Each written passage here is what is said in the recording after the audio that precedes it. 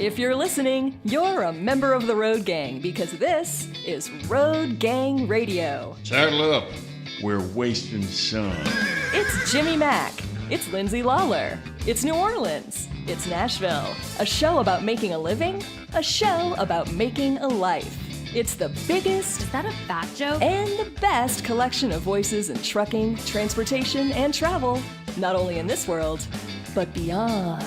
We're looking at you, Zebulon 5. Let's turn this sucker over. I think that's your cue, Phone Master Dre. Well, good morning on this foggy, fantastic, thirsty Thursday from the Fastport Studios with Jimmy Mack and friends. We're giving thanks, by the way. We're giving thanks. We got another guy dropping in just in a moment. That guy's going to be here, too, to join the two people sitting across from me and the guy sitting to my left. Before we get to any of that, we've talked about people carrying bowling balls on unicycles. Mm-hmm. We're talking about a guy who stuffed 81 matches up his nose so that his kids could look up to him. Thank God. I'm not. Yeah, thank God it was in his nose. You pointed that out really nicely.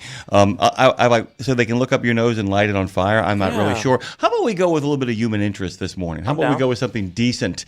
How about rather than the fox in the forest, the fox in the engine? An animal rescuer in Britain was dispatched to an Amazon depot to remove a fox found trapped in an engine department of a delivery van. You can tell it's from Britain, an engine department. The RSPCA said Inspector Hershey Bowl, that in fact is his real name, was dispatched to the Amazon depot in Derby, which is spelled Derby, after a driver for the company spotted a warning light on his dashboard and checked the engine to find a fox hiding among the mechanical components. What Boal was able to do was manipulate the fox into a safer position and extract her from the engine. The engine warning light turned out to have gone on because the fox was yum chewing through it. So basically, by damaging the engine, she saved her life. The fox was taken to a local vet, treated for a wound on her tail, and a minor burn on the back of her leg. Double awe. And this is what the vet had to say and the folks involved. Being trapped in a hot engine could have ended very differently for this young fox, but thankfully her injuries were minor and she's expected to make a full recovery. We have no idea how long she'd been in the engine. Potentially she could have had a long and scary journey trapped in there, so it was a relief to get her in time. The fox will be returned to the wild once she makes a full recovery, and so for this Thanksgiving, fox is not on the menu. Fox is not on the menu. What is on the menu, though, is bison. Uh-huh. We did have some bison last night, did we not? Everybody's laughing. Everybody's having a good time. But we didn't have fox, but bison, in fact, was on the menu. Can you tell me a little bit about that, Brad Bentley? Well, we spent yesterday evening over at the New Orleans Saints practice facility out in Metairie. All that was made possible by the lady sitting to my right. Fun time, though. She's going to talk a little bit about why they're here in New Orleans. But we did a community workout with the Saints that was led by their strength team. And then something that's called a huddle, which we'll also get to. But it was a fun night. Phone Master Dre was out there. He and I were in the same group going around doing these CrossFit exercises. We all survived it, barely. We're here to tell the tale this morning. But it was all possible because of an organization called Merging Vets and Players, which I think has 9 chapters now. Hopefully New Orleans is the next, and that's led by my good friend Lisa Parmenter, who is their executive director. She's also bull runner extraordinaire. We should talk about that a little bit this morning, Jimmy Mack. It's amazing work they're doing out there, pairing up with pro athletes and veterans. So, welcome, Lisa. Thank you. Good morning, Lisa. Running from the bulls. Did you have a good time last night? Yeah, it was wonderful. It was a great turnout. It really was. Yeah. She took a lot of pictures. I kind of opted out of the workout. I said I'm going to be the designated photographer. I wasn't going to throw her under the bus, but Dre just did it right off the bat. No. She was like, "Yeah, you did pretty good out there." I was like, "Yeah, so did you." Yeah. I usually partake. I'm going to give you a nice compliment. I'm going to say right now, given the fact that everybody here is kind of committed to fitness, you don't look like you desperately needed to get your blood moving again. Thank you. That's the absolute truth, Ruth. There were some people there who were like, "Man, it's maybe time to get back there." Yeah. The workout, actually, though, we were talking about this, was really kind of core and leg focused, because the last thing to give out on most people is their core and their legs. A lot of people, though, when they got to that arm stuff and that medicine ball stuff, they were like, and the burpees, it's been nice knowing you. Well, Dre and our group, that's where we started. So we Right. had to start with the hard stuff first. But we finished strong as a result of that. Yeah, until we got to the lunges, and then I died. But that was really cool, though. I did think that was really cool that you guys got to start there. We got there. That was our third station. So I was like when I saw that the burpees were only 2 away, I'm like, because there were people like our friend Emily who finished there. They finished at the burpees. You were with them, weren't you? Yeah, she was in our group. Who was? We knew somebody that actually had to finish with the burpees. Yeah, because Emily was complaining about going there first. I'm like, what are you talking about, Knock dude? it out. You're gonna get that out of the way, man. Burpees. She would have complained about all of them. Trust me. Oh yeah, but you know what the funniest part though was, Brad, was the walk across the football field. I have to tell you, man, everybody had to lock arms and do that lunge, lunges. that long lunge together across the football field. 80 yards, they made us do that. 80 yards. Yeah. 80 yards. We fun. scored a touchdown, though. We got there. Yeah, man. And I was with the guy with the whistle, and he was just dragging me. And I was like, I'm trying to keep up. He's like, you're doing good, man. Don't stress. I'm like, okay. And then on the back end, we got to see Jimmy Mack kick a field goal, which Miss was a field goal. Yeah. Miss a field goal. Hey, you did it, though. No one else stepped up. You right. stepped up. Well, here's the thing. If I'd have had about 20 or 30 more times, I'd have gotten there. Touche. That's kind of how I felt about it. It really was a wonderful night, and it really sets up a lot of stuff. Lisa, tell us what you do. Tell us about your organization, and tell us what you guys are committed to and what you got cooking, other than bison. Emerging Vets and Players, MVP. Yeah, the Bison was good. It was founded by 2 people. Jay Glazer, who's a Fox Sports personality, and then That's a good way to describe Jay Glazer. Yeah, he is. He's a personality. Yeah. I like him a lot. And then Nate Boyer, who was an Army Green Beret turned Seattle Seahawk.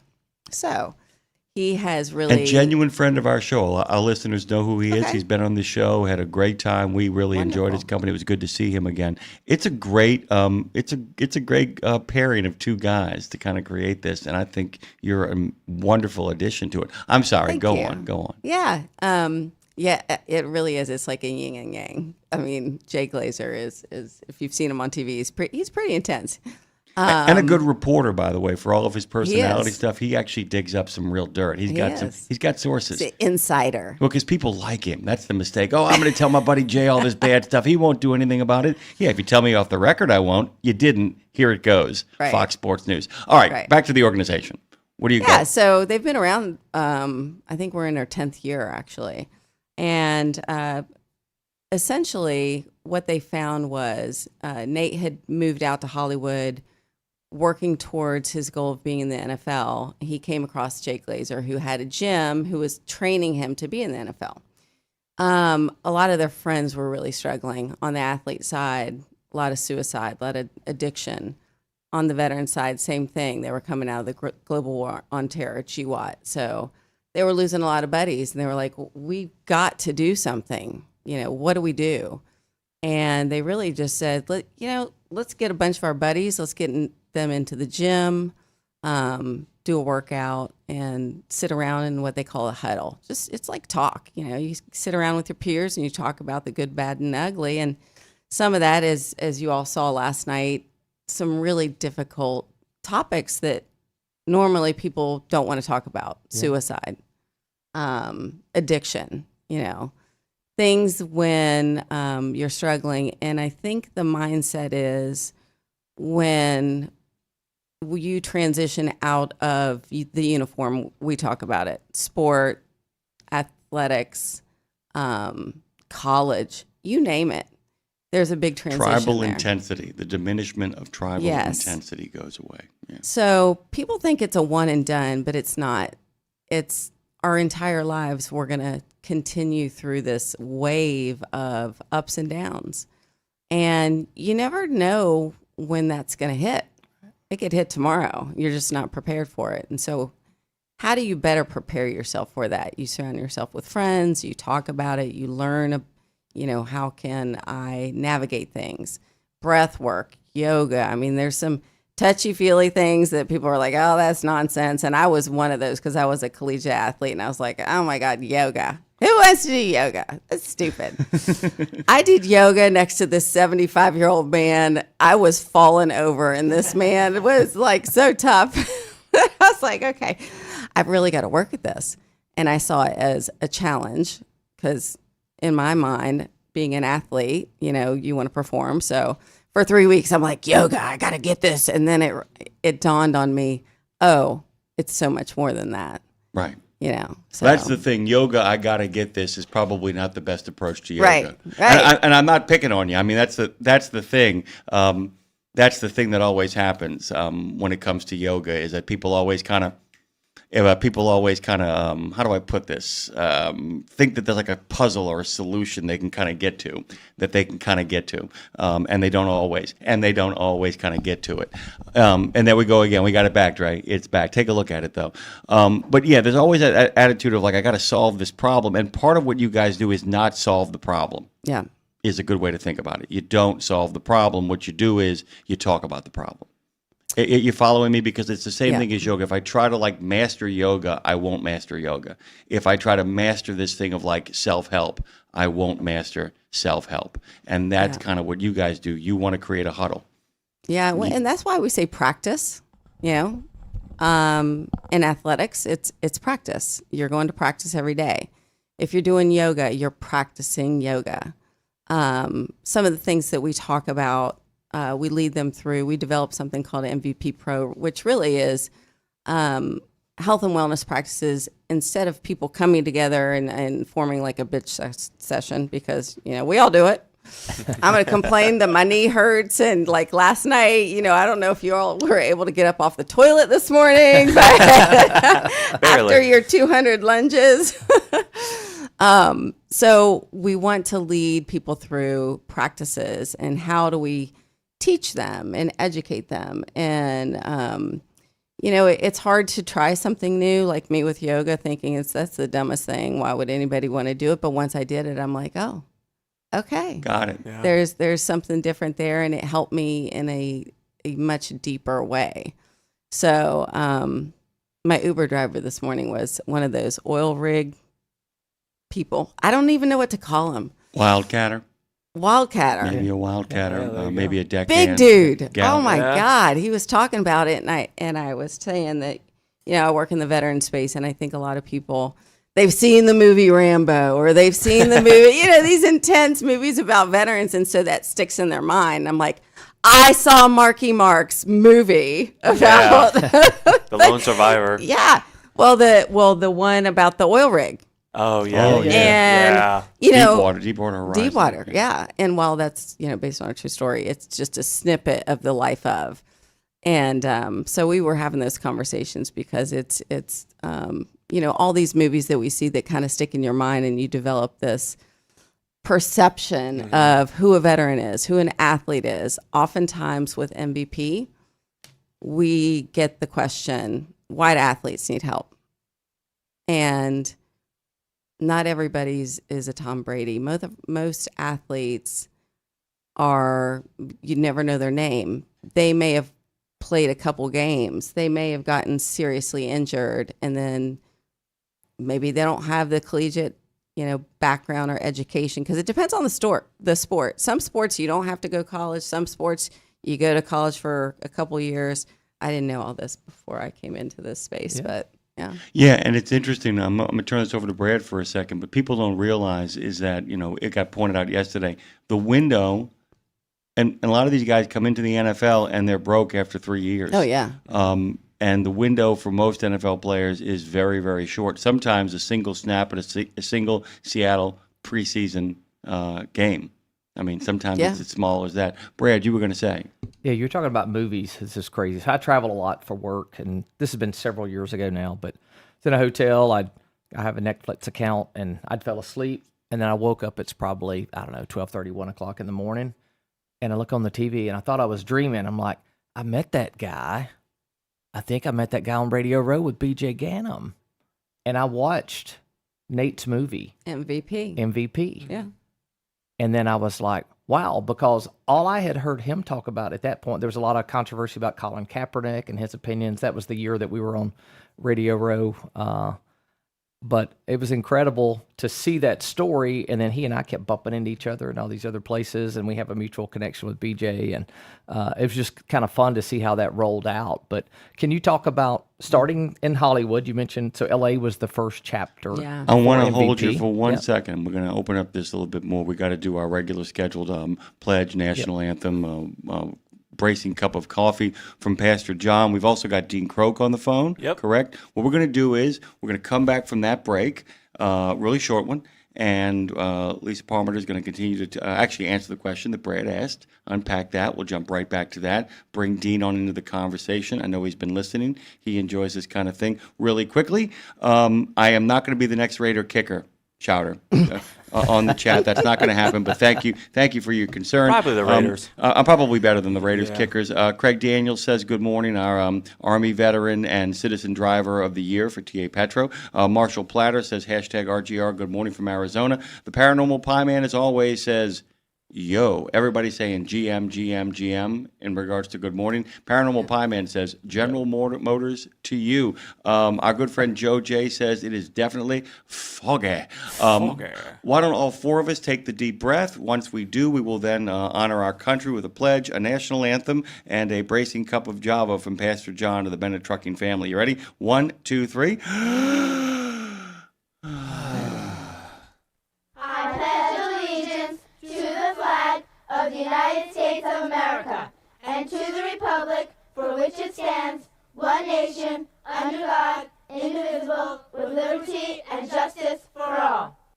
Oh, say, can you see by the dawn's early light what so proudly we hailed at the twilight's last gleaming, whose broad stripes and bright stars through the perilous fight o'er the ramparts we watched were so gallantly streaming, and the rockets rattling, the bombs bursting in air, gave proof through the night that our flag was still there.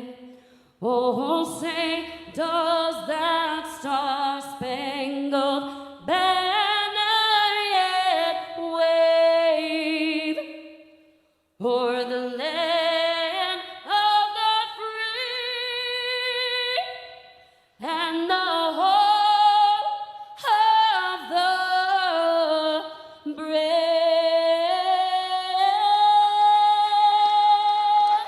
Let's wake up and get our day started with a cup of Java with Pastor John, brought to you by the Bennett family of companies.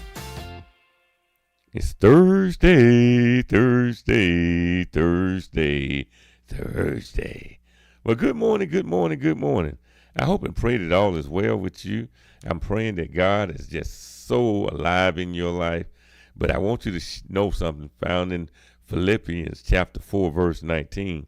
Philippians 4:19 says, and my God, listen to it, and my God will supply all of my needs according to his riches in glory in Christ Jesus. Did you get that? He says, God's going to take care of me. And I know God's going to take care of me because he's going to supply all of my needs. But he said the only reason he's going to be able to supply it is because it's in my relationship with Christ. So if you don't have all that you think you need to have, then do you have all that you need in Christ? That'll answer it all. God bless you, brothers and sisters. Hang in there. Java with Pastor John is brought to you by the Bennett family of companies, offering top competitive pay, industry-leading fuel discounts, and many more incentives. Visit drive4bme.com. Why, thank you very much, Pastor. Back to you, Jimmy. Very much, Phone Master Dre. Dean Croak is in the house. That guy from DAT. You guys know what he does. I would call. He's a grand poobah too. analytics and analysis and all that kind of stuff. He's the guy that sits at the center of it all. He's also one of the founding members of the reconstituted Road Gang. He joins us this morning for this great conversation. All of our friends out there in Road Gang Radio, we've been so swept away in a conversation. Your buddy, by the way, Dean, Chris Orban, actually, it was a really funny story. He came with us last night. He did. And this is a really funny story. You'll love this. So we saw him at the Tremble Conference, which, by the way, was much more trucker-centric than I thought it was going to be. I thought it was going to be about a lot of analytics and a lot of IT guys talking to IT guys. But there was a lot of folks, if you listen to that rebroadcast we have, they were really focused on saying this is what it means for owner-operators and fleet carriers. And I was really, really pleased with that. Chris was there. Chris has been a regular contributor here. And you know, I ran into Brad, and I said, ran into Chris, and, you know, he's a workout guy. And Brad said, well, invite him. I have one more spot available. So I invited him, and this is a true story. I'm picking on Chris. He goes, well, I could either do that or I could help my ex-girlfriend's sister get her computer set up. I said, dude, he said, oh no, the choice has been made. But the even better part was, so I explained it to him, but I don't think he was really listening. I sent him not the key code. What is it called? The waiver? Not the waiver. The thing you click on. You scan it. QR code. The QR code. Thank you very much. Send him the QR code. He writes me back. He goes, wait a minute. This is not just like a sit down, like people talking. This is a workout. He said, oh, I'm definitely coming. I can skip my workout today and go do that instead and then go play pickleball across the way. He did fantastic. Dean is here. Lisa's here. Brad's here. Phone Master Dre is on the ones and the twos, as Lindsay likes to say. Let's do this real quick. 615-292-6366. 615-292-NEMO. That does spell Nemo, by the way, guys out there. Dean, we actually going to pick up right here where we left off. Brad actually threw a question to Lisa. Do you remember the question, or did I take you so far in the weeds? Brad, ask again. Keep up with the jazz here. Here we go. So MVP starts in LA. Yeah. You've got several chapters now. So talk just a little bit about the growth and maybe why you want to set up a chapter here in New Orleans. And I also am curious as to how the workout we did last night compares to the ones that are already being done, because you have a variety of gyms and different partners in different places, right? Yes. So the movie, which is the genesis of MVP, it's called MVP the movie. It is streaming. That is filmed in the gym, Unbreakable. That's the very first gym that was owned by Jay Glazer at the time where we started. So everybody came in. It's a smaller gym. They do a lot of MMA stuff. We have a lot of MMA people in our community, which I did once, and I was scared to death because they paired me with like a 6'5" guy, and I'm you can't see me, but I'm like 5 foot nothing, and I thought he was going to break me like a twig. Anyways, so started there, and then we've grown. Essentially, wherever there's an NFL team, we have planted a flag. So Phoenix, Arizona, Las Vegas. Yes, we have the Raiders there. Shout out to Lester Lombard, who runs that for you in Vegas. Great guy. Right. Which, by the way, our good friend Dean here believes may be the one recession-proof city in the United States now. He's actually really quickly before we get to that, Dean, and it ties right into what Lisa's talking about. It's the medical. It's not the gaming and it's not the entertainment. It's the sports medicine, right? Tell Lisa about that real quick. Yeah, quick story. Post the Great Recession, the folks in Las Vegas did a tour of all the major cities around the world to find out what made them recession-proof. After that momentous event, what they found, the common link was sports medicine, because it attracted a group of businesses and infrastructure that supported an aging population that wasn't dependent on gaming. And what you see now are major sporting teams and supporting infrastructure that attracts a population that's not dependent on gambling. And that's what you see today with all of the sporting teams. By the way, really quickly, I don't know, you probably noticed this, guys, as we drove into the Saints facility, there wasn't a space available that the words to Ochsner weren't written down. The Ochsner Hospital, they have a very big presence both in the Saints world and in the New Orleans community, and have led to kind of a boon of a medical tech sector that's come down here, Dean. There are people who are pursuing that strategy. It's a big deal. And I'm kind of curious to ask this to Lisa. Do you think there's room in that for like people who have become mental health meccas? I mean, in literally physical and mental health meccas. I mean, can you imagine that, Dean? The idea of having a sector where people know they can get treated for severe addiction, severe PTSD. I mean, especially as it kind of relates to physical injuries and CTE and all that stuff. I mean, this is just... we're seeing that. We have Tulane Center for Brain Health here. Right. They realize there's an issue. Something like CTEs, which is very difficult because you cannot diagnose that until after you have the brain and somebody's deceased and you look at the brain. They've come such a long way, and I think the medicinal approach, we're seeing so many different things come into the market. Veterans are using it. The athletes are using different things that can be helpful, and medicine has just come such a long way. Yeah, and by the way, in regards to here's the crazy thing: how many athletes? And this is really crazy, Dean. Last night, I kid you not, one of the most famous people in the room was Michael Lewis.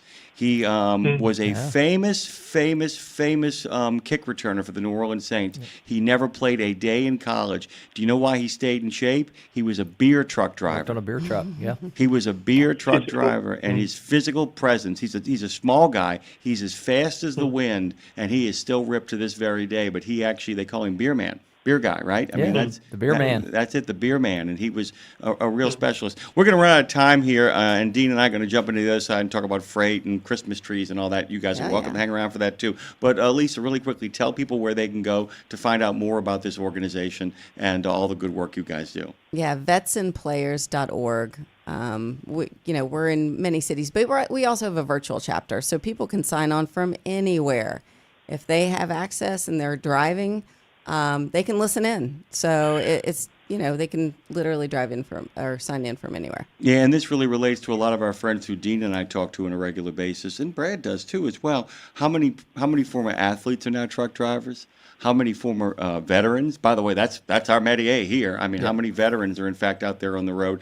And these are the kind of organizations that really fight against the sort of isolation and loneliness a lot of the men and women who drive across the country kind of get to. All right, let me get through the bureaucracy here, guys. We're going to take a quick break, but before I get there, let me just remind you that you're listening to the greatest transpo show in the universe. Maybe you're not rescuing foxes, but you're out there doing some good work. It doesn't mean you can't lose your heart to iHeart. Have the audacity to listen on Odyssey. You might be yakking it up on YouTube like all of our friends are doing. Make that FaceTime on Facebook. Live your best life on Live 365. Live your best life. Make some free-floating radical possibilities happen at RadioNemo.com. And maybe you're pondering all of the possibilities later in the day. Maybe it is not, in fact, 7:27 in the center. Maybe, in fact, it's 3:27 in the afternoon, and you've joined us on Spotify or any of the other streaming platforms that make your life a little bit easier. This is Road Gang Radio, and all we need now is a plump little boy with a tuba. Oh, there he is. We'll be back after these messages. Dean Croak is going to be tracking some Christmas stuff, but a whole bunch of other stuff for freight and rates and all the groovy stuff that keeps us moving down the road. Don't be surprised, Dean, if questions from Brad and Lisa pop in towards you. You're on the hot seat.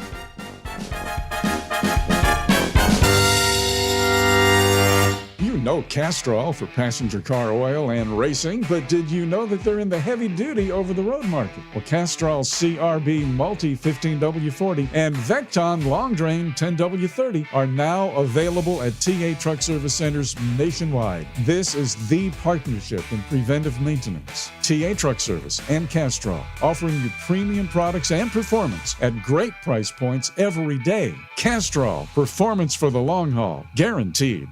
From the wee small hours of the morning to the crack of dawn, Radio Nemo has been there with you. Whether you've got the overnight or you're the first wheels on the road, Radio Nemo's been where you need us to be. Providing the laughs, giving the facts, playing the tunes, and keeping it rolling. We've been your light in the darkness, your first cup of coffee, and a voice of sanity. Semi-sanity, actually. We're all a little crazy here. Crazy for the men and women who keep this country going and moving and doing. Crazy for trucking, crazy for truckers of all shapes and sizes. Is that a fat joke? Not if we can help it. Because it isn't just about the rules and regs. It isn't just about the day-to-day. It's about your health, your homes, and your hearts. So we wanted to say thank you. Thank you. Thank you. Thank you from everyone at Radio Nemo for sticking with us, standing by us, and keeping the traditions rolling into the future. Exceptional value and exceptional values. That's Bennett Trucking. A core commitment of faith, family, and freedom has driven Bennett to being the leading provider of innovative, integrated transportation solutions, both at home and abroad. Bennett's values are not just compatible with providing high-paying jobs and unmatched customer service. They're inseparable. If you're looking for an employer or a partner who believes the best business model is being a model citizen, then Bennett Trucking is the place for you. Go to BennettIG.com and find the folks who share your values. The Joshua Chamberlain Society is unlike any other veterans organization. It's truly a family, and I know that firsthand from working with them myself. Their mission is to make wounded veterans and families of deceased veterans feel the support and appreciation of their community for life. Our veterans' injuries are permanent, and so is the JCS support. From monetary assistance like paying utility bills or college funds to helping our heroes find purpose, JCS is a family that surrounds and supports the heroes who have sacrificed so much. Learn more and make your donation at chamberlainsociety.org. That's chamberlainsociety.org. Welcome back to Road Gang Radio. Join Jimmy Mack and Lindsay Lawler's Gang of the Airwaves by subscribing to RadioNemo on YouTube. We celebrate all kinds. Make it official. After all, if you're listening, you're already in the gang. The Road Gang. You know who's already in the road gang is that guy, Dean Croak, joins us this morning. Are you over in Boston? Or are you on the road on one of your adventures, by the way? Where are you at? No, I'm in Charlotte, North Carolina. Yeah. What's happening over in Charlotte, North Carolina? What's going on, man? What are you doing? Well, I'm here for a conference with Spot Freight, and then I'm headed back to Boston to head to London tonight. But I'm in the second largest turkey producing / Christmas tree freight markets in the country. So this is like the mecca for fresh turkeys. There's about 5,000 truckloads of turkeys moving out of this market here around Charlotte in the next 10 days. It's a phenomenal freight market. You wouldn't think it, but this is where all the Christmas tree, second largest to Minneapolis and Minnesota, behind that market for Christmas trees and turkeys. It's a big refrigerated market. Rates are about to pop here in the 15 to 20% up range. Yeah, it's one of those strange things, too, because sometimes we get Christmas. The National Christmas Tree will come from North Carolina, and they literally have to devise this route, Brad, that takes it circuitously back to Washington, D.C., because they're like, it's like, we're here. They have to do the whistle stops. They have to do the whistle stops because when it comes out of like Colorado National Forest or, Oregon National Forest, Washington, they're like, oh, God, this is great. We're going to get the whole thing. Everybody gets to ride along. But when it comes out of North Carolina, it's like, Just had the Capitol Christmas tree in Oklahoma City the other day. That's right. Our good friends at Drivers Legal Plan co-hosted that and had a big turnout. Saw a lot of pictures for it. So. Yeah, it's a terrific event. The other thing about the turkeys too, though, I don't know if people know this, Dean. It was almost our national bird. Man, Ben Franklin almost had people convinced to do it. And anybody who's actually hunted wild turkeys knows those entities are not nice. There ain't nothing cute about no turkeys. They ain't big. Smart. They ain't big chickens. They ain't big chickens. They do not go quietly into that good night. They do not, man. So that's it. We've been having so much gloom and doom. It's kind of nice to have a conversation where things seem to be percolating a little bit. In regards to the process of that. Do the trees serve regional areas like the Minnesota area serves that area of the country, the Pacific Northwest, or is it distributed evenly? How does it work in regards to the distribution of trees? Is it regional supply routes on that? It's pretty much regional. I mean, about probably a third of our national supply comes from Oregon and Washington. So that Willamette Valley, south of Portland, that's dominant. That's sort of dominant. We see a lot of volume coming out of that. Pacific Northwest area. If you think about, that trees take like 7 to 10 years to grow, but we see a lot of that volume comes out of there on an annual basis. So there's a fairly constant supply that comes out of there. They'll start to run, mid-October. So like for our Wreaths Across America project that we've got coming up there early December, a lot of that volume will have started to move in September. Across to there, they'll start to push those trees out, but then we'll start to see the trees going to Saudi Arabia, moving in containers in that September timeframe. Then we'll get into long-haul loads to Texas in refrigerated trailers in late September, early October. And then we'll start to see a lot of this volume move in really serious volume this week and next week. That's sort of really the peak shipping time when they'll start to move upwards 60 or 70 loads a day. And what they do, to be honest, is they'll start to get so busy and they'll get so stretched for trucks, they'll start to load trains out of the Pacific Northwest. Because a lot of those trains that run from Los Angeles up to Seattle will go back empty.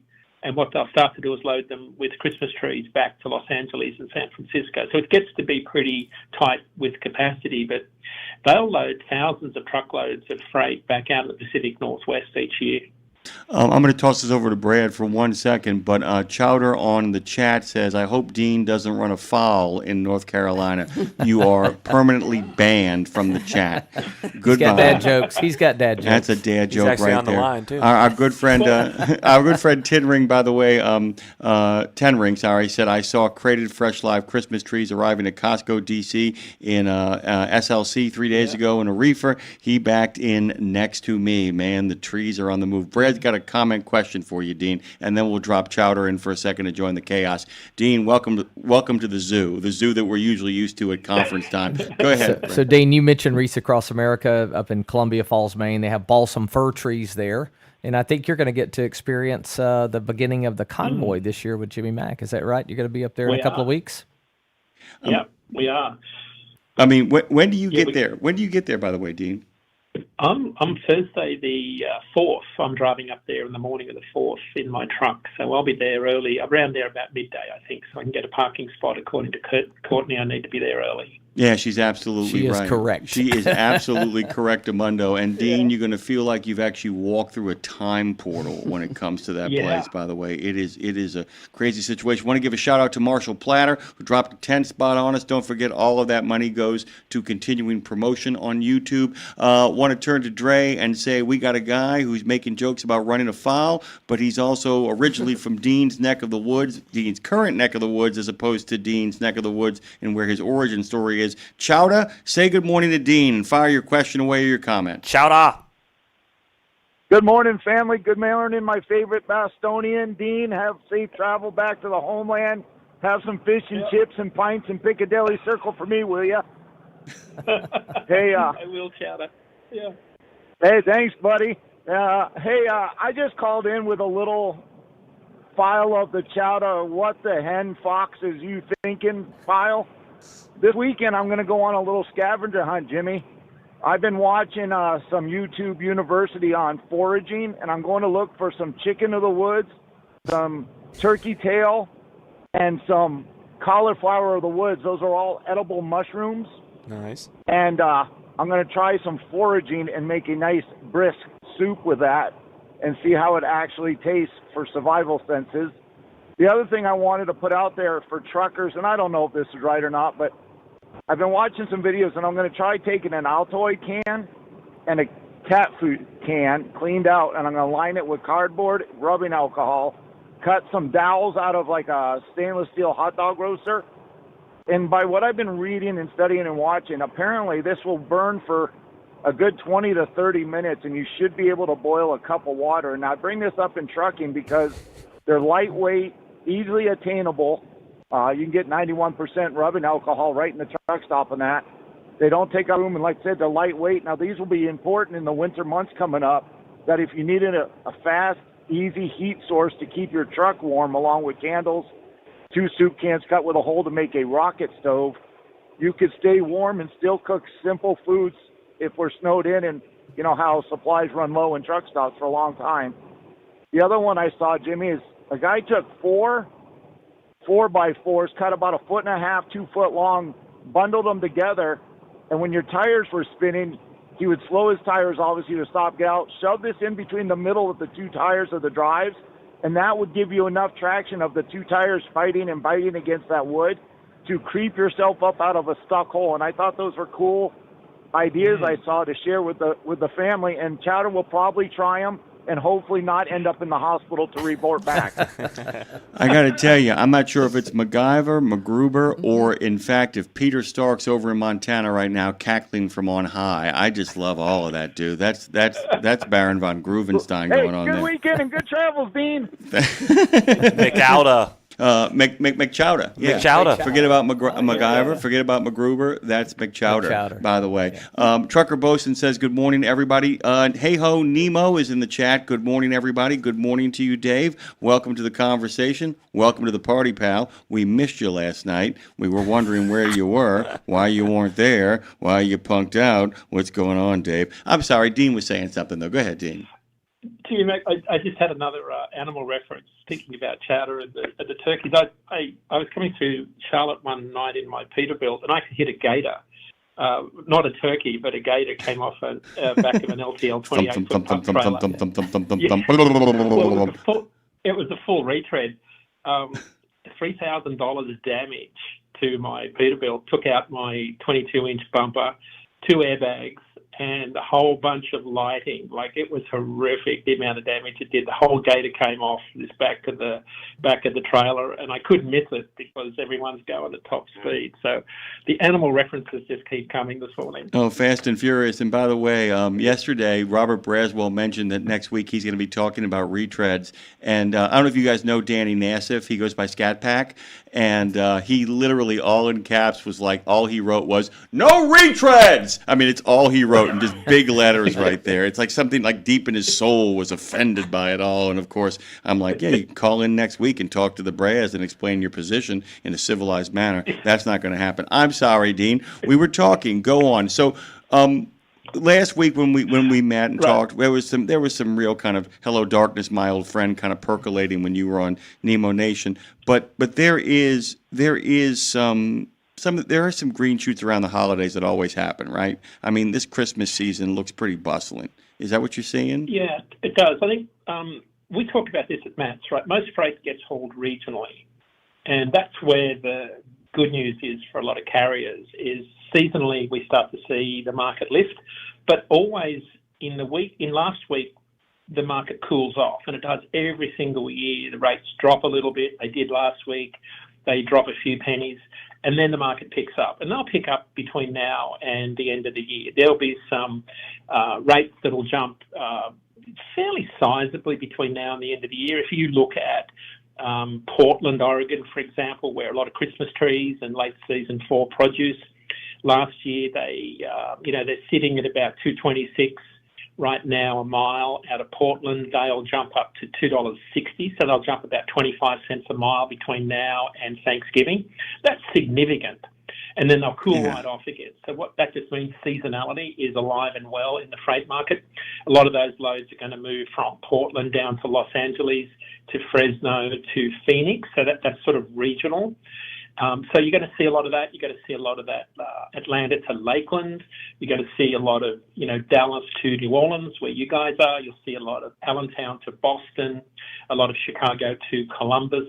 So regionally, there'll be a lot of demand, and then things will cool off. And then we get into January, where you'll see the cold weather start to bite, literally, and then you'll see refrigerated rates spike because shippers will take dry van freight and add protect from freeze to the bills of lading so that dry freight doesn't freeze, like the liquids and paint and, Coca-Cola and things like that. And you'll see refrigerated rates spike. So you'll see seasonality come back into the market. And that's where regional rates will start to give carriers some benefit. But what's happening right now, though, if you pull back that lens and say at a macro level, demand is still softening at a rate that's faster than capacity's exiting, right? So the capacity can't exit fast enough to catch up to how soft demand is. And that's why you're not seeing any major inflection in the rate side of the market. So that's why all of the narrative around non-domicile CDL, English language proficiency, illegal behaviours in the market, it's not making a difference because demand is softening at a faster rate than capacity is exiting.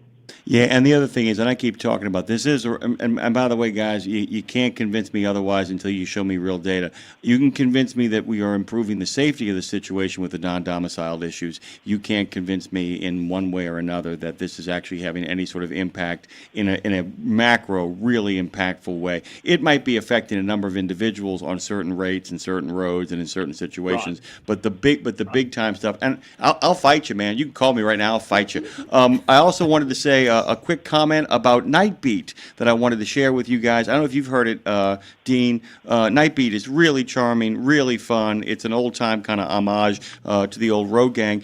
Joe J. wanted to make a quick comment to Dave, who's on the chat. He said, I absolutely can't stand Pearl Jam, but I love their cover of Last Kiss. Good play, Dave. And good morning to you, Dave, even though you didn't make the workout.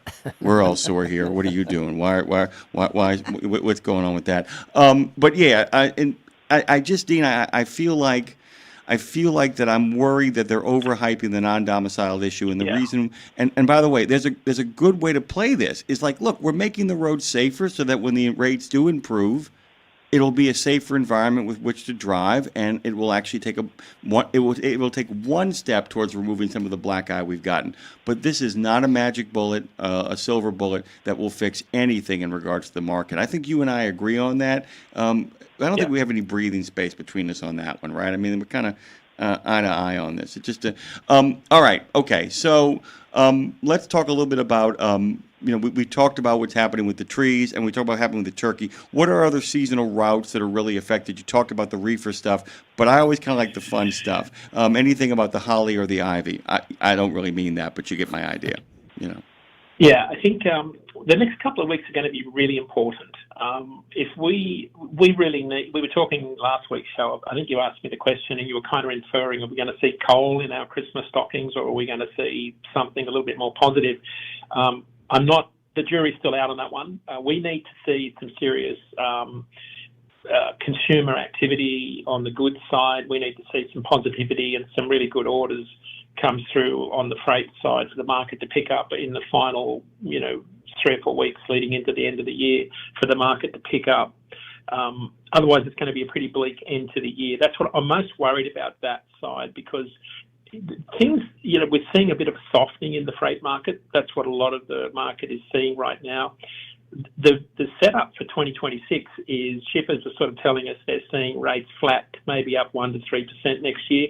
So the general consensus is next year is going to be a pretty flat year, because when you look at where the shippers and carriers are negotiating their rates right now, things look pretty flat. Like, they're not seeing a lot of lift next year, which means if you think about rising costs to operate a truck, there's not a lot of margin expansion next year. So we need a pretty strong end of this year, because then we're heading into a fairly flat rate environment next year. That's not going to give a lot of carriers a lot of joy.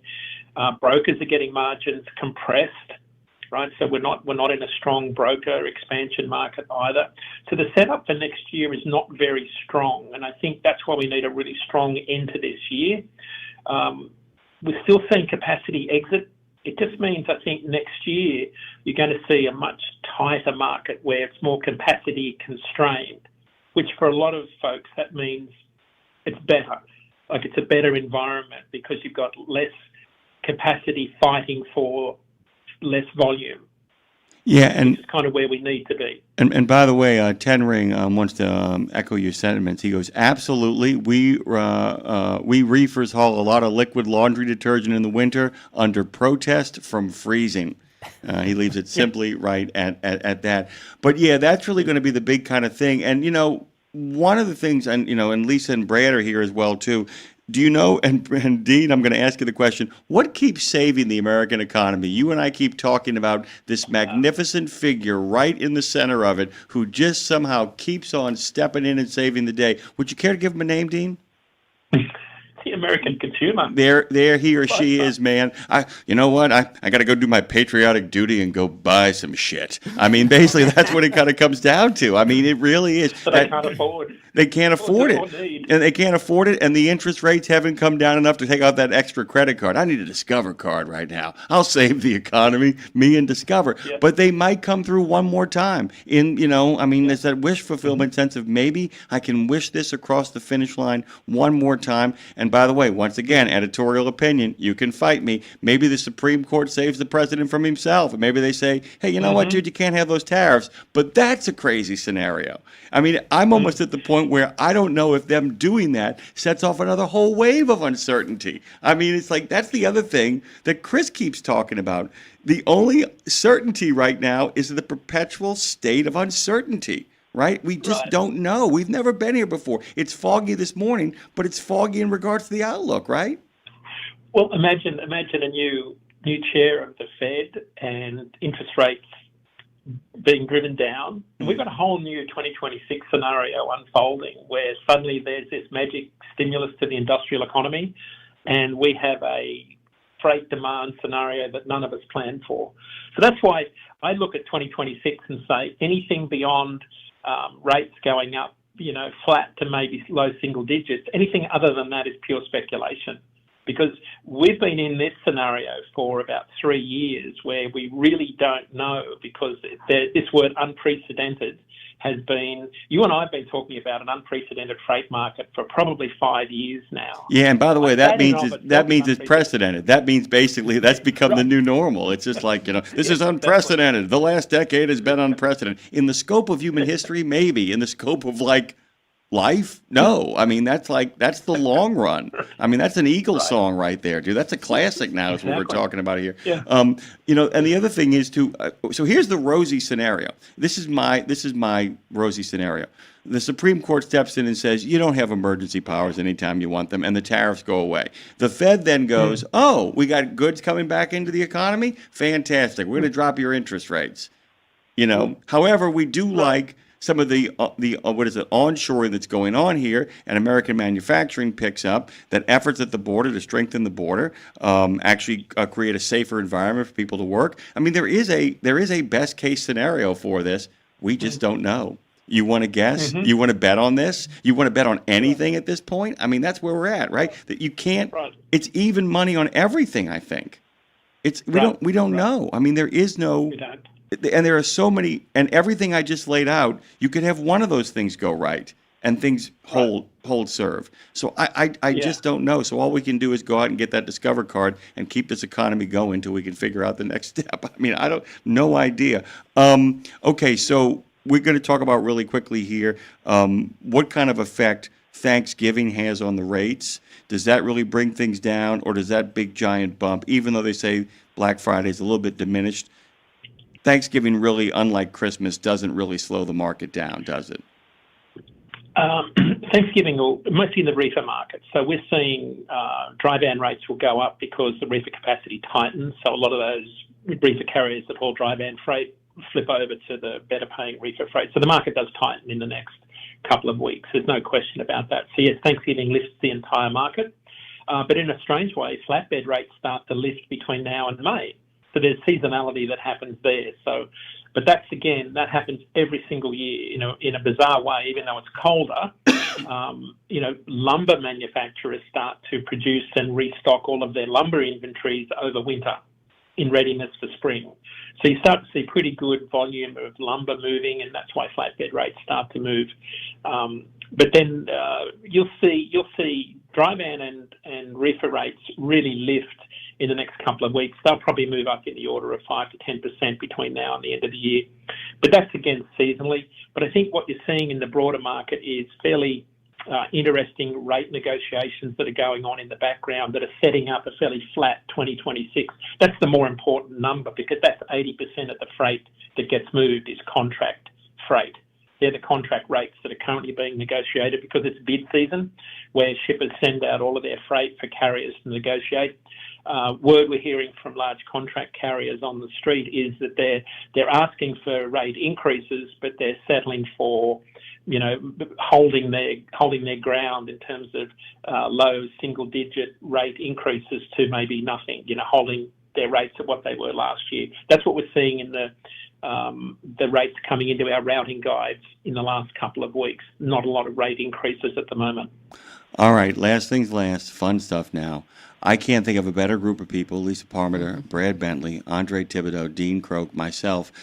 We all got to get together and do some helicopter harvesting. We got to. We got to. I mean, I if you can figure out if you can figure out a way to get me helicopter harvesting, I will go there with you. If you can get us on a helicopter. You guys have heard about this, right? I mean, I am so excited about the prospect of actually being in a helicopter while it lifts trees from fields and delivers them to centralized locations. Would you do it, Brad? Would you take that ride? I thought we were going to talk about hunting hogs from helicopters for a minute there, but yes, that John. John Fry is not on the show this morning. That's a very different guest, by the way. But I'm always kind of curious about that innovation. When did they figure? Do you know any of the history of this, by the way? How they figured out they could do this? I mean, I know it's America, so people are going like, "What can I do that would endanger my life but might make me some money simultaneously?" I mean, that's how people think this stuff up. But do you know anything about this tradition? How this got started? This was like way back in the 70s that they got their heads together. Bob Schaefer up at Noble Mountain Furs up in the Willamette Valley did this, Jimmy Mack. He wasn't and I can't remember the guy's owner, the helicopter pilot. His name escapes me right now, but they got together. 1976 it was, and they got together and they said, there's a better way to do this because some of the mountain terrain is fairly rugged. They couldn't get there's skidders in there to actually drag the trees up, and they decided to do it with helicopters. But they can take a bundle. They've got people down there cutting the trees and bundling them together. They can take the bundle of trees with a big cable to the pad and where the trucks are, and they can take a bundle in 30 seconds. So we were up there doing a video of this a few months ago, and every 30 seconds there's a bundle. I think I sent you the video link of this. There's a bundle being dropped into the trucks every 30 seconds. It's incredible to watch the skill of these helicopter pilots. And then the trucks will take to another pad where the guys load them onto the flatbeds and into the dry vans. By the way, I got two names for you. Asking you shall receive. Right out of Central Casting comes Jack Erickson of the U.S. Forest Service, who's the guy that kind of came up with it, and separately, the guy that actually had the Noble Mountain Tree Farm partnership was Jeff Linscott, are the name of the two people. It's Erickson that kind of is the pioneer who developed and proved the feasibility of helilogging, and I just love it, helilogging. I'm going to go helilogging here. But Jeff Linscott is the man who became known for his highly skilled ability to handle the choppers and was the one that forged the partnership with Noble Mountain Tree Farm. Dean, what's the rest of your day look like, brother? Because we are out of time. And sadly, I got to say goodbye to you. I got to say goodbye to Brad. I got to say goodbye to Lisa. But Dre gets to hang around. What are you doing with the rest of your day? I'm about to go on stage here at Spot Freight at the Grand Bohemian Hotel, and then I'm going to leg it to the airport. Everything has to go perfectly to get back to Boston by 5 o'clock, and then I'm going to race to International to catch my 7 o'clock flight to London. So I need everything to go perfectly today. It's one of those days where I can afford no delays.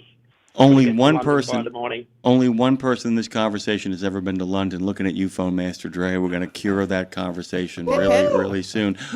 Dean, Road Gang Radio is counting on you to take that stage and remind people to subscribe over on YouTube. We're counting on you, man. We're counting on you, brother. We need you. We need you up on that stage. Go have a blast, man. Knock it out the park like you always do. Thank you, brother. It's great to see you. I will. Thanks. Yeah, great to see you all again. Dean Croak appears every other week and every Monday, by the way, on Nemo Nation, one of the original members, founding members of, Nemo Nation. Thank you, Brad. Thank you, Lisa. One more time, tell them the website, quick. vetsandplayers.org. Boom, done. Go to fastport.com. They're getting people onboarded. They're getting that recruiting services happening. Thank you so much, Brad. Exceptional value and exceptional values. That's Bennett Trucking. A core commitment of faith, family, and freedom has driven Bennett to being the leading provider of innovative, integrated transportation solutions, both at home and abroad. Bennett's values are not just compatible with providing high-paying jobs and unmatched customer service. They're inseparable. If you're looking for an employer or a partner who believes the best business model is being a model citizen, then Bennett Trucking is the place for you. Go to BennettIG.com and find the folks who share your values. At Radio Nemo, we believe in finding your tribe, your people, your gang. But you can't find your gang unless you find yourself, and you can't find yourself unless you write, right? Lindsay Lawler's We Should Write is a podcast about the healing power of writing. It dives deep with creatives of all types to discover how putting a pen to paper helps them work their stuff out, and maybe gives you the permission slip to do the same thing. We Should Write, live at noon in the center every Wednesday, and then everywhere you get your podcast. Go to RadioNemo.com and learn how to write yourself to healing, creativity, and clarity. Right? St. Christopher Truckers Fund provides free health and wellness programs for drivers to help prevent some common medical conditions seen in the industry. These programs include diabetes prevention, Rigs Without Cigs, a tobacco and nicotine cessation program, Healthy Habits for the Long Haul, a 12-week total body wellness program, a vaccine voucher program that includes free flu, shingles, COVID, and pneumonia vaccines, and GPS, Get Preventative Screenings. That includes free at-home cancer screening tests. These programs are available to Class A over-the-road semi-truck drivers. For more information or to register for a program, visit the St. Christopher Fund website at truckersfund.org.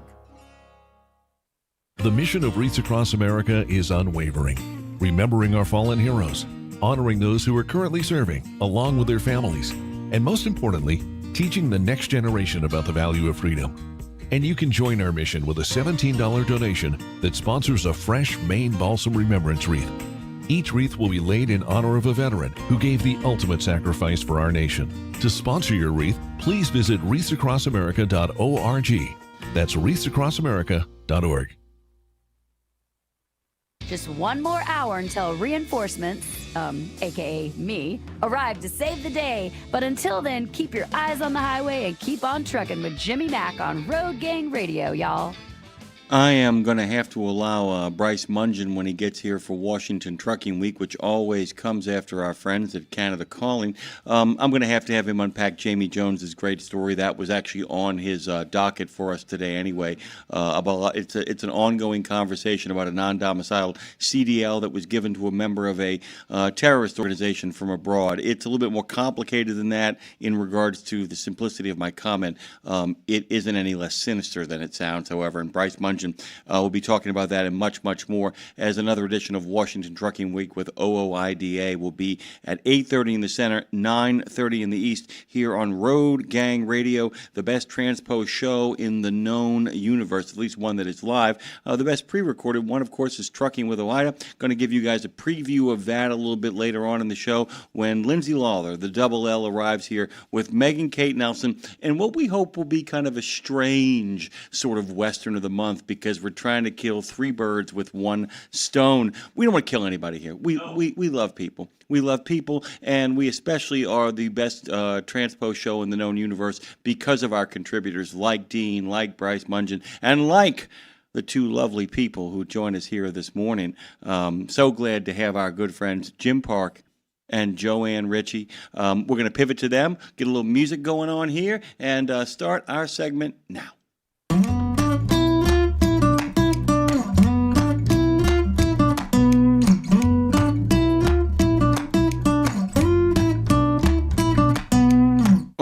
OBAC.ca, of course, that's OBAC, and that means Joanne Ritchie and Jim Park. This, of course, is the long-running 17, 18, 19, who's counting anymore segment, Canada Calling, Into the Arms of America. Good morning, Joanne. Good morning, Jim.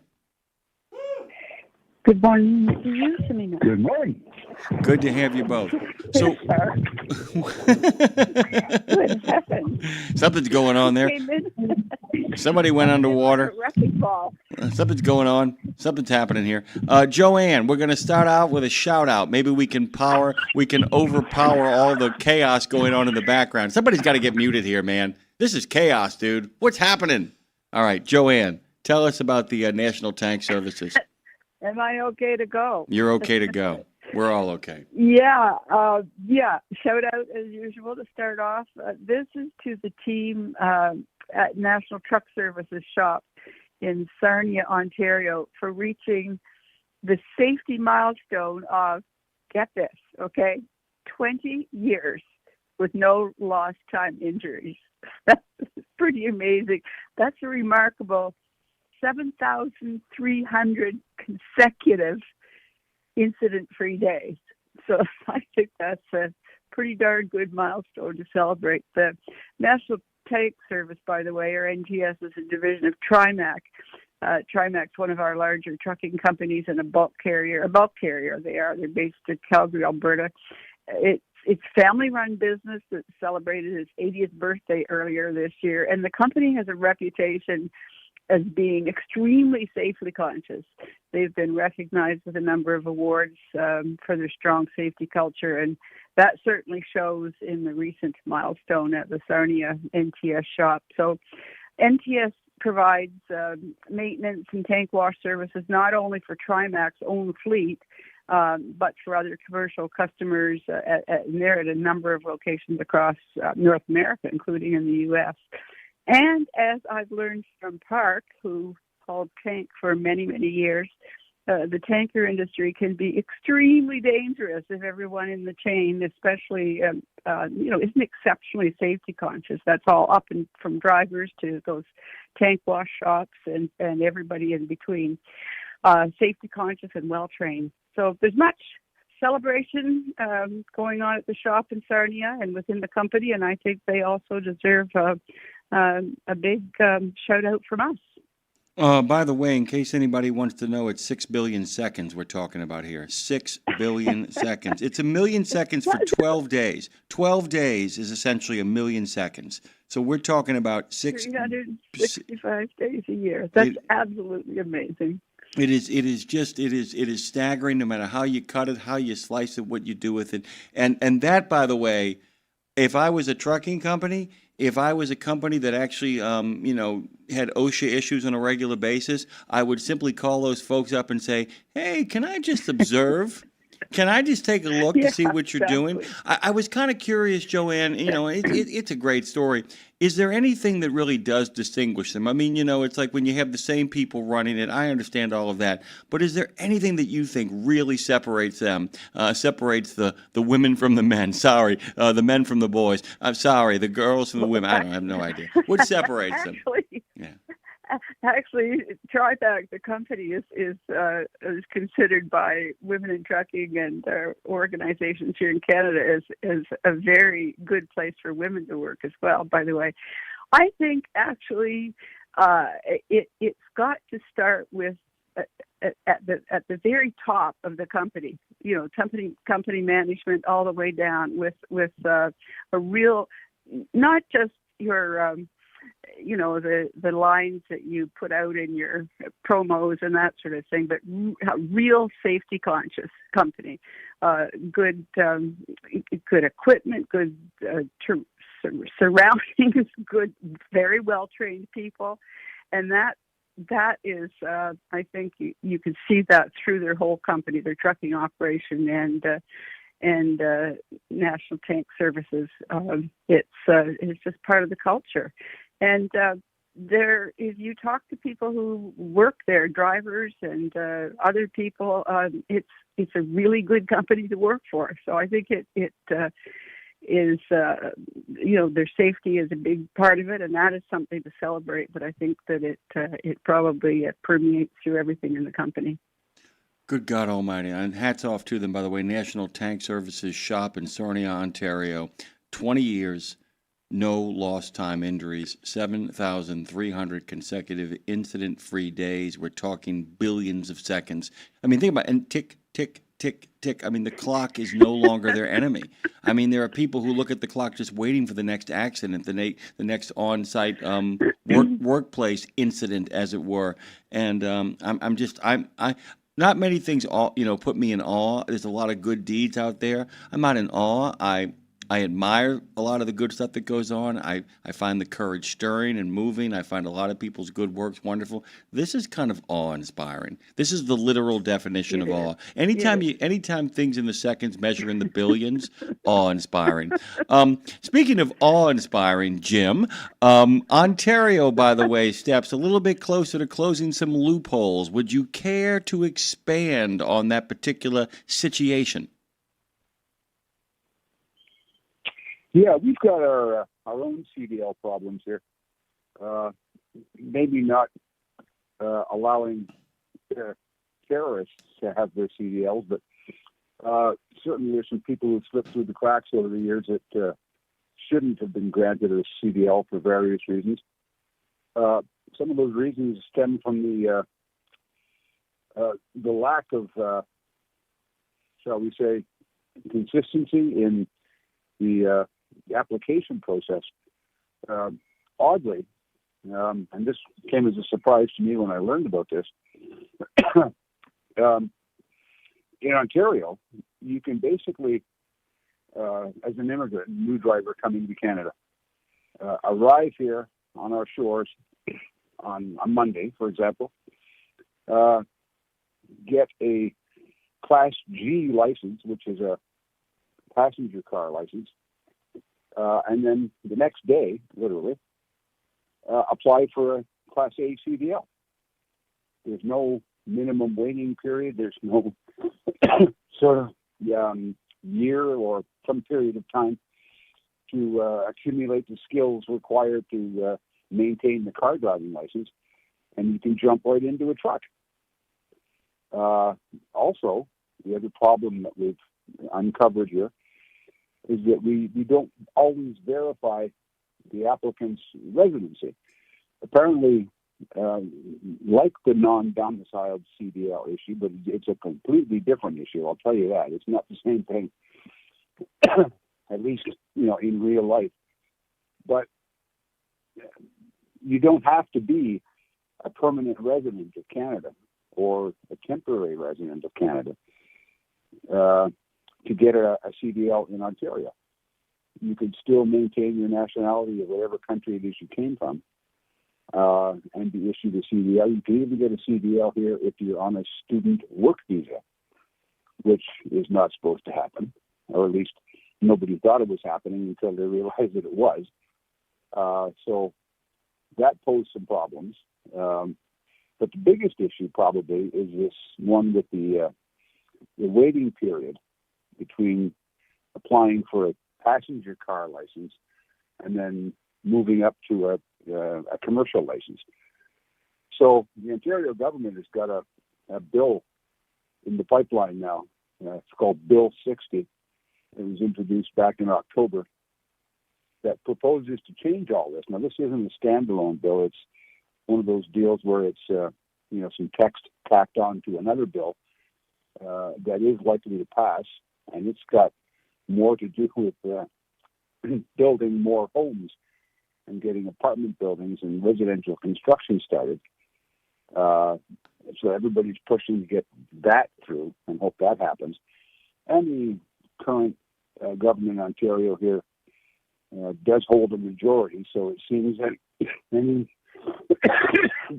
bill that comes along is probably going to pass. So these changes to the CDL are likely to happen. Well, we don't have a timeline on it. We don't know when the bill is going to be voted out. It's still sort of nebulous, but everybody's recognizing that this fraudulent driver's licenses, fraudulent CDLs, and CDLs obtained sort of improperly are causing serious problems on the highways. Safety, obviously, as well as contributing to the problem with underpaid and undertrained truck drivers causing sort of competitive havoc in the industry, where the legitimate carriers, quote unquote legitimate carriers, are having a really difficult time keeping up rate-wise with these low-ball fly-by-night guys who exploit the drivers coming into the country with no documentation and no training and not waiting the appropriate time. So it's a mess right now, but it seems that somebody's taking steps to correct it. So kind of good, kind of glad to hear about that. And Jim, I had a question for you that kind of goes back. Why was the loophole there in the first place? I mean, I just keep thinking about were people trying to use trucking as a social engineering platform as well, or was there a case made, and who made the case that, or was this just one of those things where nobody bothered to read the fine print? And, of course, people who work for what I call fly-by-nighters or get-rich-quick gangs will often dig in.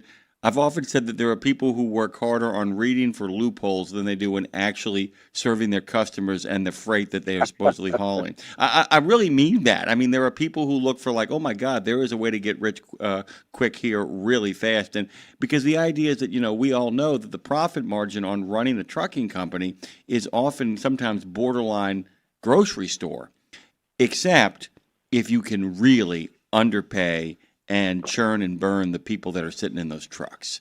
That's how you get around it. The only way to make a substantial profit in a hurry is either with incredibly dangerous work, hazmat comes to mind, or you do it by putting people that you can get away with underpaying in those seats. What happened here? Well, I'm certainly not the one to answer that question conclusively, but like you said, it was probably a case of nobody read the fine print until somebody did, and then went, oh, look, we can get away with this. There's nothing here that says you can't, which is an interesting way in the way they write regulations, is they don't necessarily always tell you what you can do, but they tell you what you can't do. So if you don't do any of the can't do's, then that means you're okay. Except when some of the things that you should be doing or shouldn't be doing weren't conceived or thought of when the legislation was originally written. God knows when that was. But suddenly somebody realized that, hey, I can apply for a CDL, within a few days of landing there. Why don't we do that? So, there's a pretty high demand for Canadian citizenship or permanent residency status. People are clamoring to get that. It's one of the best passports in the world right now is a Canadian passport. So if you can get in under the wire somehow, get into a situation where you can earn a living as a truck driver, and it's easy to do apparently, people will be grateful for the opportunity and will happily work for nothing in order to spend 2 years basically qualifying for permanent residency. And if you can survive that 2-year period, there's probably a lot worse ways of becoming a permanent resident of Canada than driving a truck for 2 years. So the incentive is there to cheat, and the incentive is there on behalf of the people who can facilitate this cheating, because there's a pretty big crowd of people who are willing to do it. It's crazy because you think about it, it creates so many, it doesn't just create a problem for the driving, it creates a problem for the fabric of citizenship too, in the sense that it's like, it creates a real problem against people who actually, I go back to this, guys, please never misinterpret me here, especially you, Jim and Joanne. I am a big fan of immigration, and I mean not just people who are like, I just don't want the doctors. I want people who just want to come here and come to your country, because your country is, one of the other great lands of endless opportunity. I want people who want to come here and play by the rules and follow the procedures. And this just sets up a massive loophole. I don't blame them, because here's the thing. If you're coming from a place like Pakistan, even though you're being underpaid by our standards or your standards compared to what you would have been paid in Pakistan, and you do 2 years of that? I mean, maybe you're a high school teacher. Maybe you just have to get behind the wheel for 2 years, establish myself as a good citizen, make a little bit of money, probably not as much as the guys who actually are already here, and then just step out and go do something else. Joanne, I know you want to get in on this action. Go ahead. Yeah, I just want to clarify one thing. It's as Park said, you can with your G license, you can apply for your CDL, but you still have to go through the MELT training, and you still take the same test from the ministry that everybody else takes for a CDL. I mean, this is anybody here in Canada, a high school student, once they're of the right age, can do the same thing. So I think we can't forget that there's that whole, Ontario doesn't have the most stellar MELT program, to put it mildly, and there's questions around the schools and the training, the quality, but that process, they still have to go through that process. I just wanted to make that clear. No, you don't get your CDL the next day. You don't get the license the next day. You still go through that same process. But here's what's interesting is the fact that actually sets up Jim's next story kind of impeccably, because I was already there, and I have come around to be a firm believer that the great firewall in all this, they could remove a lot of headaches, and I'd like to hear your opinion, Jim, and yours as well, Joanne, because it sets up what you're talking about next here. Driver training, certification or credentialing, how we go about doing this in a much more rigorous, not impossible, not, the old poll tax of like give people a test they can't pass, but really rigorous examination with real consequences if you're on the road without them, or you're not delivering them, might be the firewall that could change a whole lot of aspects in the industry. And we're far away from that, but there is some push, isn't there, Jim, to actually kind of work on driver training and create some kind of standard. Have I got that right? Not quite, but you're on the right track. The next two stories I was going to talk about were to do with driver training, but actually certification and credentialing of driving instructors. No, exactly. This is amazing. Exactly. I learned this a while ago, and my hair went another shade of gray. In Ontario, at least, I'm not going to speak for the other provinces, but to be a car driving instructor, you have to go through a small, short training period. But there is some training, there's credentials, there's standards you have to pass. You have to be taught the intricacies of, adult education, teaching people how to do something. You have to learn how to teach, which is good. I mean, somebody is in a position of authority, like an instructor. You want to make sure they're on the same page as the rest of the instructors and what they're teaching. But apparently, when it comes to teaching truck drivers, there are no standards. There are no credentials. There's no minimum amount of experience. You just walk in with your instructor T-shirt on one morning, and you start teaching the class. It's like, what? So that's not to take away from, the legitimate driving instructors who are out there earning a living today, the ones who work for the so-called reputable driving schools. For the most part, these are, older drivers who've done their years on the highway, not necessarily long-term, but they've, spent some time out there. They've retired from driving, and now they're doing instructing. There's all kinds of pathways to it. But somewhere in there, they've accumulated the experience and knowledge and are able to pass it on to a student. Well, again, we're talking about this particular brand or type of driving school and there are anecdotal examples. I've never seen this in real life, but people who will say they could become a driver trainer after like 6 months experience and go back to work for a driving school, one of these fly-by-night places, and start teaching other people what the instructors don't know. You can read from the book, but again, if you're just teaching to pass tests, it's probably easier to get away with being an instructor with no experience. But for heaven's sakes, we're talking about, teaching people how to do something that, you can hurt a lot of people if you don't know what you're doing when it comes to driving a truck. So the several groups in the country right now, around the country in different areas, including Atlantic Canada and a new association of truck driving schools, are pushing, developing their own programs for certification for trainers, which is good, even if it's not recognized by the province or any licensing authority. Somebody is taking steps here to say, we want these programs to have instructors who know what they're doing. And our schools, in this case, the Professional Truck Training Alliance of Canada, have partnered with a company called Blue Drop to develop an accreditation program.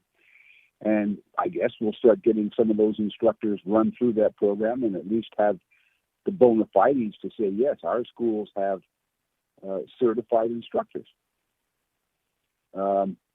It's the same going on down in Atlantic Canada right now. Various schools are talking about the need to up the standards for instructors and develop programs where they can be, again, certified, and everybody knows they're sort of on the same page in terms of how and what they're teaching in the schools, other than just the curriculum that's in the program, which if you don't know anything about it, all you can do is read it.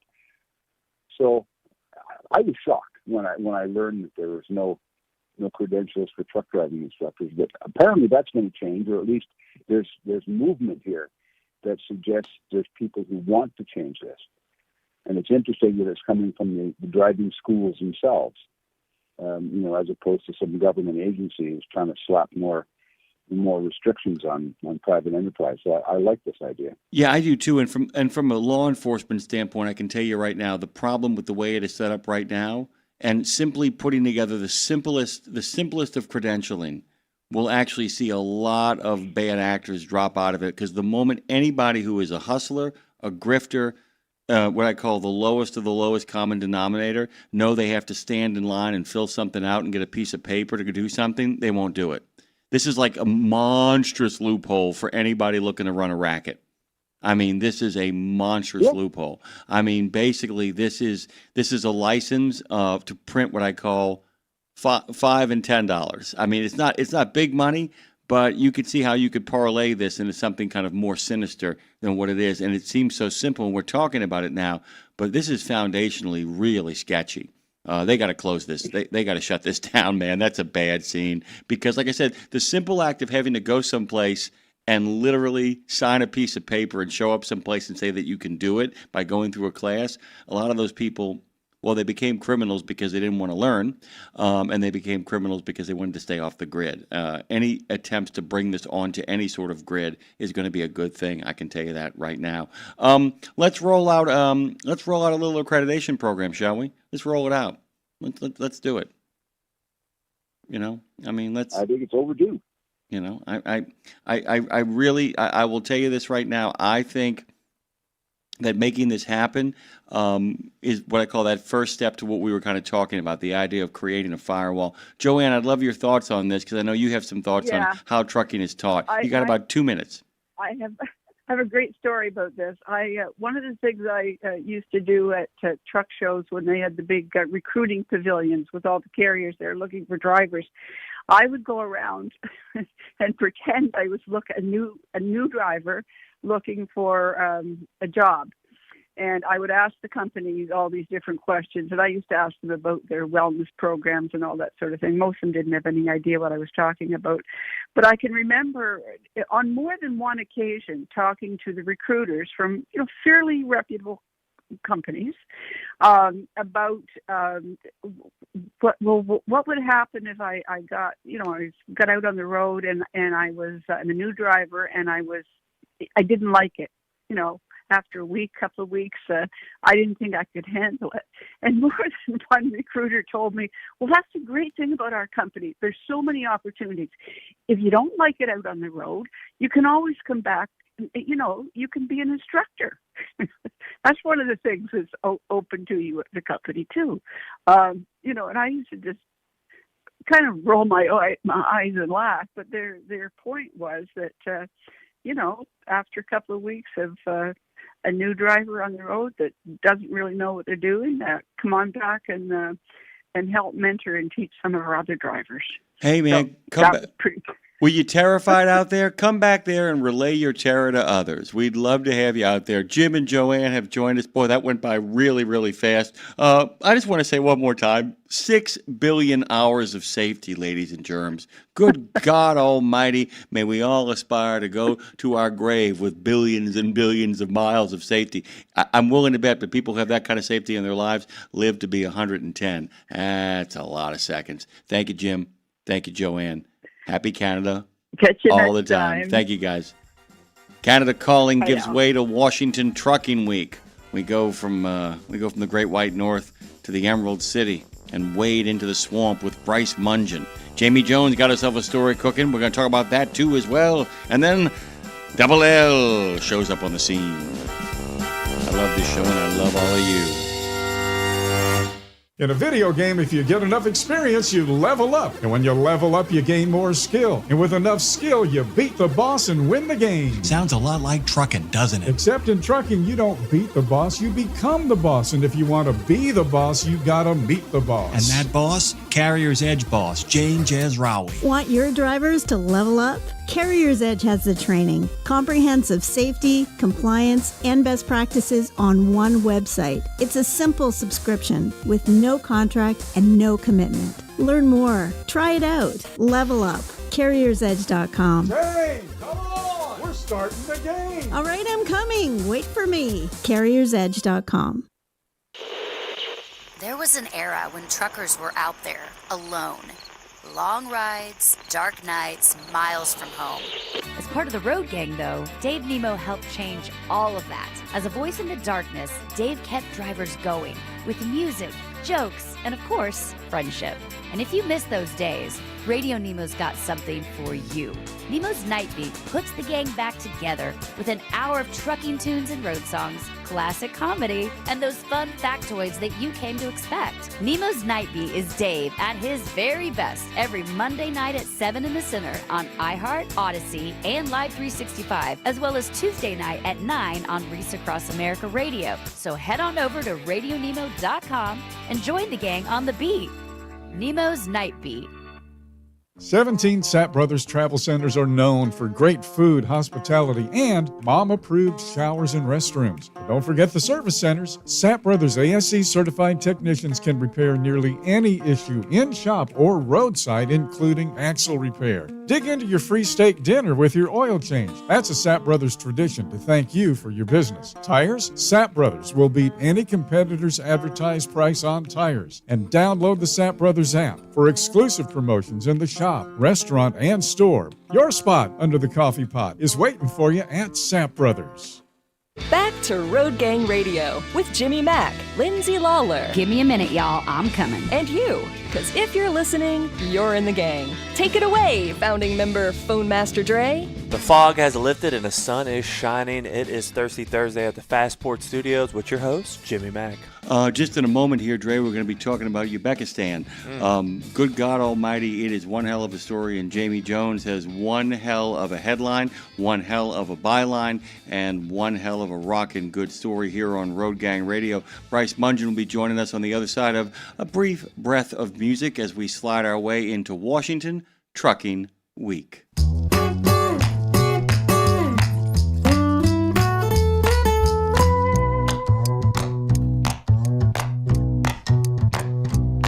He is the Director of Legislative Affairs and is often one of our go-to guys here. Bryce Mungen joins us from OOIDA. It's Washington Trucking Week. Go to OOIDA.com. You can find them on the Book of Face at that acronym, as well as on the X, formerly known as Twitter, on the Tube of You at Truckers OOIDA and OOIDA _ Truckers on the gram of Insta. Hey, brother, how you doing? Welcome to the show as always. It's good to have you, and it's a hell of a story from Jamie, and it's a hell of a conversation to be having, is it not? Yes, thank you so much for having me on. And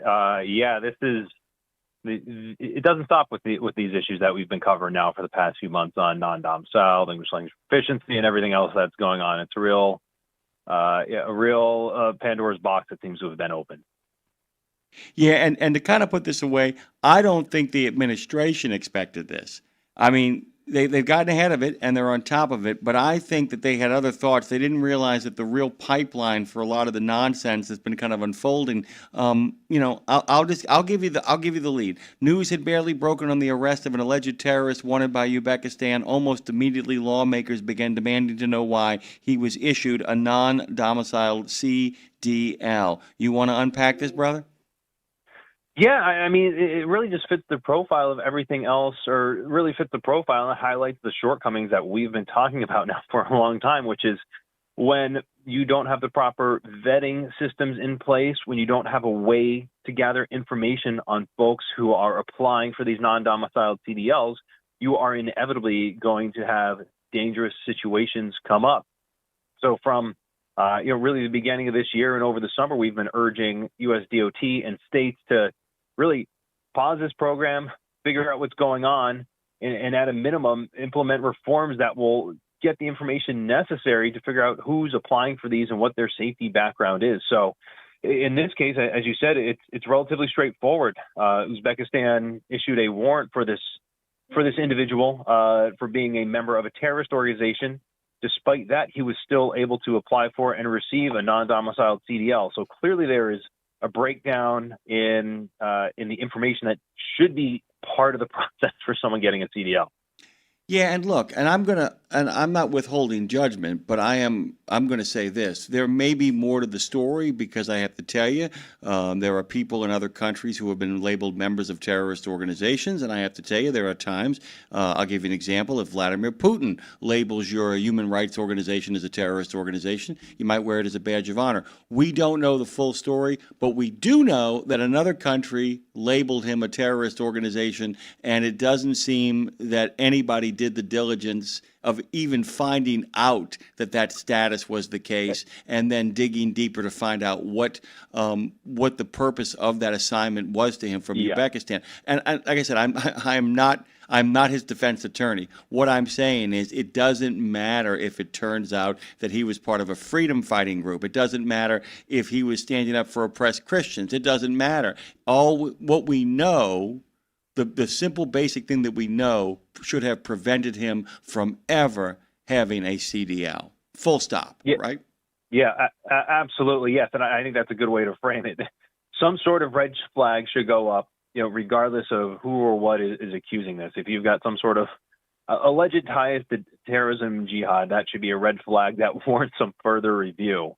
Whatever the merits may ultimately turn out to be, again, the fact that this just wasn't on the radar of apparently Pennsylvania when they issued this is a huge problem. Yeah, and it's interesting to me, too, that, like I said, there are social media. Okay, by the way, I am not his defense attorney, because there are some social media posts that he made, too, that had anybody done any diligence would have been like, hey, maybe, as Bryce said, maybe we should go with the guy from West Virginia and not hang this one on the guy who's calling for jihad. Just an idea that's occurred to me, and that's it too. Like I said, the lack of diligence here, and that lack of diligence goes back to the fact that the law, as it was originally written, allows for this sort of either dereliction of duty, malfeasance, or mischief. Right? There's only three ways this can end: either people aren't paying attention, engage in genuine malfeasance, or in fact are in favor of it. And that's a real problem. I don't know if you heard the last interview we did. Jim and Joanne of OBAC, north of the border, they were talking about the fact that driving instructors are not required to meet any standards for driving experience or teaching credentials. When you couple that with the fact that in Canada you can literally start the process of becoming an over-the-road truck driver up there from the moment after you get your actually just regular driver's license, and you begin to see that trucking in some ways has become a giant loophole for a lot of people who are looking to short circuit the system and get themselves into the country faster. Because one of the best ways to move yourself towards citizenship or to move yourself towards disappearing into the fabric of the country is to actually have a job. And we've opened these possibilities up. So talk about the efforts to close it down. I mean, talk about the efforts to shut this down, and both what I call both the reactive side of stopping the law as it is, but also what comes next. Yeah. And I mean, there's, I'm sure as most listeners know, there's a whole heck of a lot that's been going on this front, on the regulatory side, on the legislative side, and also on the state side. I'll start with what we said a few months ago, which was we sent a letter to U.S. DOT Secretary Duffy and said, pause this program immediately until you can figure out what are the safety ramifications of what's going on here. We need to get a handle on what's going on because we know states are not tracking this issue. So there's a need to put a pause to this right now. And we followed up with that to a letter to state governors that are in states that are issuing these non-domiciled CDLs, and encourage them to cease their programs as well, because it's important to note that states do not have to participate in this non-domiciled CDL program. They do not have to issue non-domiciled CDLs, and I think it's 7 or so did not issue them prior. Nevada recently announced that they're going to cease issuing non-domiciled CDLs. So we think that would be the quickest and most straightforward way to help cut down on some of this and really eliminate it, would be for states to take the action, because they have a lot more latitude than U.S. DOT does on this issue. And as I know folks are aware too, there's been legislation introduced in Congress. The bill that has the most support in Congress and is really married up with what the Trump administration has done is a bill from Congressman Rouser, the Non-Domiciled CDL Integrity Act. And that would basically codify what U.S. DOT and FMCSA issued back in September to crack down on non-domiciled CDLs, to ensure that there's mechanisms in place to get people's backgrounds, and more than anything else, drastically cut the number of non-domiciled CDLs that are out there by somewhere in the neighborhood of 98%. So we are continuing to push for this legislative solution. If Congress passes a law or passes a bill and the president signs it into law, makes it a whole heck of a lot easier than having to go through the rulemaking process, which will inevitably and already is subject to legal challenges and everything like that. So our big push now is to support this legislation that, again, works hand in hand with what the Trump administration has put forward. And it's also the bill right now that has the most support in Congress. They're adding co-sponsors every week on this. So we'll see where that heads, but we believe this is the best and most viable option to make real safety improvements on this issue. And so when that happens, when that happens, how fast do you think we would begin to see change? I mean, is this still ongoing? I guess that's my real question. Is this still ongoing, despite the fact that everybody knows, everybody's looking, and the world is shifting fast under their feet? Do you guys feel like that there is still this practice of issuing the non-domiciled CDLs? I mean, do you feel like that's a reality? Yeah. You know, it's still, I think, a little early to see. I think there's some indications, though, that DOT's actions are already having a positive effect on safety. Like I said, Nevada has said that they're going to cease issuing non-domiciled CDLs. You know, and as I said earlier, nothing requires states to issue non-domiciled CDLs. So even though there's, this legislative work on it, and even though there's the court challenges going on with FMCSA's rule, the renewed focus on this issue, I really think has put states on notice. Now this story in Pennsylvania with this gentleman from, Uzbekistan, that I would really hope would give lawmakers, would give governors pause about continuing to issue these non-domiciled CDLs. So there is nothing stopping states from self-policing on this issue. And I do think that we will see some improvements on that front. On the other hand, you've got California out there who's seemingly fighting this tooth and nail, despite, seeming to really screw some things up too, and how they've been doing this, and just flat out failing to, again, follow proper procedure and vet the people who are getting CDLs and non-domiciled CDLs. So I don't think you're going to see across the board improvement immediately, But I do think that this focus on the issue will move the needle in the right direction. Let me ask you a question. This is I'm asking a genuine question, the one that I don't know the answer to. I'm not behaving like a lawyer here, Bryce. So you got to help me through this. Is it possible for states to say we don't recognize non-domiciled CDLs? I mean, like you said, they could opt out of it. Can states actually bring pressure by passing laws that say if you drive in here with a non-domiciled CDL, you're done. We're not doing it. Yeah, that is outside of my area of expertise as well. Off the top of my head, I don't know. I think there are some states who have indicated that, and that gets into that's going to get into other issues as far as interstate commerce. If a state saying they issued something that was in compliance with federal law, can a state basically say we don't recognize that? I don't know. Certainly, that would definitely get some court challenges, but I would not be surprised if we see some states move in that direction and we find out what the answer to that question might be. But I do not know. Yeah, maybe it won't happen because there aren't any governors out there on the left or the right who are engaged in grandstanding these days. So it's not really a possibility. I'm being very sarcastic. Yeah, again, I think, and as I've kind of noodled on this too, does that open? I don't know. Does that open a can of worms where you've got some governor that says, we see there's a lot of crashes from CDLs from this state. We're not going to recognize them because we've noticed an uptick. I don't know. We're just hypothesizing here, and I think that would open up its own can of worms. Yeah. But I do think there may be some interest in pursuing that. I think some states have already said something similar to that. So yeah. Definitely, I think a possibility that we'll see efforts to do that. If we've learned anything over the last 10 years, the logical conclusion is not something that people really are interested in the immediate moment. All of this, by the way, everything is interconnected, everything everywhere all at once. And that, of course, brings us to the English language proficiency requirement bills that are making their way through Congress right now. Each one of them has different merits. And matter of fact, some bilingual truck drivers from OIDA got themselves involved in the game. I think one of the best solutions of all time. But tell us where we are in regards to what ELP stuff you guys are getting behind, what's piqued your interest, and what you guys think are non-starters. Yeah, there's a few bills that we are very much supportive of.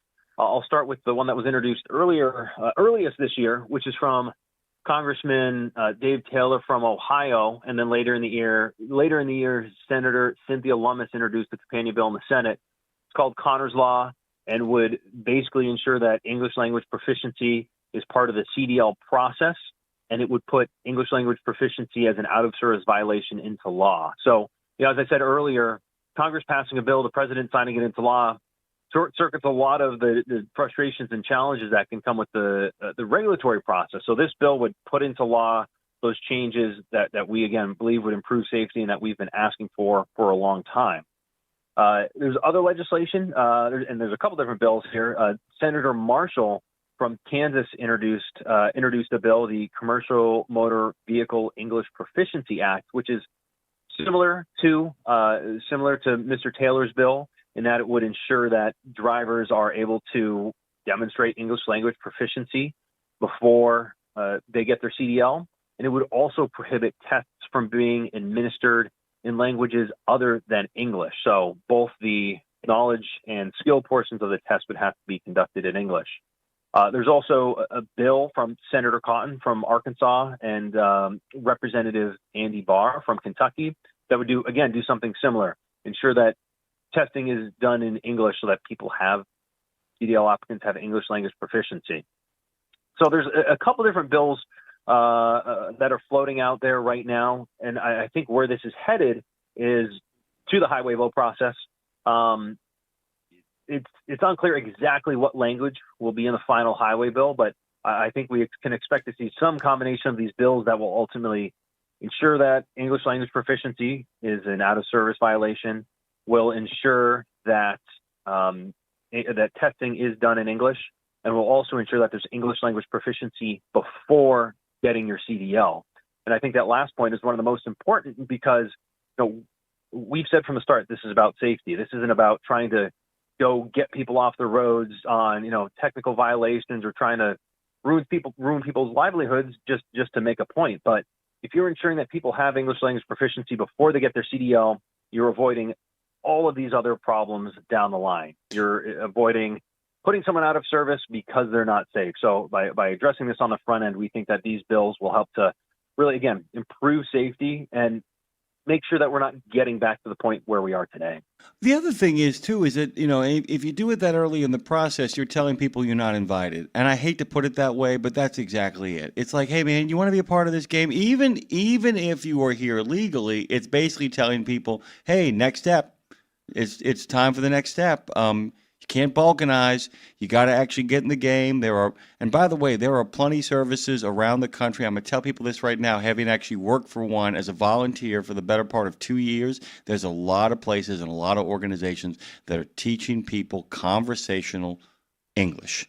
You don't have to be able to diagram sentences, but there are people out there who are teaching people to read and speak English. And if we make that part of the firewall, it makes it much more difficult for people to look at this as an end run into the American dream without doing the heavy lifting that often goes along with the people who really come here and play by the rules. It really does. And you make a great point, too. It prevents misunderstandings on the road. It takes a burden off of law enforcement because then it's like we can track it back, especially if, the work that the CVTA and the NAPF TDS and you guys are doing in the training sector. If we're able to track people back and be like, he couldn't speak English, he wasn't here legally, you had him in your classroom. You had a crack at the title, and you issued him a CDL, because all of the stuff that you guys are talking about isn't so much about these bad actors behind the wheel. It's following the money and following the issuance that you guys are really interested in stopping here, right? Absolutely. And that kind of leads me to the next point. And as you said before, all these issues are connected. It's really impossible to untangle them all. But the root cause of so much of this is that carriers, unscrupulous carriers, and even more scrupulous carriers want the cheapest labor possible in the seat. And they are unfortunately willing to do whatever's necessary to get there, even if that means sacrificing safety of other people out on the road. But like you said, also sacrificing the safety of the people who they're putting behind the wheel. And when I talk to lawmakers, when we talk to lawmakers, we stress that point too. We're not only or necessarily even really criticizing these drivers who are involved in some of these tragic situations. They are being set up to fail. So if we're able to, like you said, some of them are actual slaves, Bryce. I will go on record as saying some of these men and women that are driving these trucks who are in these situations have nothing but, for me, until an accident occurs, nothing but unending, deep compassion. They are trapped behind the wheel, knowing that if they speak out, they may end up back in some place that has terrible consequences for them. I'm just going to say that right now. It's American slavery. It is indentured servitude for some of these people. I'm sorry, I had to get that off my chest. No, and those are the types of that gets back to those people are not set up to be safe. Absolutely, and that's why we're trying to again bring it back bigger picture. Secretary Duffy also talked about the need to crack down on these CDL mills and these people, these schools that are just getting people through as quickly as possible, whether or not they're even training them well or ensuring that they're even qualified. So that is also part of our effort here is ensuring that all drivers are trained, ensuring that we have a handle on who's doing things the right way, and being able to identify who's skirting the rules and regulations in order to help crack down on that as well. So there's no silver bullet on these issues. It gets so complicated. I feel crazy sometimes when you go into these congressional offices and you start talking, and it's like it's hard to talk about one thing without starting to talk about another. It's really true how interconnected all these issues are. Well, and there's all kinds of ways around this in regards to really positive energy. I think in regards to kind of getting a grasp on it is figuring out sequences. And by the way, sequences are often, have cracks in them that allow, things to jump in line. But if we could figure out some way of how people get recruited, how they get onboarded, how they get trained, what responsibilities the people who hire them have to complete their training. We haven't even begun that conversation. But if we can, in fact, figure out a rigorous yet fair sequence that actually allows somebody to cross a state line in a truck That's really the big thing, that all of those interconnected pieces are really about process being proper. Think about all the violations of the sequence as it should have happened that lead us to the tragic events in Florida, right? Somebody lifted the fence. Somebody issued him a CDL. Somebody let him pass through way stations. Somebody let him drive from all the way from the West Coast to the East Coast, and nobody stopped him until 3 people were dead. People kept lifting up fences and changing the rules to accommodate this human being. And that's it. It's kind of explaining to people that the supply chain is also a series of human beings making choices as who is actually driving inside that supply chain.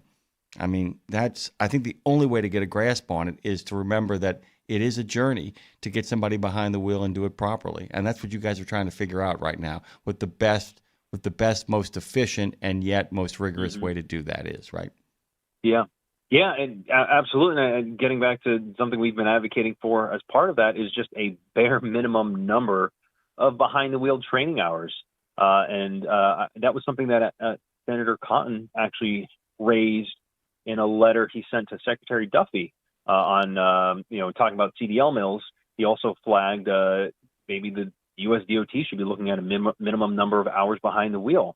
That was part of a conversation we had with the senator's office when they introduced their legislation.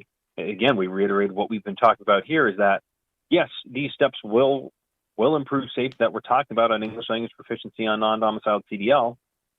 But if you really want to get to the root of the problem and make everybody safer, you've got to start at the beginning, which is the training process. So put a bare minimum of 30 hours behind the wheel. That's what nearly everybody who participated in the original entry-level driver training committee said.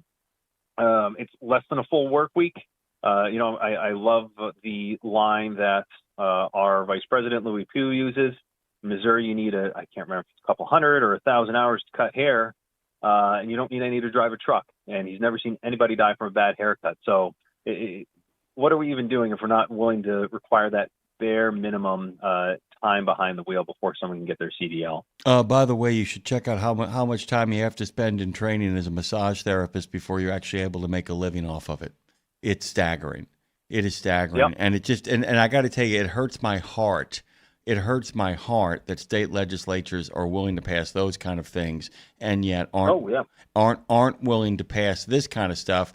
Because here's the thing. There isn't big massage. You know what I'm saying? I mean, that's the thing. There isn't big haircut. I mean, let's face it. I mean, Supercuts, is not like, dominating the market and pushing against that so we can because they actually, here's the other thing too. People see the results of what they paid for in a lot more immediate ways. And that's the difference too. A lot of people just want to pretend they don't see what's going on.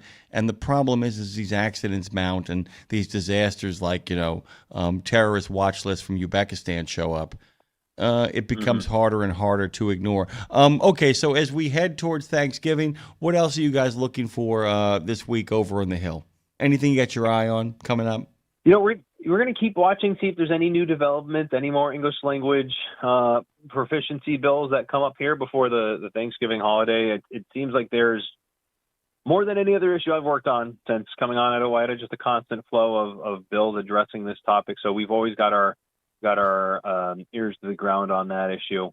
And other than that, kind of the other, update is we're looking a little further out for highway bill reauthorization.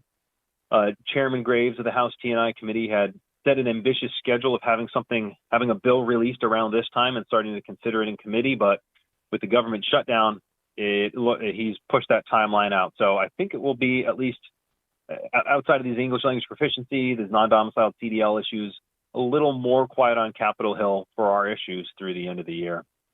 Bryce Mungeon joins us, as he's often wont to do, on Washington Trucking Week. You guys know him, of course, at OOIDA as the Director of Legislative Affairs. It's always a pleasure to have him. What are your Thanksgiving plans, by the way, Bryce?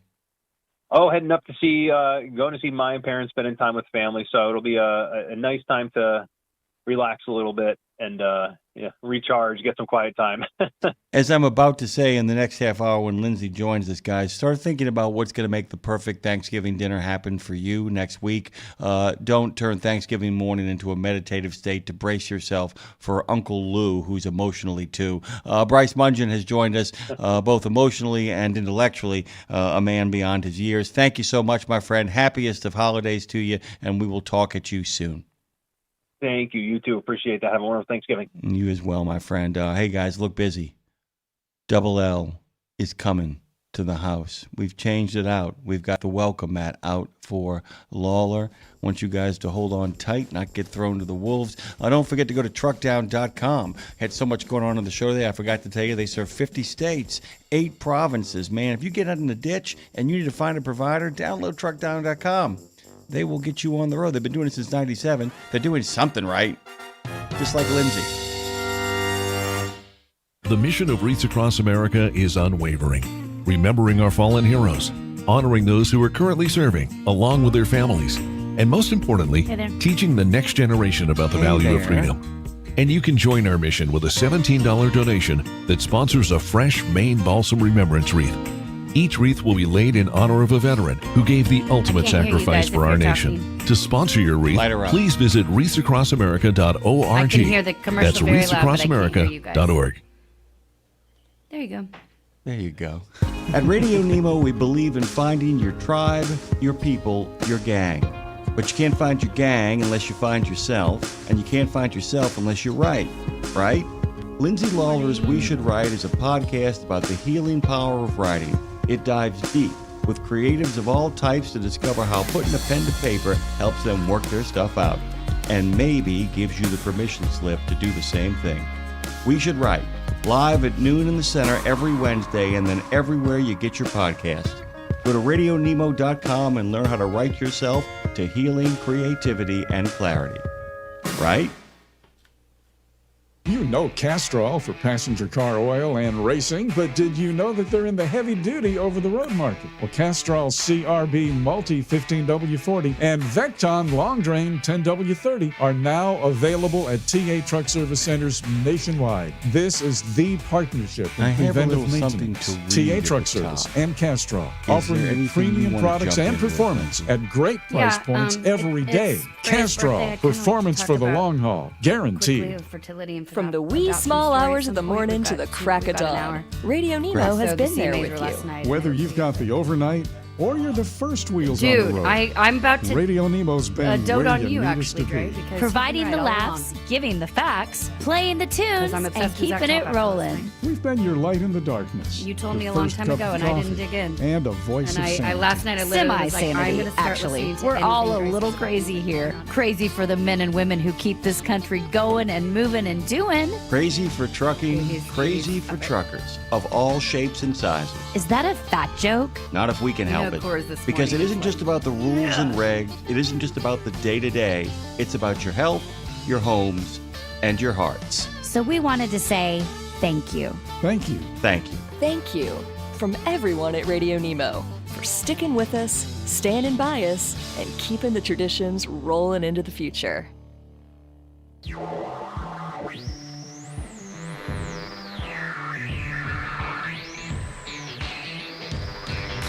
Road Gang Radio.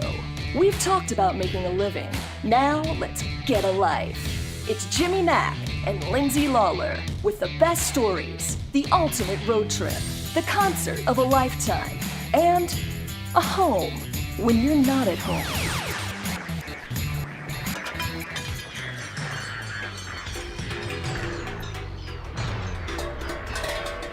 The wheels have come off, but we're still rolling.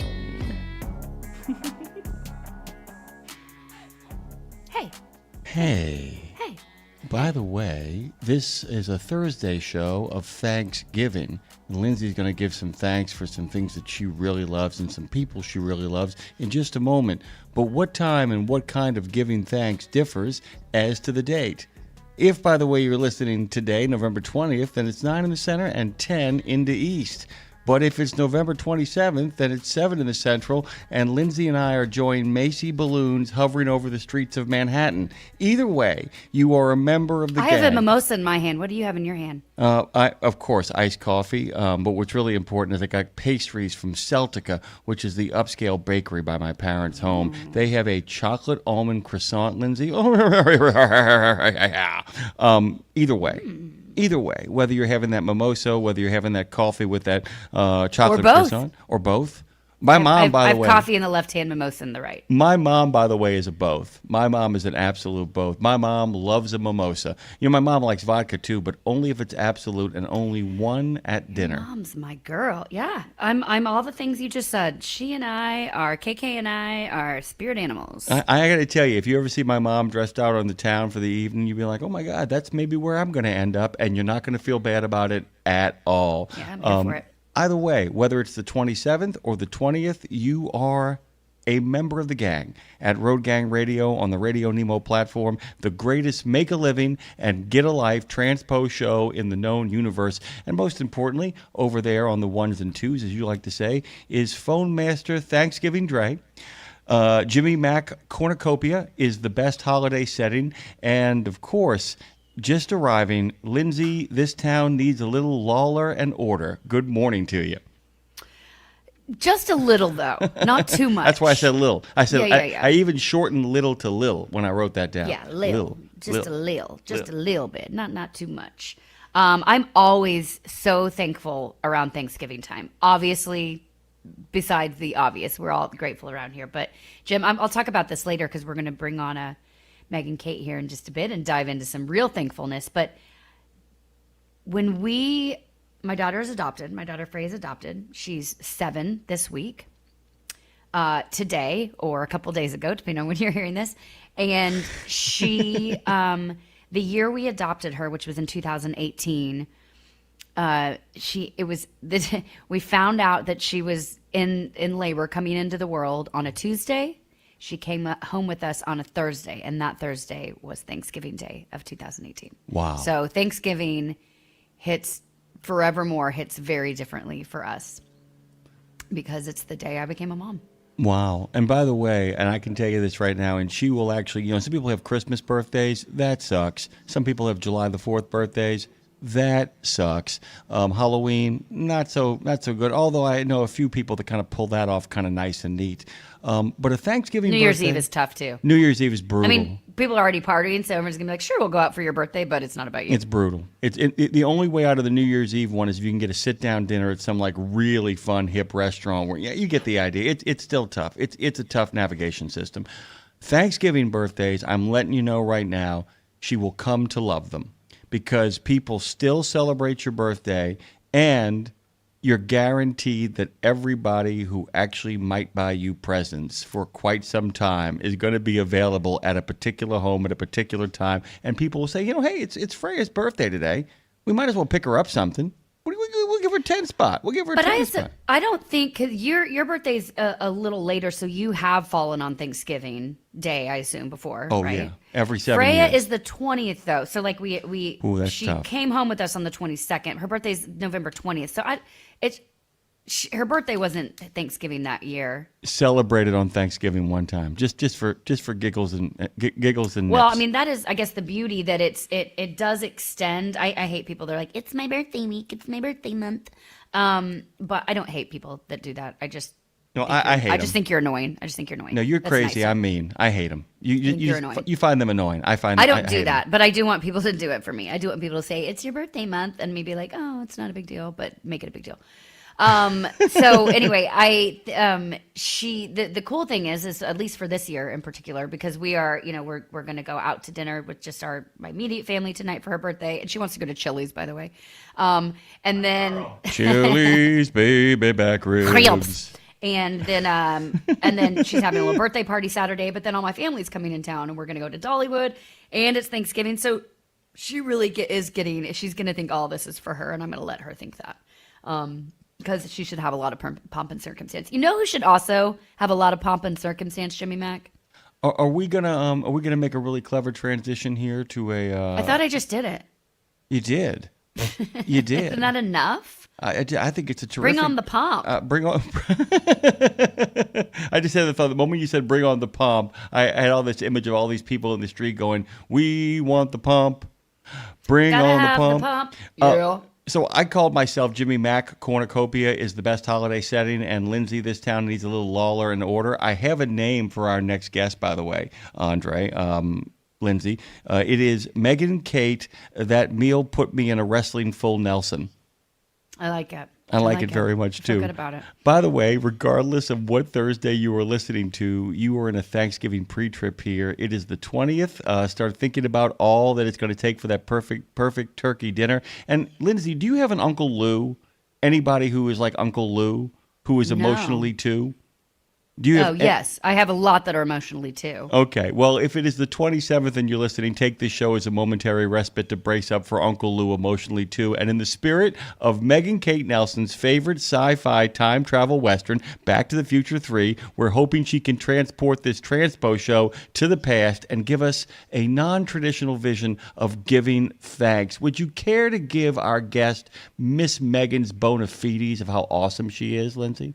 Well, she's the most awesome person I know. What else do you need to know? You can head on over to MeganKateNelson.com. She's an author and enthusiast, by the way, of the American Western. She, by the way, we have her on every month to talk Western of the Month, but she has a new book coming out early of 2026, I believe, in the spring. And I am so excited about it. It's called The Westerners. Bold. Like, let's just call a spade, It's guys. bold, dude. The Just Westerners. on the nose. And we had a little something to do. I mean, I don't want to say we named it, but we kind of named it. We kind of did. We feel Thanks like to we're a Jim. part Thanks of to it. Jimmy and Lindsay. Without them, this book title would not exist. Bold. And what's cool about today, I mean, Megan Kate has written about Civil War, U.S. Western history, American culture for the New York Times, Washington Post, Smithsonian Magazine, the list goes on. And we were going to be talking about an episode today of a show, The Lowdown, we've been watching, which we talked about last month. We're going to pick it back up with that conversation in December because I want to think about how those characters are spending Christmas. I think that'll be a funny conversation. But I thought we would talk today and on Thanksgiving Day and just talk a little, just sort of riff here with Megan Kate, who about not what was gathering kind of like back in the West. And I lobbed that to her and she said, actually, could we dive into the sacred buffalo, the indigenous people, the buffalo hunts they did, which obviously that was a part of their gathering. And it was so spiritual and communal in these deeply ritualized events. And I was like, let's go. I am so interested in that. So, and I think this kind of conversation, Megan, Kate, and Jim, helps people kind of get out of kind of smack you in the face and get out of wherever you are in your own place and think about what other people are doing or were doing around those days. And I think these kind of conversations bring us together. So please make welcome to the program our dearest Megan Kate Nelson. Good morning, my friend. We're thankful for you. Oh, good morning. I'm thankful for you guys, too. You're amazing. I love you. I love you. What a nice thing to say. Tell me more about my eyes.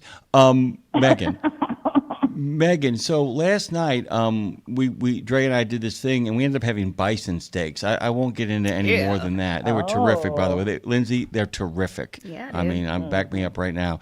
But let's kind of talk about, you had brought up this topic you wanted to talk about, and I immediately, same as Lindsay, was like, please do this. Please kind of talk about, the idea of not just giving thanks at this time of year, but the way other American traditions, indigenous American traditions, or people who got here earlier, if you subscribe to that kind of stuff, how they celebrated their moments of Thanksgiving, their moments of harvest, their moments of, bringing the tribe, the community together to kind of, keep their culture alive through, celebration and through the exercise of how they maintain their culture. Oh, yeah. I love this so much because I think it's a good reminder that people have always gathered to celebrate the community and to celebrate family and to celebrate abundance. And that, I don't know, I just kind of like that across many different kinds of communities, there are these kinds of moments. It's not all... I think as a historian, it's easy for me to be like, it's all war and politics and, all of these things that are very, very serious. But people are having a lot of fun. And depending on kind of your culture in terms of, indigenous nations, those indigenous polities that were agricultural that did plant and planted the kind of three sisters of corn and beans and squash, that the harvest is in the fall, right? So like you would get together and everyone would harvest the crops, and then you'd dry them and you'd keep some for winter, and it was about celebrating that. It was about celebrating the earth and what it gives us. And it was about preparing for winter, which was usually a little less social and more sort of, because of the weather, kind of people were a little more sequestered to their family teepees or hogans. And then in the Great Plains, the great buffalo hunts were in September and October. So if you had a really successful hunt, this was a lot to celebrate, right? Because you used every part of the buffalo. So you used all of the meat elements, the bones were used to kind of boil down and make ash for paint and dyes and other kinds of things. And then, of course, the robes were hugely useful, not only for people, at home as blankets and everything to keep them warm during the winter, but also as trade items with other indigenous nations, and then ultimately with Europeans.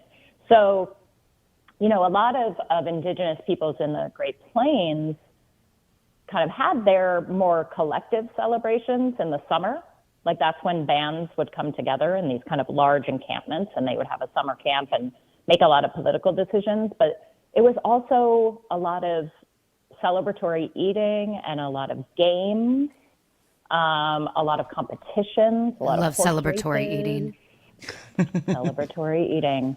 And, so there have always been these traditions in indigenous culture, and they, vary across region and time. But I like that this is something, we often talk about it as, this is just the Pilgrims, and the first Thanksgiving was, could be kind of a dark moment in many ways, but I like to think of it more as a shared experience that, this is a common kind of human thing to come together and to enjoy the company of your family and your community. Well, the community piece, I even want to dive a little deeper because, like I said at the top, I think this is a good reminder to people, not just to be like, what is this day about? But like, what is this whole tradition about? Not today. Yes, we're grateful because, we talk about gratitude every Thanksgiving, but indigenous communities literally built gratitude really into, and correct me if I'm wrong, but really into the structure of that hunt, and how it kind of establishes roles and leadership and preparation and even gratitude. So do you, have we lost that collective ritual? And more importantly, I guess, through people like you and telling these stories and your books coming out, like, is that the way that you personally, Megan, help us get back there? Mm-hmm. Not that we want to have to hunt to hunt and go back to some of the ways. I don't mean that, but the core values. Yeah. I think that's the real, one of the major differences, right? Because one of the things that the gratitude that indigenous peoples are showing in these moments is toward nature, right? Because their relationship with nature is very different from ours. Many tribal peoples see nature as family, right? So they are kin to the buffalo. They are kin to the river. They are kin to the mountains. And all of the sustenance that those elements of nature provide to them, they have very deep gratitude for, because they see it as, the sacrifice of family. And I think that's a major difference, right? And but I also think, like, at our Thanksgiving tables now, I think people, and I know this is true for us, like we cook a lot at home, but Thanksgiving is different, right? Like it is a collective, massive feast where you make things you never usually make and try new recipes. And add stress on yourself with your mother-in-law there. Exactly. But it's, when people are kind of being thankful around the table, it's for that effort, right? It's for that work.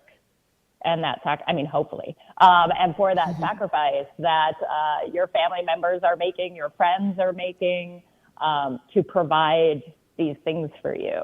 But it is a very different kind of thing. And I think what we've lost a little, a lot of, or maybe never had, depending on who you are, like that connection to nature, because we are not, as either indigenous peoples or, people living in the West in the 19th century, they're killing their own chickens to make for dinner, right? They are basically they are taking their own resources of eggs and things that they've grown on their own land and animals that they have raised. That's dramatic. And they are then converting them into food, right? And it's a very different thing than doing what I did yesterday, which was to order a 14-pound turkey for pickup on Sunday, Exactly. Yeah. Big reminder, by the way. Megan gives you a big reminder, guys. I said this at the top of this half hour. I'll say it again. Start planning it now. Now. This is like the last really good window to actually get a good plan in place. After about Sunday, things start turning into panic or really expensive straight-up catering. And by the way, if you're listening to this on Thursday, Thanksgiving Day, and haven't planned yet, you've missed it. It's over, guys. You missed it. It's over. It's done. I mean, you can probably go to the grocery store and find a turkey, but it's not going to defrost it. You can probably go to the Iron Skillet, though, and they'll take care of you. I would be willing to bet. There you go. There are a couple of things here. And they actually tie into what you're talking about, but they tie into the original conception of Thanksgiving. A couple of things that I would encourage people to do. Number one is to remember what the Pilgrims celebrated was already something being celebrated by the Native Americans that welcomed them. The Pilgrims, or however we conceive of the Puritans or the Round Hats or whatever we want to call those folks, people who wear their belt buckles on their hats and their shoes, weirdos. Remember, they are Bring that back. I'm going to bring that fashion statement back. Yeah. We're going to bring it back. You should, by the way. You should, by the way, because man, oh man, they, like literally, King Charles shows back up, Charles II wearing like long hair and big high-heeled shoes and all kinds of colorful stuff, and they're like, we're out of here. They're just gone pecans. But what's interesting here is that to remember it was a tradition that was given to us. That's a big thing too. Mm-hmm. The Pilgrims, those first settlers and colonists didn't think this up, and so to remember that you're celebrating something that was a gift to us. Number two, remember that there are a lot of people that Thanksgiving was kind of sort of a thing up until the moment that Joshua Chamberlain and his men at Little Round Top on the second day of Gettysburg stopped the final high water mark of the Confederacy in its tracks. At that moment, the South never is on the offensive again in any sort of serious way, and they're getting slowly pushed back to ending slavery and reunifying the country. And Lincoln declared that Thanksgiving as a day of national deliverance. And there's a lot of people, rather than worry about pilgrims and their incursion into the New World, think about the fact that millions of Americans are free today because of the day that Lincoln declared that great national deliverance. And the final thing is, I would just tell people, if you want to get a little Americana, go grab yourself a Norman Rockwell book and go find his picture of Thanksgiving, which is like a great reminder of what the ideal look should be with all of its messiness. And in many ways, by going back to the past, because Lindsay did such a great job asking that question, that all we need to do if we want to rediscover that ritual is go back to the past and figure out why that looks so wonderful to some degree. It really is about take a moment to reflect of how we got here, and that will actually make you even more thankful and kind of honor the day. I also love it, Lindsay, because it's secular. I won't lie. I like my religious holidays, no problem. Raised in New Orleans, going to love them religious holidays. I like my religious holidays like my men, secular. Secular. Well, but here's what's really interesting, though. Like, because when you said you wanted to talk about this, and I know that Lindsay was like, you don't have to go do any research, but I was like, no, I want to go check this out. You told a historian not to do research. I know, Good but luck, Lindsay. I said that knowing she would, but maybe she would at least do a little less, was my point. Fair point. Well said. So I went and you guys know, and probably many of our listeners know by now, I'm from Colorado. So I love looking up this stuff in the Colorado newspapers It's a, historic database. It's got all these great digitized newspapers. So I just did kind of a word search for Thanksgiving and, during the 19th century. And what is really interesting is that on Thanksgiving, in Denver, and I think this was fairly widespread, across the West at least, given what I had been reading up on, there were special church services on Thanksgiving. And people went. And then they also had festivals during the day and concerts in the evening. And you would buy tickets for them, and then the money would go to something like the Library Society or the local museum, or it was a kind of philanthropic sort of thing.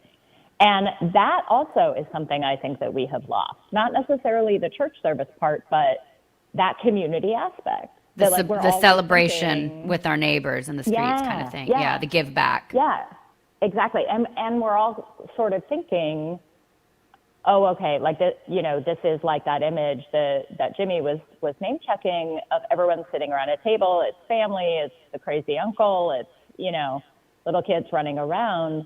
And it was that, but then it also had this community dynamic. It was almost more like a July 4th celebration, where like you may have your own, party and you grill your own food, but then you go and you watch the fireworks, like with a group, right? Or you go to a parade, or you, do this stuff. I think one of the things that we've kept from that, though, because I read with great interest in Denver, they reported it on Thanksgiving, and they said, and then in the afternoon, a group of young men got together and played some football. And I was like, we kept that one. Did they now? Oh, did they now? And so this idea of people gathering to play sports, I mean, in Massachusetts, at least, in New England, there's a tradition that the rival high schools play on Thanksgiving Day. Dallas Cowboys play every Thanksgiving. Yeah. And then Dallas Cowboys play every Thanksgiving, and I remember this very vividly from my childhood, that we'd all get together and, have our Chex Mix hors d'oeuvre and then have our Thanksgiving dinner, and then everyone would go into the living room and watch the football game. Who's the other team? It didn't matter who was playing. Doesn't matter. Right? Who's the other team that always plays Thanksgiving? It's the two Detroit teams. Lions. The Detroit Lions. There you go. Nicely done. See, we know this. I know you know. We've actually, Megan, Kate, my family, I'm hosting 25 people at my house for Thanksgiving because I hate myself. Oh my God. And yeah, I've given up on life. But we've planned. You'll be dead in a half an hour. Yeah, I know. If it's the 27th. If it's the 27th. I'm coming to you from the other side right now. But we plan everything around the Cowboy game. The Cowboy game's at 3:30. So I already know when prep's happening. I know when we're eating. We're eating at 2. And my dad will be up from the table at 2:20, being like, move on.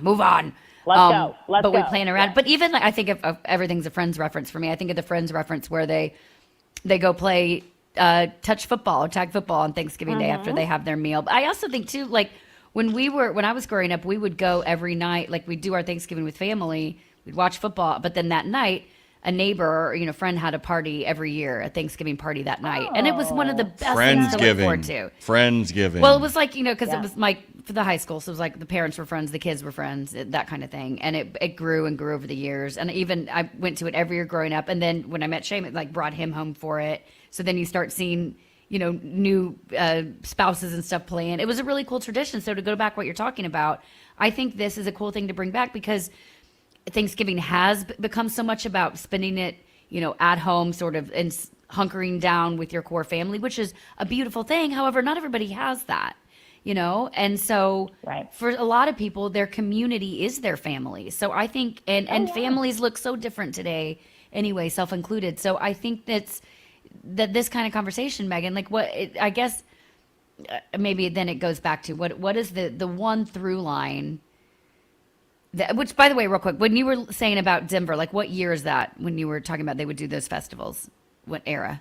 This was like the 1860s and 70s.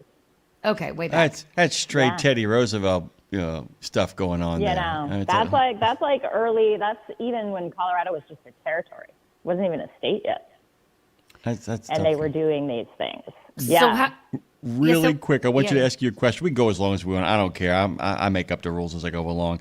By the way, Marshall has the best Thanksgiving advice of all time. If you want to reduce your Christmas shopping list, be sure to start as many heated conversations about politics over the dinner table. You can go in there with a strategy, Lindsay. I don't want to give Uncle Lou anything for Christmas. Hey, Lou, what do you think about the situation at the border? Discuss. I'm sorry, Lindsay. Go on. It's a great way to cut down on the people that I'm supposed to host for Thanksgiving. Actually, exactly. Start posting some shit this week. I just wanted to bring it back.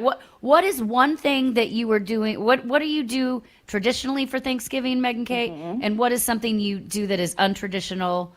Yeah. Well, so I mean, the most untraditional thing we do is that we have been hosting for 20 years now, Friendsgiving on Thanksgiving. Because, we were, and this kind of started, for me, this started because I, being from Colorado, and I came out to college here in Boston at Harvard, and my parents couldn't afford to fly me home for both Thanksgiving and Christmas.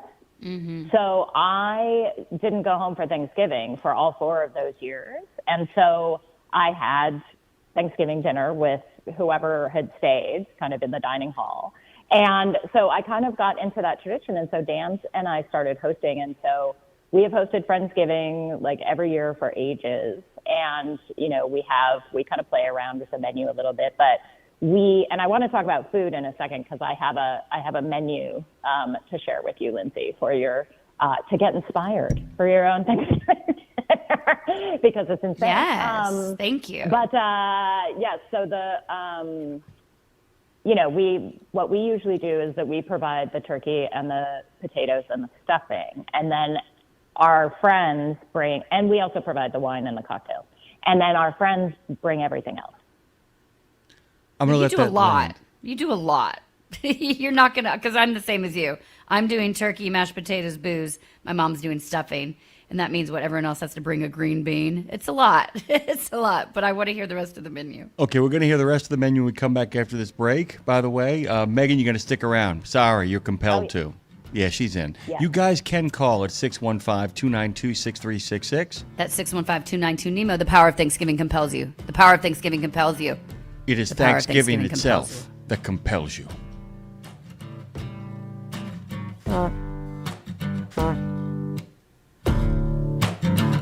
Ooh.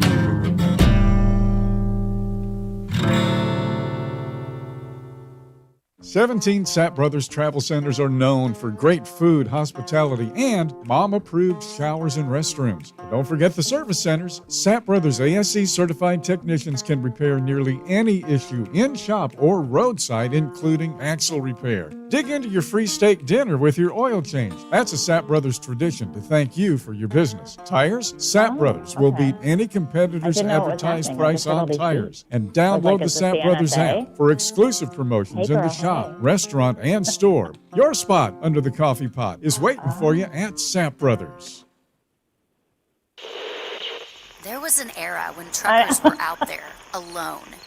Long rides, dark nights, miles from home. We're doing it in Maine. It's part of the road gang, though. Yeah, we're doing it in Maine, so the numbers are lower because we can't house drivers that many people. With music, so jokes, it will be and of 6 course, adults. friendship. Yeah, 6 adults and if you and miss 1 those child. days, Radio Nemo's got So, something not for that many. you. Not Nemo's that many. Night Beat puts the But gang it back is together with an hour of trucking tunes and there road aren't- songs, there aren't many classic fights. comedy, and those But fun we also factoids that you do- came to expect. we Nemo's Night Beat usually is Dave do at his very kind of best every the Monday Thanksgiving night dinner at 7 in the around 2, Center like on you do. iHeart, Odyssey, And then and we go Live for a 365, walk, which as we well have as to do Tuesday very night quickly at because 9 the on sun Reese sets Across at America 3:45. Radio. So head on over to RadioNemo.com and join But the yeah, gang we do on the our beat. kind of Nemo's Night annual Thanksgiving perambulator. St. Christopher Truckers Fund provides free health and which wellness is nice. programs And for then we drivers come to back help and prevent some have common medical conditions seen in the industry. These programs that's, include that's diabetes our prevention, little tradition. rigs without cigs, a tobacco and nicotine cessation program, healthy habits for the long haul, a 12-week total Yes. body wellness program, And I a just have vaccine this- voucher program that I wanna includes read out free this, flu,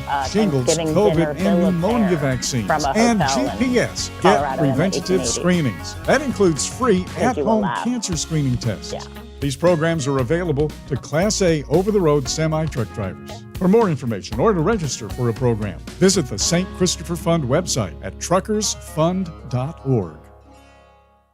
We're going where you want to go so you can be where you need to be. It's Road Gang Radio with Lindsay Lawler and Jimmy Mack on RadioNemo.com. Trucker Bosun, can you do me a solid and tell me if that hot mic thing you just sent us meant that you guys could hear us over that break? I'm just a little curious. Just interesting. Hot mic. Would love to hear from you. But maybe just meaning you guys are on fire this morning. He might be doing that to Roscoe, who said Roscoe713TX is one of our favorite gamer live streamers, says that he needs to get a tag for his gaming live streams for Road Gang Radio. I think Trucker Bosun was just thumbs up in that. I think so. I'm thinking so. He says. Which? So yes, you could hear us talking on the break. Is that what you guys are saying? Everybody just keeps saying, "Yep." I don't. Yes, what? Yes, what, guys? Okay. Anyway, we're talking with Megan Kate Nelson, our favorite historian, our favorite Westerner. The book, The Westerners, comes out in 2026. What is the actual release date again? It has been moved back a little bit, so you can get it earlier. So March 31st, the last day of the month, 2026. Ooh, very exciting. Very auspicious and lovely.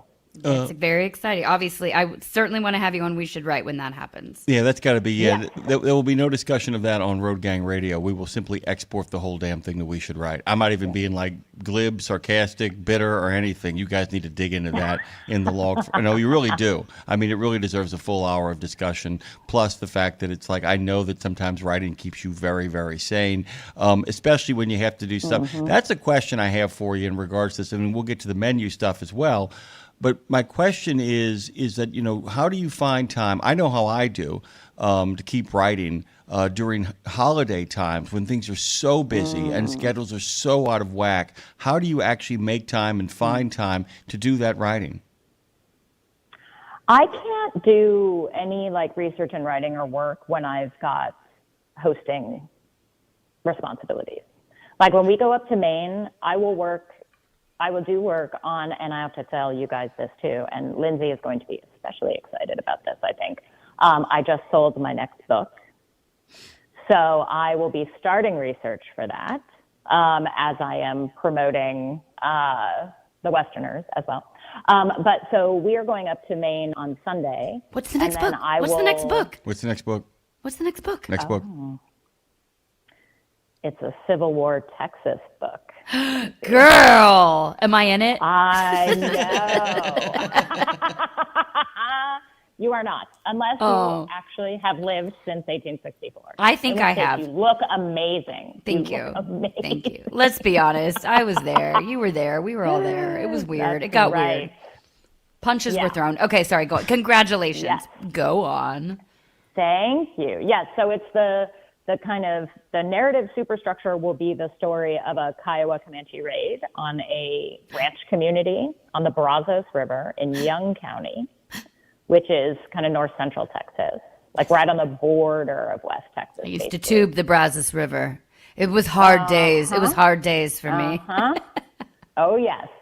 So in 1864, the Kiowa Comanche saw this great opportunity because West Texas was also Comancheria at that time. And so they were like, okay, there are no more federal troops in Texas.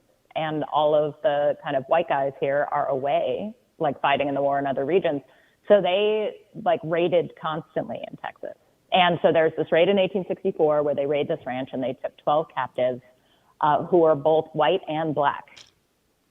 And so the story of this raid and how they took these captives, and then the husband of one of the captive women who is black tracked them for a year and ultimately caught up with them in Indian Territory at a council and negotiated for their release.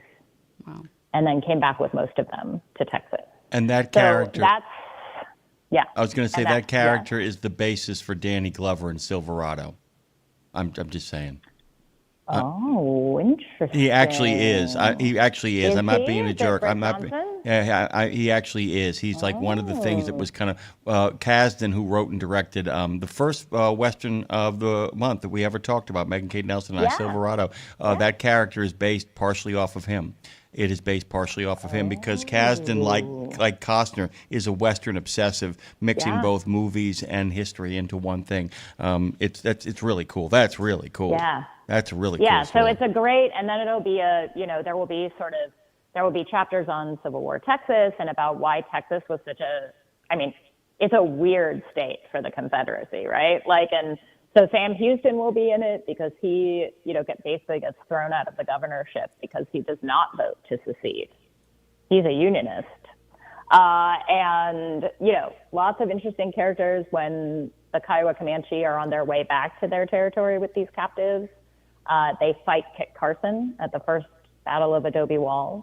So Kit Carson will come back into the picture.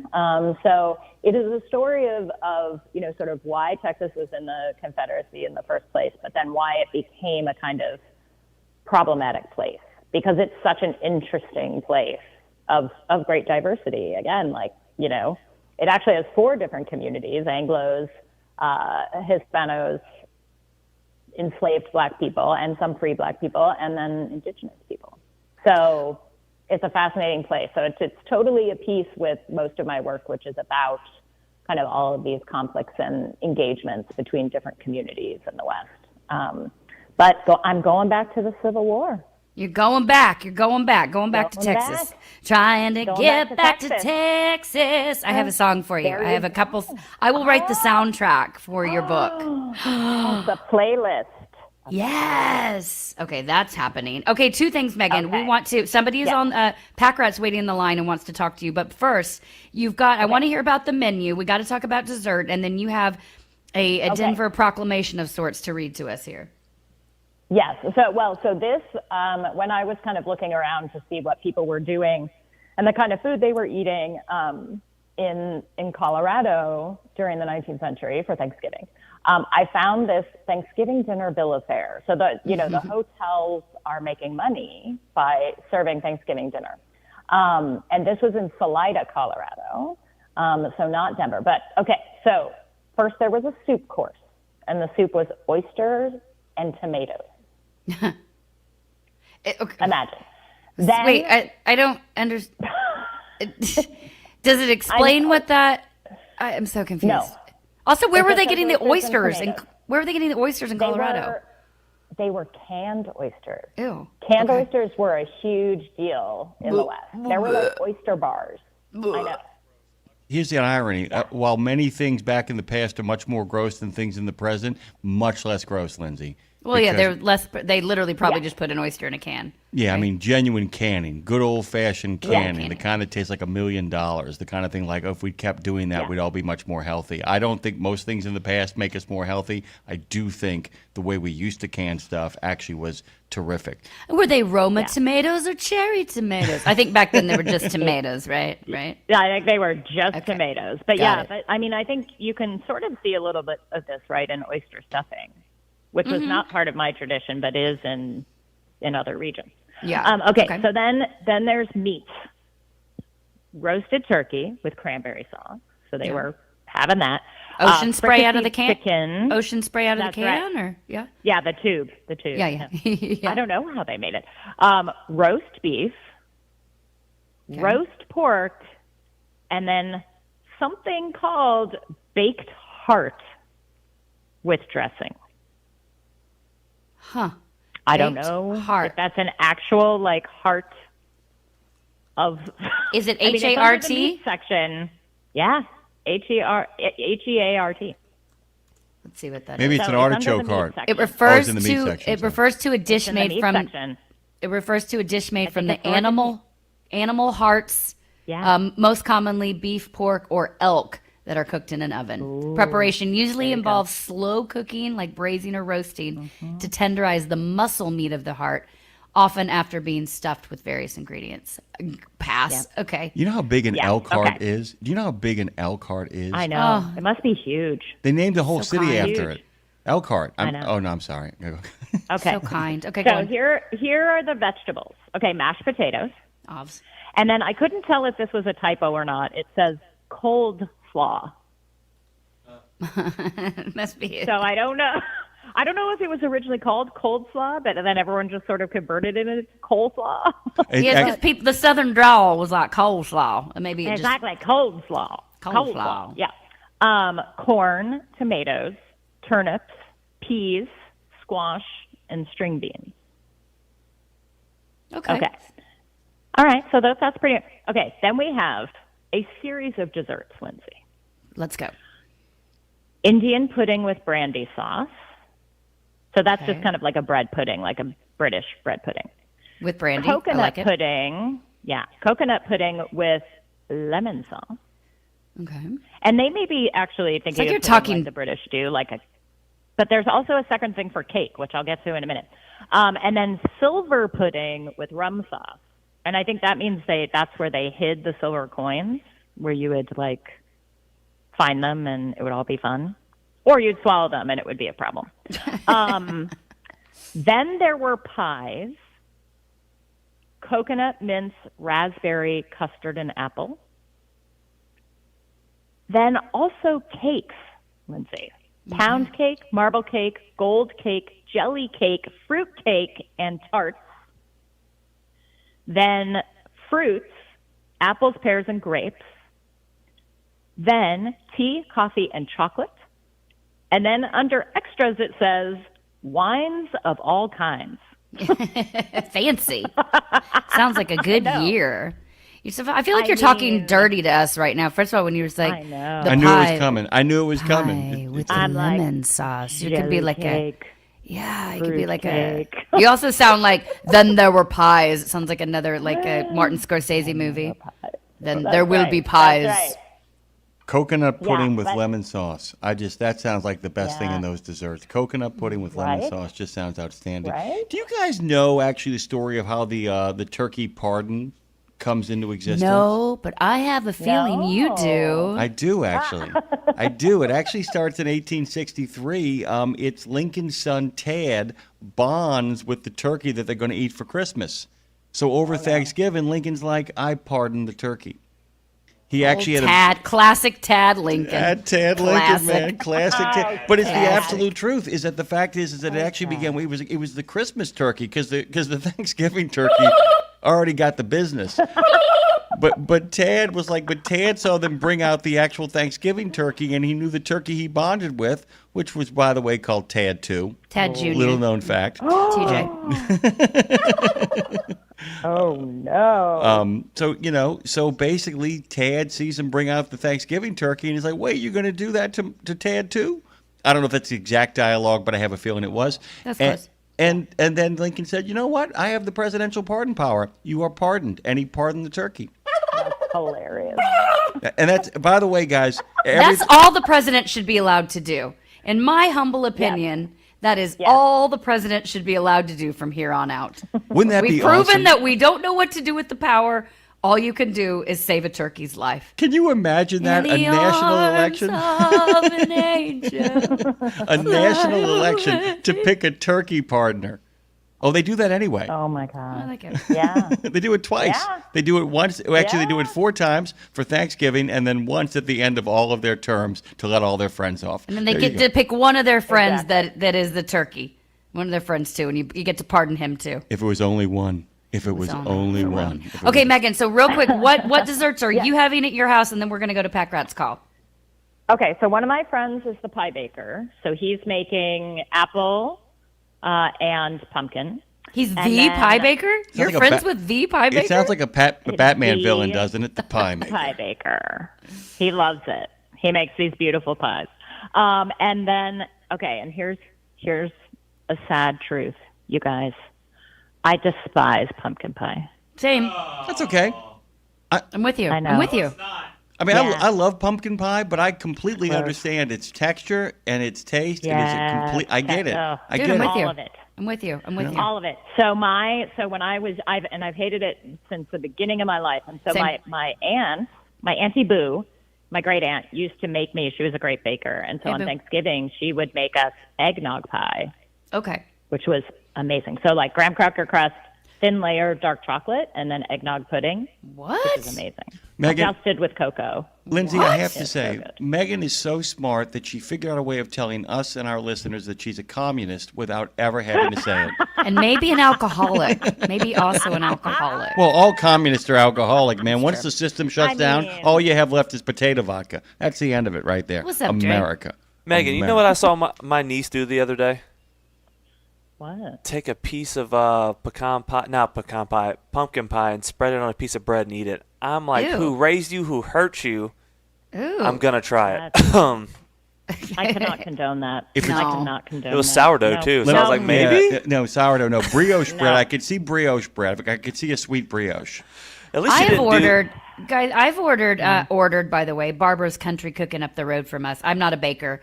I'm not the baker like Yeah. your friend by any means. But No, I've ordered the pie baker, Lindsay. The pie baker. The pie baker. I've ordered a fudge pie, and then Take it easy. a peach, and a blackberry cobbler. That's what we will be having. Cobbler. That man. cobbler is the truth. Who's the soul singer that's got pies?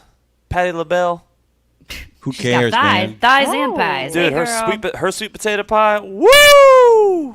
I don't understand sweet potato pie either. I don't either. Pack Rat. We got to get to Pack Rat. Yeah. We got to do it, man. Get Pack Rat in here. He's part of the conversation. What's happening, Pack Rat? What's going on? We're all over the place today, so thanks for hanging with us, Pack Rat. Good morning. Hey, Miss Megan, thank you. I just want to thank you for your being part of the Dave Nemo and Radio Nemo program. Thank you for your contributions and being with us. Oh, you're so welcome. It is one of my favorite sort of traditions of the month to get on the phone with these guys. They're such fun. See, Megan Kate, we told you we have one listener. We told you you're talking to that. There he is. This show has reach. This show has reach to exactly one person. Nailed it. There he is. And I'm just making up the commentaries really quickly. By the way, Roscoe says blueberry pie is a must at Thanksgiving. My husband agrees. And Marshall says he loves a little Jeff Davis pie. And What? Roscoe also says, What is Jeff Davis pie? I have no idea. I actually haven't. Take Is it it easy. like chess pie? I think it is. I think It's that's gotta what be it a is. joke. If you've never tried pumpkin kringle from Trader Joe's, Oh, no, it it's will not. change your mind. Life. About pumpkin. I don't know about Jeff that. Davis pie. It's a rich Southern style custard or chess pie. It's made with ingredients like okay. yeah. There we have it. I am correct. I don't know Very if you. nice. if Well, you- my pie baker is making me a chocolate pie. Pie and baker. his wife also, because she does not like pumpkin. By the way, before we get back to Pack Rat here, I also want to point out that Pie Baker would be a really good James Bond villain because you could actually get somebody to sing a song like that. Lindsay, would you just give us a little Pie Baker? Something like Pie baker, pie. James Bond is coming to Thanksgiving. He's the pie. Oh. Pie Yes, please. baker. You know, I do Pie think though. baker. Pie baker. He's the pie. He's the pie. Sorry. Suddenly it turned into a Shaft, turned into a black exploitation I know, film. sorry, I'm get proud it. of you, though. I'm proud of you. Hey, Pack Rat, you called for a reason, man. I really appreciate the shout out to Megan Kate, but if that's the only Yeah, reason, that's so righteous, nice. dude. What's going on, man? Well, I just thought I'd let you know that, Jimmy Mac. We've talked about this before, and me being a Canadian and a truck driver that travels in the U.S., your Thanksgiving is a real pain in the tush to us because I end up losing maybe a couple of days work in the week, and we have a reduced paycheck, and we don't get paid for it. By the way, Pack Rat, if you think Thanksgiving is a pain in the ass, wait till you read up on the War of 1812. Just saying. Just putting that out there. I'm Yeah, sorry that got in the way of your life, Pack Rat. There's a butt coming here. There's a great butt coming here. Let us Sounds hear like the a butt. personal problem. Sounds like a personal problem, Pack Rat. I'm just saying. Go ahead. Oh, I forgot where I was going with this. Same. That's do you know what? That's the motto of our radio show. I forgot. Welcome back to Road Gang Radio. I forgot where I was going with this. That's the whole thing around here. Pack Rat, you've actually captured the energy and the flair and the spirit. We're going to use your comment, and we're going to say that too. I forgot where I was going with this, Pack Rat, and that'll be on the website. Okay. All right. So think hard though. Can you bring it back up, because you said Thanksgiving's a pain in the butt. You get a reduced pay week. A lot of stuff going on. Was there a however or a but or something fun in there, or just you guys suck? Because either way, I'm entertained. Well, this year's not going to bother me because I'm just traveling in Canada. So, but I do remember my traveling. Like it's a big deal. Like the increased traffic, and it's one of the most traveled times of the year, isn't it? The U.S. Thanksgiving. Yeah. It's going to be a record this year again. It's the second largest travel holiday in the United States after the Memorial Day weekend. Memorial Day is the monster, but this one is a really, really close second. And I think this one has more people driving to airports than Memorial Day does. Memorial Day has the most. Maybe not this year though. I bet more people are going to try to stay to the cars and the highways and the byways rather than flying. Why this year. is there any issues with airplanes? I don't know. I live in the woods and I don't look at I have no idea what I'm talking about. But yeah. I like what you stand for, though.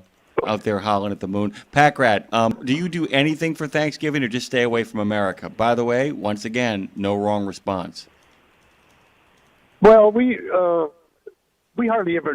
Right now we hardly ever. We wouldn't even notice that you're having a Thanksgiving. But we have our Thanksgiving in October, and we have it on a Monday, which makes more sense. But that's just me.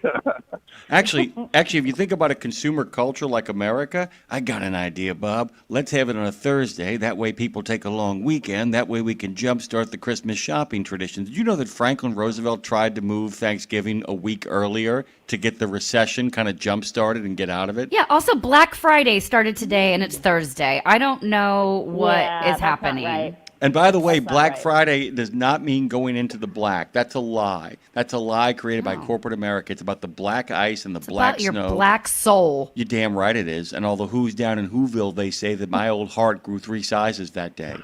And I gained the strength of 10 Pack Rats plus 2, and he's already strong. He's like trucker strong, dude. That's what I'm saying. I'm saying that. He's actually working out again on the job. Pack Rat, we got to let you go. We got to let everybody go. We hate it. Okay, guys, all the best. All the best. Oh, thank you, and thanks for listening and calling in. By the Thanks, way, Pack Rat. good dude, good phone call. Up there with Yes. Chowder and our friend Marshall, guys who know how to come in, say their piece, and then get gone and get back to my black heart on Black Friday. Lindsay, are you going to go shopping on the real Black Friday? Of course not. That sounds like a nightmare. Are you kidding me? No, but I'll probably will be using the Amazon door at my house that week quite a bit. I have to admit. Well, I feel like this is the Black Friday creep, sort of like you were talking about, Lindsay, with people celebrating their birthday for a whole week. Like, yeah, Black Friday has become like 2 weeks. But Crazy. you know what? I have a very, very vivid memory of my Uncle Harvey, who was coming to spend Thanksgiving. He's one of the 25 that will be at my house for Thanksgiving. When we were young and we would go stay, would have Thanksgiving at my grandmother's house, and the cousins would go there, and such fun memories. We would make forts under cardboard tables, and all the cousins would sleep together. Then we'd sleep on that floor. But Uncle Harvey, and one holiday, I remember we were in a hotel. He would wake up at like 4 a.m. Is that Thanksgiving morning? Yeah, it used to be Thanksgiving morning, right? Right. Yeah, he would go Thanksgiving morning. His kids would have to have their list to him. Prior to that, if you didn't tell him what you wanted for Christmas by Thanksgiving, you got nothing. And he would step over us in sleeping bags at 4 a.m. to be standing outside by 4:30 a.m. of the mall or whatever stores. He had his list. He knocked it out. He was done with all of his Christmas shopping by 10 a.m. on a Thursday, and they got home and that was it. Nothing else for Christmas was bought after that. I hope you know that if I ever see your Uncle Harvey, I'm going to punch him in the snot locker. Why? It just sounds hateful, dude. That just sounds hateful. Here's my question, though, is why is the shopping mall open on Thanksgiving? Not anymore. But that's why Lindsay was making that really good point. That's the kind of nonsense that put an end to it. Because a lot of it's how people started punching each other over Cabbage Patch Kids. Yeah, and I'm gonna tell you this. I thought that was all on Friday, though, no? No, it actually it's spilled into Maybe it was Thursday. Friday, but maybe it was the day after Thanksgiving then. Some of it spilled into Thanksgiving Day. I'm going to tell you that right now. Some of it got really, really dark and God. sinister. But by the way, it's one of those few moments that Americans, just like the UPS strike, decided, you know what? We don't like the idea of people having to go in either in the morning on Thanksgiving or the afternoon on Thanksgiving. Everybody kind of gets people working at a grocery store on Thanksgiving. That's okay.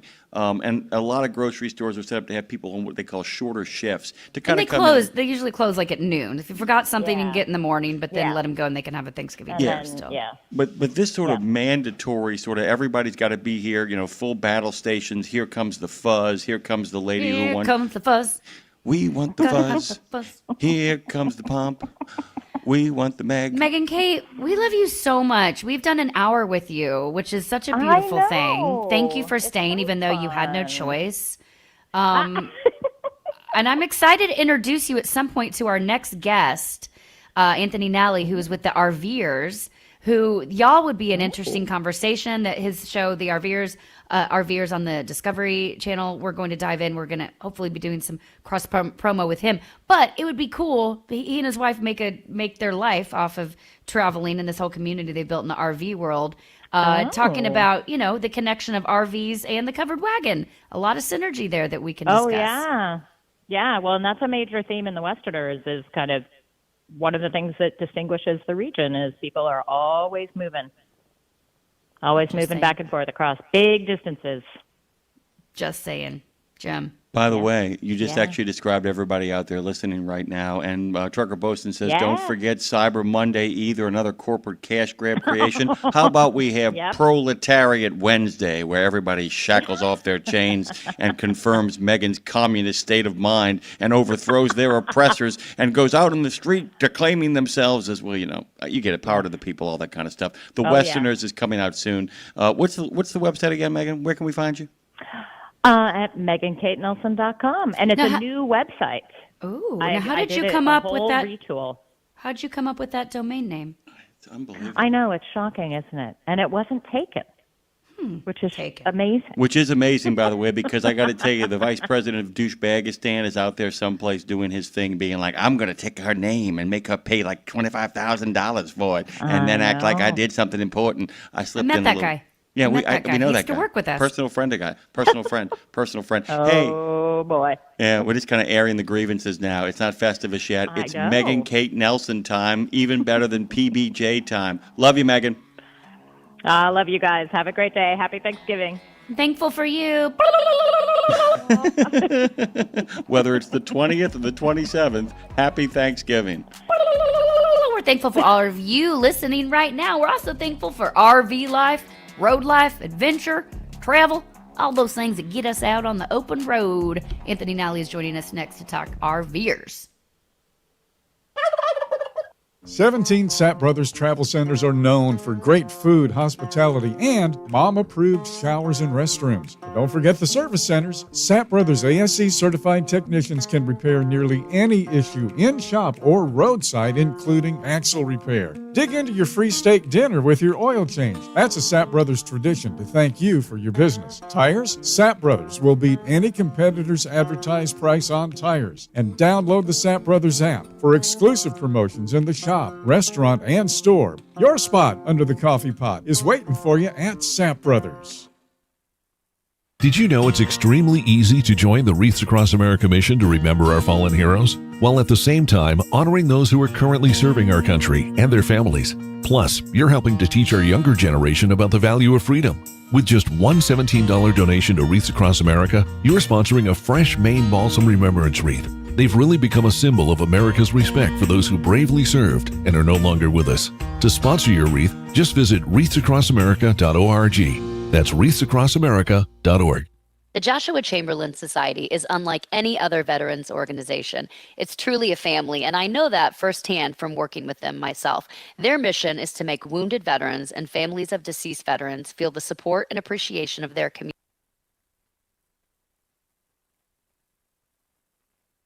Thursday.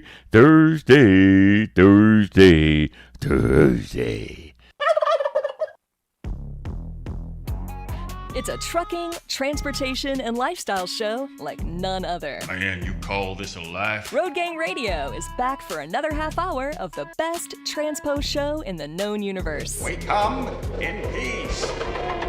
Well, actually, we're falling to pieces. Let's see if we can achieve liftoff, Phone Master Dre. That we can into this last hour of live broadcasting with Lindsay Lawler and Jimmy Mack.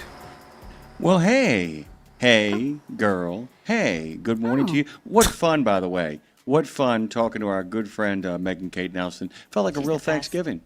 She's the best. It's a Thanksgiving miracle. Is what she is. Speaking of Thanksgiving miracles, Jim, I'm very excited about this next guest because not only am I excited just to have this conversation and dive into what this kind of road life looks like, because it's something my husband and I have talked about for a long time, and the show that he has and the work that he does. But also we're hoping to find ways to partner and do more work with Anthony Nally and the RVers. It just makes a lot of sense to marry, because a lot of truck drivers obviously also have RVs and spend even their free time they spend on the road. So there's a lot of synergy here. So joining us next, he's the driving force, pun intended, behind the hit series The RVers. It's executive producer and director Anthony Nally. The new season, by the way, premieres next Sunday on the Discovery Channel. And this one is promising to be, and I quote, very different, which is intriguing. What happens? Do we blow up the RVs? Are there fights that blow? What's going to happen? I can't wait to see. Anthony and his wife, Lisa, they became full-time RVers about 10 years ago. Jim, they sold the house. They packed up the dogs. They never looked back. This almost happened to my husband and I in COVID. We are still married because we didn't do that. I want to find out how they are still married because they did do it. But Anthony, he's a storyteller. He's a drummer. He's an adventurer. And he's someone who really understands that, road life, it's a way that he understands it the same way truckers do or touring musicians do, that will all relate to this. So please make welcome our new friend, such a fun guy, Anthony Nally. So glad to have you here this morning. Hey. Build up. You guys, you make it tough. Well, no pressure, but be funny. Go. Please. Go on, please. Indeed. Anthony, I wanted to kind of start off by letting you know, just to kind of give you a sense of the reality of what we deal with out here. So we do a regular segment called Education Station, and it's different people, trainers, trainees, CDL schools, carriers, all that stuff, talking about how we kind of put together the next generation of drivers. One of the interesting things is that we often get executives. We got Leonard Express's executive Ken Johnson on, and he and I ended up having a good 4 or 5 minute conversation that as he moves towards retirement, he and his wife have been finding a lot of time to take that long trip from upstate New York down to Florida in the RV, especially this time of year. They kind of make that move, and I was kind of curious. And we're going to jump in like in the far end of all this stuff because I'm really excited about the debut, what's going to happen on Sunday. A lot of cool stuff always comes out right around my birthday, which means I have all kinds of groovy stuff to kind of watch as it kind of comes out. But I wanted to ask you first, have you seen an uptick since you started doing this? And we never got a chance to talk about this in any time that you and I or Dave and I or Lindsay and I and you and all that stuff have talked. Have you been noticing a pattern, or is it an ebb and flow in regards to the number of RVs out there? And has there been a growth in online discussion? I mean, is there a growing culture here, or has it always been kind of steady as she goes? Because it doesn't feel like there's a decline, but do you feel like it's something that's exponentially growing, or is it fits and starts back to center? And does that make any sense? Oh, it absolutely does. And, RV has been growing just constantly, quite literally for decades. I mean, my other show, The Aviators, which is really the basis of the RVers, it's another one of my personal interests that I turned into a TV show. Aviation, conversely, for decades and decades and decades, because of its being so expensive to participate in every way and every facet, is on the decline. But, I mean, as you can see, aviation declining over years, the exact opposite has been happening for that same amount of time, literally decades. RVing has gone up and up and up. And through COVID, of course, when people were looking for, different ways to be able to do anything really. RVing just went, as so many other things did. RVing just kind of busted through the roof. I know people who purchased the RV that they eventually got rid of not that long afterward during COVID because it seemed like the thing to do. But then I guess they thought they were doing it wrong, and then they, get rid of it. But there's really no wrong way to RV. I mean, if you go out and do it a couple of times a year and that works for you, then you're doing it right. If you do like we did and sell everything and full time for a period of time and that works for you, well, then you're doing it right too. There's really no wrong way to RV except to not participate in RVing if it's something that you want to do. So many times people have come up to me and said, you're living my dream, or, hey, when I retire, I want to do something like that. Terrific.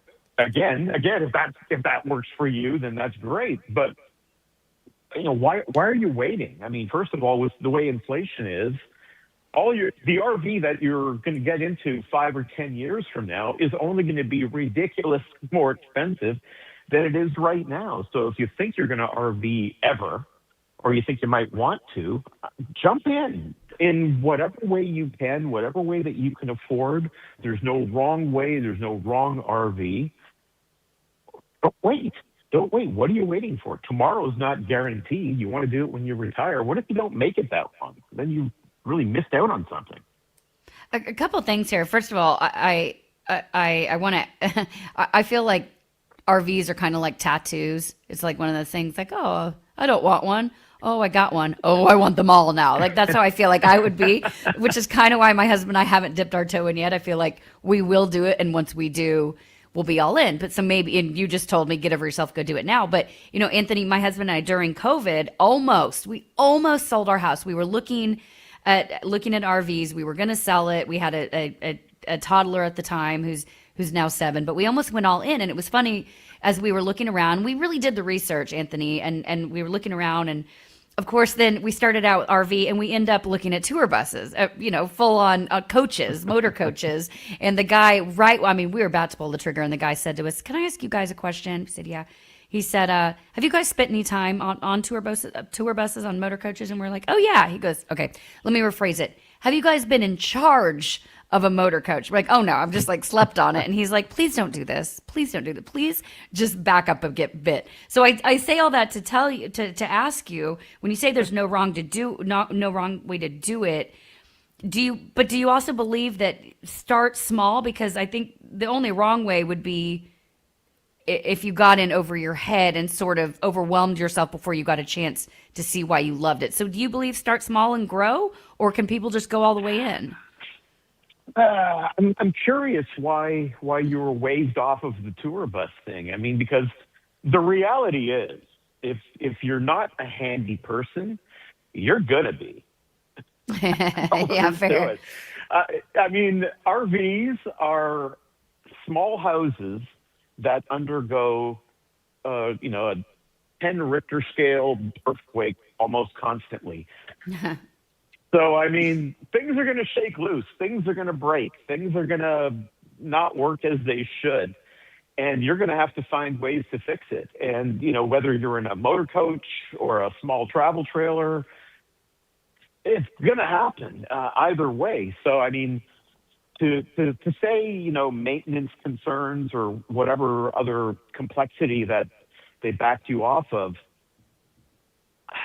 I mean, this particular RV that you were looking at, maybe it had some pretty advanced systems, and you got to learn them all. I mean, that's the incredible thing about RVs as well. You got to become a plumber, an electrician, a general contractor, a carpenter, all overnight, unless you want to rely on someone else for pretty much everything.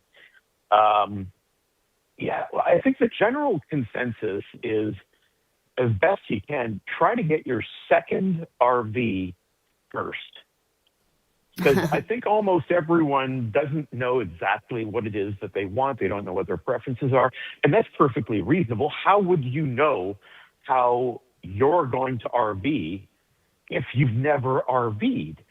So it's difficult for you to just pick the one that's just calling you. But you got to try and think, if you can, you got to try and think, what's my next one going to be like? So if you start small and you move up, I'd say maybe move up a little bit already. Maybe not to a full motor coach, because, I mean, they are larger. They can be a little bit more difficult to drive if you don't have any driving background, which I know for your listeners is probably not too much of a concern. But it sounds like you're saying it's kind of you kind of equate it to house buying, because I know every house we've bought, we started out, we know what we want, what we can afford, what our budget is, and we end up always going over that every single time. It's like you set your budget lower because you know you're going to go over. So it's like, know what you want and then just bump up a little, but maybe not crazy off their radar. But would you kind of look at it and equate it to home buying?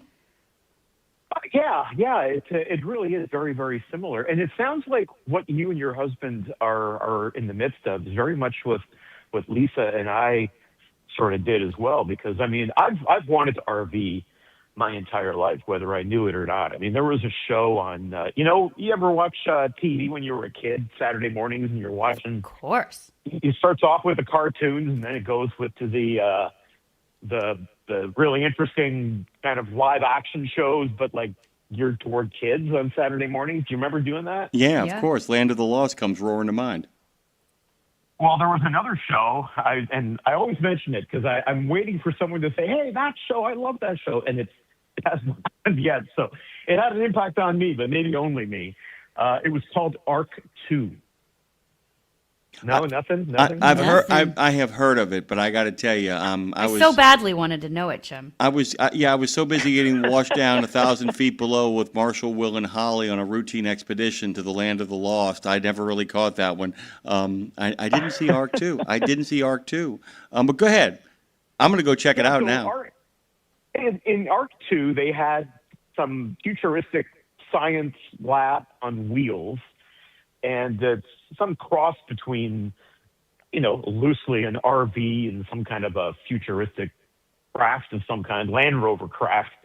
And to me, that was an RV. So invariably, if we got a new washer and dryer or a new fridge when I was a kid, and it came in a gigantic box, I would mark up and cut little window holes in that gigantic box, and I would turn it into one of two things. I would turn it into an airplane, and then I'd sit there in the cockpit flying my pretend airplane box. Or I would turn it into an RV and then drive around, doing sciencey stuff like they did in Arc 2. So it's interesting, but cardboard boxes eventually turned into 2 TV shows for me. That's so weird. By the way, really quickly, a whole bunch of great stuff over in the chat. Shazam, Billy and his mentor traveled in an RV. I totally forgot that. Good get, Trucker Bosun. Okay, I'm going to ask a boon from both of you because you've really been kind of answering this question in long-form version. Gina Harrison asked, what is a good way to dip your toe into the water without selling everything and purchasing an RV? And I want to answer that question for you, and then I want to hear your actual real answers. What you can do is catch them on the Discovery Channel starting Sunday, November 23rd. At 7:30 a.m. Eastern and Pacific time, and don't miss the Season 6 encore on Destination America Sunday mornings at 8:30. I think a lot of people are already touching on that in the chat, but Gina's got a great question. Lindsay's talking about pulling the trigger, and I think Gina's talking about how do we figure out whether this is for us if we're still kind of twixt and tween. Is there any advice you have besides watching the RVers on a regular basis, which I advise? I do like this question, sorry, real quick, because it helps people swing the pendulum back. It's like I'm an impulse person, so luckily I took a breath, and now I want to come back and maybe do it more down the middle, like Gina's saying, maybe not blow everything up. And so this is a great question. Well, I've got the perfect solution for you there. If you want to get into RVing, you're not quite sure because, similar to what you and your husband have gone through and what me and my wife, we go out to an RV show or to an RV dealer and you'd kick some tires on some RVs. But there's so many different kinds. And even if you've limited yourself to one particular type, like you definitely want a travel trailer or you definitely want a camper van, even within that subset, there's so many different floor plans. And really, my number one recommendation to anybody buying an RV or looking at an RV is shop the floor plan. That is where you're going to spend your time. That's how you're going to interact and engage with your RV. The floor plan really is everything. If there's something about the floor plan you don't like, then you're not going to make it right. And that thing that you don't like is completely different than some other RV. So just keep looking, shop the floor plan.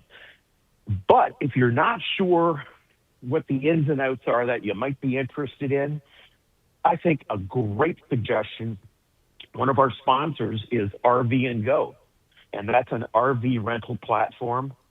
And you can go on RV and Go. You can pick the kind of RV that you think that you might be interested in and rent it for a weekend, rent it for a week, rent it for a month, rent it for as long as you need, and go out and use it and enjoy it and hand it back in when you're done. Mm-hmm. And then think to yourself, what did I like about it? What did I want to make sure that the next time I do this, I get to do again? And what didn't I like about it? What would I change if I had the opportunity? And now you've got a little bit more focus when you're out shopping for an RV. And if you still haven't quite narrowed it down, you can go out and rent a different RV, maybe a completely different RV, and see how that grabs you. You do that a couple, 3 times, and maybe you've really started to fine-tune what your selection criteria could be like. I'm on the site right now. I'm like, maybe this is what I'm going to do for my birthday weekend. Go rent an RV. RVandgo.com, by the way. Our good friend Marshall did make that recommendation, and other people have also kind of chimed in different platforms and areas to kind of let Gina know that is actually a strategy as well. Okay, so tell us a little bit about what people can expect on Sunday, November the 23rd. What are we looking forward to? Give us a little sneak peek at what's on the week. Well, what our viewers have been really clamoring for over the first 6 seasons of the RVers is they love when we introduce other RVers and show their RVs. People like to watch what other people are doing in their RVs, not because they're nosy, not because they're snoopy, but just because they're looking for really, really good ideas as to what they might be able to do themselves. So everybody always wants to see how people have their kitchen set up, how they have their bedroom set up, and just little odds and ends in your RVs. So we decided that we're going to show a little bit more of RVers and the RVs that they drive, rather than kind of backing away a little bit from the nuts and bolts parts, because a pair of our hosts, Peter and John, the RV geeks, they are the how-to nuts and bolts of your RV experts. And I'll tell you, when we first came up with the show idea, quite literally the first people I contacted to participate in this show are Peter and John, the RV geeks, because at the time I was still a fairly new RVer. And I mean, a lot of what I learned about RVing came from RV Geeks videos. They're just unbelievable. So I had to have them on the TV show. And I was thrilled when I contacted them, and they said, and I was actually thrilled that they knew who I was, because Peter's a pilot and he was a fan of the Aviators. So when Anthony Nally from the Aviators was calling, he said he was all starstruck. And here I'm talking to Peter from the RV Geeks, and I was all starstruck. And here we were starstruck talking to each other. It was so funny. But we are actually starting the season by doing a feature on the RV Geeks.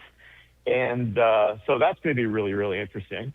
And following that feature this Sunday is going to be another feature on a legendary name in RVing, and that's Kimmy King, who is the daughter of legendary Kenny King of the Quartzsite Sports and RV show that happens at the beginning of every year in Quartzsite, Arizona. You guys familiar with that show? I'm not. I am. This is this is a really kind of amazing lineup you've kind of put together for all the people who kind of want to tie all these worlds together. I mean, and of course it was the design. I mean, you kind of mentioned that. It's like bringing the worlds together, right? I mean, that's just kind of the thrust of it, right? Yeah, that's exactly it, And, Quartzsite is some tiny little town in the middle of Arizona. It's got a population of, something like 1,200. But for that week, when the Quartzsite RV show is happening, the population shoots up to over 1 million. And there's RVs, boondocking all over the place. All the RV parks are full. And I'll tell you, if you have a type of RV, I'll tell you, there's a group gathering of that type happening at Quartzsite. It happens every year, and it's unbelievable. You got to do it. If you're an RVer, you got to do it. It's legendary. It really is. And it started off as really not much of anything, and it just turned into the giant monster that it is now. And Timmy will tell you all about it. And Kenny King, who is no longer with us, unfortunately, he got the whole thing started, and we pay some tribute to him too. Well deserved. I love all this, Anthony, because you're tying in. I think you really are inspiring people without being like, oh, just go do it. Like you're giving sort of the, I think the core value and inspiration around it. But it really comes down. A big factor of it is community outside of the open road and freedom. There's such a community aspect of this that you guys highlight in the show, that you highlight in your community. That follows you. And I love, by the way, the fact that you're also a drummer and the music piece, because the visual of people, pulling into campgrounds, we've had some people that have called in before and saying, like we've made some of our best friends that we've met at these RV stops where we get out and, commune over a fire at night and play music or have a drum circle or whatever. So just talk about the community aspect, because again, a lot of our audience, they spend a lot of time alone on the road in their work as a truck driver, but love the road. And this is a way they can kind of marry all their worlds of the road, but not be alone all the time. So talk about that community, the people that you meet at the stops along the way. Well, the RVing community is one of the most generous communities that exists. I mean, I mentioned already that if you're not handy, you better learn to be. But, even if you are having difficulty contacting an RV service person to perform service on your RV because of supply and demand. I mean, if you really want to make some money, become an RV service person, stick a sign on the side of your pickup truck and drive through an RV campground, and you're going to, you're going to get rich. You're going to get rich quick for sure. But the beautiful thing about RVers is if you're working on your RV, or if you need something, or if your water line just sprung a leak and you're struggling with it or what have you, there's always going to be someone watching who's seen that you're having some trouble and will come on over with a spare water line or some tools or an offer of help to assist you in whatever trouble that you're having. That'll happen everywhere, whether it's in a campground, whether you're, just boondocking for one night at a truck stop. If you need help, someone's always willing to help you. It's just incredible.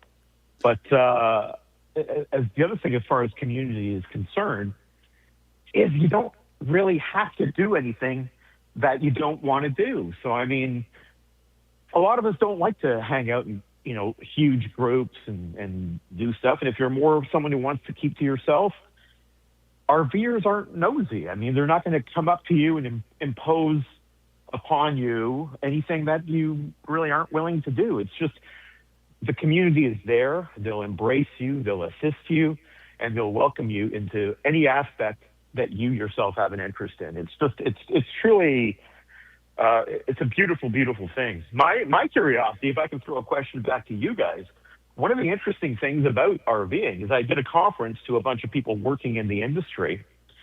And the first question I asked, and I kind of halfway knew the answer, but there was like a couple hundred people in the room, all people that, turn wrenches on the construction of RVs. And I asked, okay, so everyone here, you guys build RVs, you work with RVs. How many of you actually go RVing yourself? And of 200 people, half a dozen hands came up. Wow. So I'm curious, if your listeners drive for a living, how many of them would feel comfortable or have a preference getting an RV where they have to do more driving? Driving is a little bit different because you can do it when you're working, you can do it when you're not working, but do they maybe not want to drive and look for something where they can be stationary a while, or is driving just part of it and they just want to drive for a completely different purpose? Well, I think Jim will have an answer as well, and I think that it's a little different when you said the ones that, turn a wrench on it. That's a little bit like a carpenter's house is always falling apart, I feel like. But when you're because it's more of a job. But the truck, for the core of the truck drivers, especially ours that have been doing it a long time, our listeners, they are in it for the love of the road. And like Bruce Almighty in the chat right now says, I do love the isolation that my wife or that they have in their road van. So he said, I'd like to have a personal designer community bus. But he likes the isolation they get. So it sounds like they continue. I'm sure somebody else is going to, if you're listening, somebody throw over in the chat if you like to also spend time on the road on your off time. But Jim, we have one caller who calls us, will listen to our show when he's not driving. He will just get in his truck, his personal truck, and just drive. So yes, I think it's about the love of the road if you're doing it, if the love of the job is that, Jim. Yeah, and Anthony, give you a real fun sense, his handle is Weasel, and every Sunday when we used to do a weekend show, he would actually get in his car and drive out for 2 hours. At the 2-hour mark in his truck, he would turn the truck back around and drive all the way back. Sunday was his day off, and he spent 4 of it in the car listening to us on the radio. I can't tell you the number of people who we have actually spent time with on the phone who have talked about different numbers of wheels for therapy that don't involve 18. 2-wheel therapy comes up a lot as well, too. A lot of these folks who are OTRs, over-the-road drivers, who cross those state lines for long distances, do it because they want to be out there. And yes, they do have home and hearth, and they're places full of people that love them that they're going back home to. But a lot of them just, as Greg Allman says, I'm going to hit the road, adios, my friends, pack my bags, and you'll never see me again. And there is a whole bunch of them that do that, always on the move, always mobile. Now we're quoting The Who, but they're always going mobile, and they're always trying to kind of find their way. We're going to find our way out of this, Lindsay. I did want to ask him, I've been dying, every time I've had him on, he's a drummer. You've never told me who your favorite drummers are. I've been dying to ask that question every time you come on, and we never get to it. Okay, well, I have one favorite drummer. I have a lot that I appreciate, but the drummer for me of all time is Neil Peart of Rush. And let's say why. Why, outside that he's a killer drummer and their music is great, why he's a crime scene is what he is. Go ahead. Oh, the complexity, the over the course of his career, the monstrous drum sets that he's had in various versions that I've always tried to, in my limited budget as a pre-teenager and beyond, trying to get a Neil Peart kit in my basement that is closely replicates, not even close, of course, but that kit's just a beast. And it's not big for the sake of being big. He knows how to use it. He's departed now, of course, unfortunately, but he wasn't known as the professor by accident. He was just absolutely brilliant in every sense. Really quickly, by the way, Marshall adds, I love to RV, drive when I want and park when I want, no appointments, period, done. And by the way, we're going to be making more appointments with you, Anthony. We love having you. Guys, you know it. It's the RVers this Sunday. Sunday, 7:30 in the East and the West Coast feeds on the Discovery Channel. And don't miss the Season 6 encore on Destination America. Thank you, Anthony. It's Road Gang Radio. We'll be right back. We're taking your calls. In a video game, if you get enough experience, you level up. And when you level up, you gain more skill. And with enough skill, you beat the boss and win the game. Sounds a lot like trucking, doesn't it? Except in trucking, you don't beat the boss, you become the boss. And if you want to be the boss, you gotta meet the boss. And that boss? Carrier's Edge boss, Jane Jezraoui. Want your drivers to level up? Carrier's Edge has the training, comprehensive safety, compliance, and best practices on one website. It's a simple subscription with no contract and no commitment. Learn more. Try it out. Level up. CarriersEdge.com. Hey, come on! We're starting the game! All right, I'm coming. Wait for me. CarriersEdge.com. St. Christopher Truckers Fund provides free health and wellness programs for drivers to help prevent some common medical conditions seen in the industry. These programs include diabetes prevention, Rigs Without Cigs, a tobacco and nicotine cessation program, Healthy Habits for the Long Haul, a 12-week total body wellness program, a vaccine voucher program that includes free flu, shingles, COVID, and pneumonia vaccines, and GPS, Get Preventative Screenings. That includes free at-home cancer screening tests. These programs are available to Class A over-the-road semi-truck drivers. For more information or to register for a program, visit the St. Christopher Fund website at truckersfund.org. If someone tells you they need to get a life, tell them to join us here at Road Gang Radio with Lindsay Lawler and Jimmy Mack. Let's seize the day with Phone Master Dre. Like Claire Marie said, get that life and come on over and hang out at the Fastport Studios, or go to Franklin and hang out with Lindsay Lawler, because we also got Jimmy Mack here. Good morning. Good morning. That sounded like don't go over there, because if you go over there, you might run into Jimmy Mack. Oh my God, I feel isolated. I feel alone. Well, I'm the one isolated in the woods, but don't come over here because the studio's at my house. That would be weird. And I'm here too, so it's, It's a half bath. Don't get naked. That would just be weird. Mm-hmm. It's a half bath. Don't do that. Don't do that. Hey. What he's saying, by the way, I have a sign in my house, but people don't know what you said. I have a sign in my half bath that says, get naked. Just kidding. This is a half bath. Don't make it weird. He likes it. My husband hates it. My husband hates it because he hates signs, period. Live, laugh, love. My girlfriend, Tracy, who I think is listening, I love you very much. But last time I was in your half bath, I counted 14 signs in the half bath alone. Half bath alone. Got to cover those walls. It's impressive. That's commitment. Yeah. That's commitment, though. If you're going to do it, I guess do it. I think what I like about that particular sign, Lindsay, the thing about that sign that I like so very much is that it's all those signs tend to be those signs. You know what I'm saying? They tend to be, Gather. Yeah.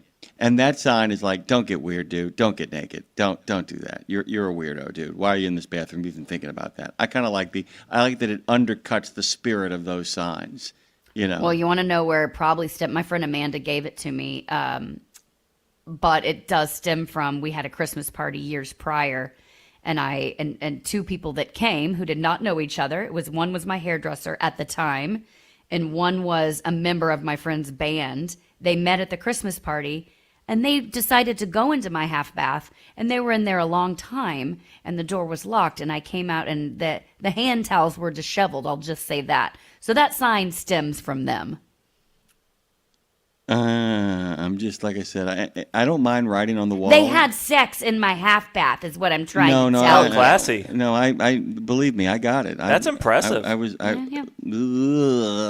Sorry, but impressive. Here's a moment for you. Mark Elrod, Danny Schnatz, and Monty Wiederhold have had successful trucking careers, and amazing names, by the way, ones you can measure in decades and millions of miles. So when the trio of OOIDA board members impart their advice and wisdom, it's worth something. Don't forget, a lot of board members of OIDA are genuine, bona fide, still doing the job truck drivers. Those three are going to reflect on where they've been, how the industry has changed over the years, and why a mind for mechanics combined with some self-reliance and a whole lot of stick-to-itness is still a pretty good formula for making it in the industry. That's good friend Scott and Ashley on Trucking with OIDA. Good morning. Good morning. Good morning. I want to dig into the CMA here in just a second, but our friend Marshall has been waiting on the phone. You too can be on the phone at 615-292-6366. That's 615-292-NEMO. We gave the number. He called it. We said good morning. Hi, Marshall. What she said. Good morning. Good morning. I lived in an RV part-time for a few years. I was in the carnival business, and they kicked us off the train because they reduced the size of it. I'd always had a stateroom on the train, and I loved it because it was great. I had a porter that could take care of laundry and everything else, just kick him a little money, and he'd take care of all this stuff. But when I moved into the RV, then I started renting them just for 2 weeks at a time, 10 days, depending on how long the fare was and stuff like that. And I liked it, but I didn't like it because my help would come knock on the door in the middle of the night drunk needing money. So there was inconveniences to it. That, and then somebody would park their car on the water hose, and suddenly you couldn't take a shower because you had no water. So, but I wouldn't mind having one, like I said in my comment earlier, because now you can get in one and just travel around the country. You don't have to answer to the ELD. You don't have to worry about appointments, and so just go where you want to go, park when you want to park, drive when you want to drive. So, and I have learned after I gave up my house in Indiana that I don't need a lot of room, because all you do is fill your house up with stuff that you really don't need half the time, just knickknacks and this, that, and the next thing. And so I am ready for the tiny house living. I like it. I like your point, though, to Anthony's question, that it's, you do love the road, but when you're working, people always say to my husband, who he travels for a living, and they travel the world and it's exciting, but he's like, guys, I'm working. Like we literally work from before the sun comes up till after the sun comes down. It's not like I'm just traveling, living my best life, seeing the sights, And so same to a trucker's life. You're working. Yes, you get to see the road, but you see it from your office as you're flying down the road. So I think it's cool to have the balance of maybe you get into it because you love the road, you realize you have to work, therefore you get an RV, and then you actually get to also enjoy it without people telling you when and where to be. So I like it. You've combined it all, Marshall. Well, it's like staying in 5-star hotels. When I was doing the truck shows all the time, I'd stay at really nice hotel suites. Usually they'd always give me upgrades to suites and stuff there, especially in Dallas at the truck show there. And it was great. It was beautiful. I had 2 rooms and this, that, a giant bathtub. I could have brought 4 friends with me. But I had no time to really enjoy it because I worked all day at the show. And then in the evening, you had the dinners and meetings and stuff to go to and all that. And then by the time you got back to your room, you were ready to pass out. So all you did was get in bed and go to sleep. So, I could have slept at a Motel 6 and I'd have been just as well off as I was in the 5-star hotel. And it's basically that way on the road, too, because you're working all the time, and all you really need is a good bed and a place to take a shower. So the lifestyle doesn't change for me when I finally quit working. My question is, Marshall, do you take mental notes? I've asked this of other people, but not you, where you drive by stuff that is spectacular, beautiful, and you say, when I have a moment, that's on the bucket list. I'm going to take that road when I'm on my own and go check out what's down there. I'm going to go see that vista. I'm going to go check out that roadside attraction. Do you take mental notes about things you're going to do when you're not on the job? Actually, I do that while I'm still on the job sometimes. I'm known for taking the scenic route as opposed to the fastest truck route. I'll take them 2-lane highways back to the woods. Fortunately for me, doing what I've done for the last 15 years now with the Polaris account, I get to go to little small towns because there's Polaris dealers, and I get on back roads. I stopped it right in front of the Devil's Tower when I was going from, where the Cowboys, the John Wayne movie, they go, Belle Fourche. I went up to Belle Fourche, and then I had to go over to I had to go back over into Wyoming to a little town, and I looked at the road. Hey, that road there says I'm legal, and it goes right by Devil's Tower. I'm going that way. So, sorry about the beeping, because I'm following too close. And it took me right there, parked right there at the base of the Devil's Tower. There was a deer out in the field that took off when my phone camera clicked, and I got that in the picture and stuff. And yes, I would love to go back there as a vacationer and walk around and read the information and all that stuff, but I do take some time while I'm actually out on the road to this thing. That's also why I know where all the best places to eat at on different routes. I have guys that actually call me on a semi-regular basis. They're taking a different route than they normally do, and they want to know where there's some good places to stop and eat at. And I know a lot, so I can always tell them. But you got to take a little time to smell the coffee before you drink it. Don't just guzzle it down. Get a little aroma out of it and enjoy it. And I try to do that while I'm out on the road as often as I can. You kind of hit the ball out the park right there. We can kind of mark that, Dre. We're just going to kind of mark that. Marshall, thank you for the phone call. There's some other stuff we got to dig into here, but brother, we really appreciate it. Well said, well done. Everybody kind of stay safe and keep on what we call, we're just kind of marking those places where you want to stop, and occasionally, even on the route, if you're ahead, make sure you kind of do. Lindsay, you want to actually give a big shout out to Dre because of the CMA, do you not? I do, but I don't want to fully dive into CMAs today because I think I'll do it tomorrow during our country and western music news. Okay. But I do want to give a shout out, so to speak, to two artists that performed last night because I do want to stay in the moment and be live, local, late breaking. The CMAs were last night. I did watch it to the bitter end. And actually, my buddy Todd, who is staying with us right now, my husband went to bed because he had to be downtown again at 3 a.m. this morning to work on Good Morning America, talking about the CMA. So Todd stayed up and watched them with me, watched to the very end, which I have not done. Jim, I have not watched an award show from start to finish. I've zipped through it. I have not watched an award show from start to finish in years. And I did it actually last night for this show because I wanted to be able to talk about it. But I found myself, I really, really, really enjoyed the show last night. And I haven't said that about award show in a lot. I watched it with very, very different eyes, very different inspiration and heart. I was like, I wanted to really watch it without critique, without judgment, for the love of it, and to appreciate what people were doing there and not have in the back of my head, why am I not there? Because, by the way, I could have been there. I did have access to tickets, and I chose not to go. And it was nice to watch it just from home, kind of take it all in, see what resonated with me. But Steven Wilson Jr. saying "Stand By Me," holy shit. He's amazing. I'd watched him the night before on Jimmy Kimmel.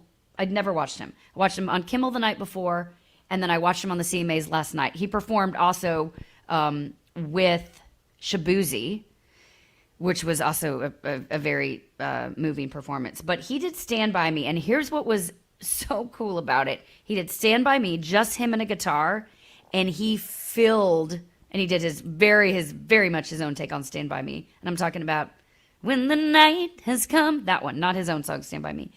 And he filled the entire Bridgestone Arena with just him and a guitar and his booming voice and his, brooding, there's so much emotion behind him when he sings. It was, I am all in. I am a fan. And then sort of the other side of that coin was a very different type of performance. But Zach Top, I got to give my boy Phone Master Dre a shout out here and a props, because you told me about Zach Top a long time ago. Yeah, probably over a year or two ago. I think it was whenever he played at the rodeo in Jackson 2 years ago. And 2 years ago? Yeah, and he was coming out on the scene, and he was coming up there, and he had a couple good songs, and my brother told me about him. I was like, oh, I dig him and I like him. And then I didn't get to go see him at the Jackson Rodeo, and that's where I got more respect for him, because my brother said he did a killer performance. He came up there, he was just he was a good dude. He was a good guy. He did a great performance. But he literally, at the end of it, tried to refund everyone's tickets because he admitted that he was sick. He didn't feel like that was his best performance. And my brother said, are you kidding me? What are you like not sick? So the fact that he did so great, and he went up there and did what last night there, Lindsay? Well, he was just, first of all, Gina Harrison in the chat says that was spiritual, talking about the Steven Wilson Jr. performance. If y'all haven't seen it, go Google it and watch it. It's incredible. Can I ask one quick question? Do you remember Sure. when Annie Lennox sang "I Put a Spell on You" at the Grammys and just brought the house down? Was it that kind of sonic boom? I don't mean it's the different songs, but that sort of what in the holy hell just happened moment? Oh, people stop. I mean, they would cut to amazing singers or artists or guitar players in the room, and their faces were like John Osborne of Brothers Osborne, who's a badass in himself. They cut to him and his jaws dropped. So people are not like, oh, the camera's on me, I should politely clap. People were like, what is happening? This is incredible, and I can't believe I'm in the room to witness it. Now people need to go see his Tiny Desk concert. His Tiny Desk Steven? concert. Oh, Steven yeah. I've seen that. Oh, I've seen that, dude. yeah. That's something else, dude. The only one that even comes close to comparing to that is St. Paul and the Broken Bones. Is the only thing I can think of that comes close in regards to what the hell just happened. Well, I'm curious with him, if he's with Steven Wilson Jr., if he's, he's got this raw emotion in him. I'm like, if he stays in that character that he is, I'm going to use the word character here because I'm not sure what it is. If it's real, I hope he's got, because he commits to I've never seen him interviewed, so I don't know how much he is as a human as he is on stage and in a discussion. But he's all in and he commits to it. I'm curious how much of him is really playing a part and how much is just the brooding, because it could lead to some real darkness in his life if not supported, is all I'm saying. He has a and I don't remember if it's just CBS News or if it was a CBS Sunday Morning, but he has an interview that he does, and just go check it out, and I'll just leave it at that. I hope it's Sam Shepard. I don't know if you guys know that from the playwright. We know him as an actor, but he is actually much more celebrated as a playwright than he was as an actor. And as a playwright, everybody thought he was like one step away from getting in a gunfight and everybody dying in the middle of the street. It turned out he actually is a really warm and good friend. So it's not impossible to think that it's possible to when I think it's possible that somebody can exist in that space with those songs and be like, I am here, and then get off and not be the life of the party, but have a much more kind of vibrant, loving internal life for the external world. I hope so, because it's a good point. It's a good point. I hope so. Well said. Well, and then Zach Top. You a fan? I am more than a fan. Isn't he awesome? Dude, he sang his song Guitar while standing on a guitar. His band, they're just badass. But he is so country. Mm-hmm. I mean, at least in this song that he did. I will be diving into his music more moving forward. But he's just so those, just classic twangy riffs and a driving beat. He is so powerful. He's so natural. He's so just feels like country music coming back. He was so joyful and joyous. And, he was like country music baby. He's country music baby. And when he went up to accept his award, he was holding his Coors Banquet can in his hand. And he goes, oh man, I don't know if I was supposed to put this down before I got up here or not. I forget. Anyway, and he chugs it and he goes, cheers. And when you know that everybody at Coors is like, this is a moment. I'm sure he got paid a lot to do that. Or after the fact did. But his speech was, more importantly, also actually than even his performance, his speech was so genuine, and you're just like, that's a guy I like. That's a guy I want to win, and I'm all in. One of my favorite memes is they take like the Scooby-Doo meme, and then they have like Zach Top, and they'll be like, oh, that's who I thought it was. And they take his face off, and it's Alan Jackson. Just a little reincarnated. I love it. Did you see any of this, Jim, or no? No, actually, I'm really excited now. I'm really excited. Yeah. I was busy last night, and it was one of the things I wanted to do, and I thought that I could wake up at a certain time and kind of dig into it. But then I found myself just prepping for the show, and then I looked up and I'm like, oh, I got to drive over now. I mean, literally, Dre and I have been hurtling through space and time like maniacs. I was chilling in the bed, and I can't wait. Brad Bentley came in, and I'm just watching clips, and he's like, yeah, how you doing? You busy? I was just like, just a little bit, Brad, just a little bit. I just love his, he said in his speech, he said, I got a long list of people to thank. He said, I want to thank my Father in heaven for giving me the gift of being able to sing and play, first of all.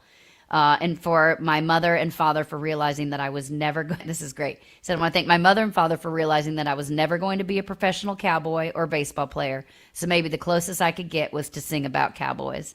Boy, that's humble pie right there, dude. That's. I mean, it's like, well, I couldn't be a baseball player, and I couldn't buck Broncos, but maybe I could win a CMA. And he's just a likable dude. He's in like a pullover on the red carpet shot that we got from AP Wire. He's just in like a pullover and a cowboy hat and jeans. He's just a dude, but not in a way like just some regular dude. How is he up there? It's like, oh, he is some dude that is also wildly talented. The other thing I loved, by the way, guys, Lainey Wilson, who was the host, and she did great, and she also won Entertainer of the Year. Now, a couple of these awards that she won, I didn't personally agree with, not because I don't think she's great, only because I think some other people might have, this year at least, deserved it more, this year. But she was also the host, so I think there was a little political in it for her to be Best Female Vocalist, Entertainer of the Year, et cetera. But what was great, she got up there when she was accepting her award at the very end of it. She goes, and this is why I think celebrities need to mess with the haters out there more, because this was great. She goes, and for all you people, living in your mom's basement and eating your Cheetos, I thought she was going to say, I'm proof that you can do it too. Keep living your dream. Even if you're in your mom's basement, you can do it too. That is not what she said. She goes, for all of you out there living in your mom's basement, eating your Cheetos, get a life and stop talking shit about us. It was something of that nature, essentially, is what she did. And I was like, you go, girl. Because all these people, they're like, well, I could have done better. It's like, no, you couldn't have. No, you couldn't have. if you could, you would be out there trying to do it. So I like that she's like, stop hating. Yesterday was living proof of that, wasn't it, Dre? And they were so cool. Those guys were so cool. Garrett Hartley, by the way, Oh, Lindsay, man, so humble. who made the 47-yard field goal that sent the Saints to the Super Bowl, that famous call by Joe Buck. He's just one of the dudes. He just goes, Hartley sends the Saints to the Super Bowl, and that's the entire call, and then Bedlam breaks loose. He came and he talked to everybody, and they actually had a kicking contest, Lindsay. And I got to tell you, you line up for the extra point, and I got muscle into the ball. I mean, if you saw the video of it, I couldn't get it into the air. It was a line drive. And we knew it, though. The moment they lined up, Lindsay, at the extra point place, everybody suddenly like, oh, wait, that's a long way to kick it. Like the extra point line, it was like you could see people go. One dude actually made one, which was really cool, and everybody got excited for him. But, dude, people say, like, what's that guy's problem? How come he can't make that kick? You know what a 60-yard field goal looks like when you line up for it? It's like, what am I looking at here? I get overwhelmed looking at it on TV, let alone staring down the barrel. But the extra point, I mean, it's like I always, and I played, and it's like you forget that. You go out there for the extra point, and you're like, this isn't a chip shot. I mean, for anybody who can't kick and doesn't do it a regular bit, anybody can do it. No, they can't. No, they can't. No, they can't. I would have loved to go up and at least try, but I was trying to keep my backside from falling off of my body. So. Oh my God, Lindsay! I've lost my ass. We had to walk 80 yards in a march lunge. Everybody's arms locked, and they had us go from the 20 to the end zone. My legs aren't strong. And I thought Dre had gone out of his mind because he was like leading it, pulling everybody forward. And I thought, what is wrong with you? And then I realized the guy that was running the whole thing was next to Dre, and he was going, you got to kick him on, man. We're going to do it. Push it. And he's hitting the whistle in my ear, and he's yelling, and I'm just like, I'm trying to keep up. And then you got one of our buddies next to us, and then you got someone shorter. So it's like everybody's longer legs, shorter legs. So I'm like, I'm looking around, trying to keep up, trying to keep the pace. I'm like, it was a lot, but it was fun. And a good time. I just wanted to throw the ball around at the end. That was the thing. I wanted to throw the ball a little bit, but that wasn't part of the equation. It was so much fun, though. Dude, they let you do it for a second. They're like, all right, cool. But the other thing is, Lindsay, we got a chance to meet in person Nate Boyer, who you're going to get a chance to meet as one of the people that we're going to be interviewing at Media Row for the Army-Navy game the Friday before the game when we're in Washington, D.C., and got a chance to really dig in. He's looking forward to meeting you. We got a chance to catch up with him. He really liked my Roots of Fight sweater. I thought that was cool. But he's a genuine war hero. He actually started college late, got a chance to make it as a long snapper in the NFL. And so we'll get a chance to meet him, got a chance to shore up some relationships of people that you and I will be talking to when we make our way over to Washington, D.C. It was really cool. Very cool. Speaking of war heroes and veterans, that was another thing last night, guys, that was really special on the CMAs.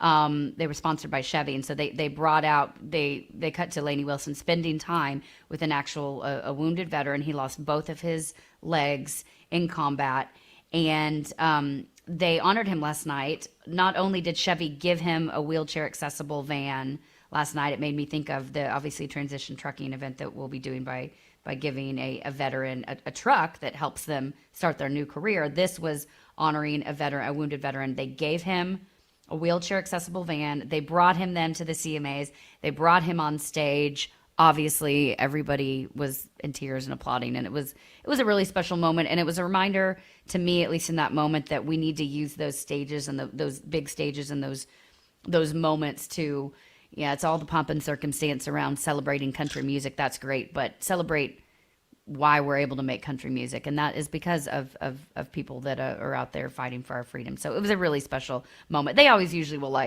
do a quick tribute, but this was a full dedicated moment, and it was a neat moment. Yeah, and we kind of strive for those kind of things as well around here. I do want to go back to the chat here just for a second. Lindsay, Roscoe, our good friend Roscoe, is talking about how gaming therapy is always good as well. I have drivers that join us in American Truck Simulator live streams that will play while they are stopped, provides outreach and human interaction while away from home. Every time you guys contribute over here, it makes me think of more things to ask Anthony Nally when he comes back to us.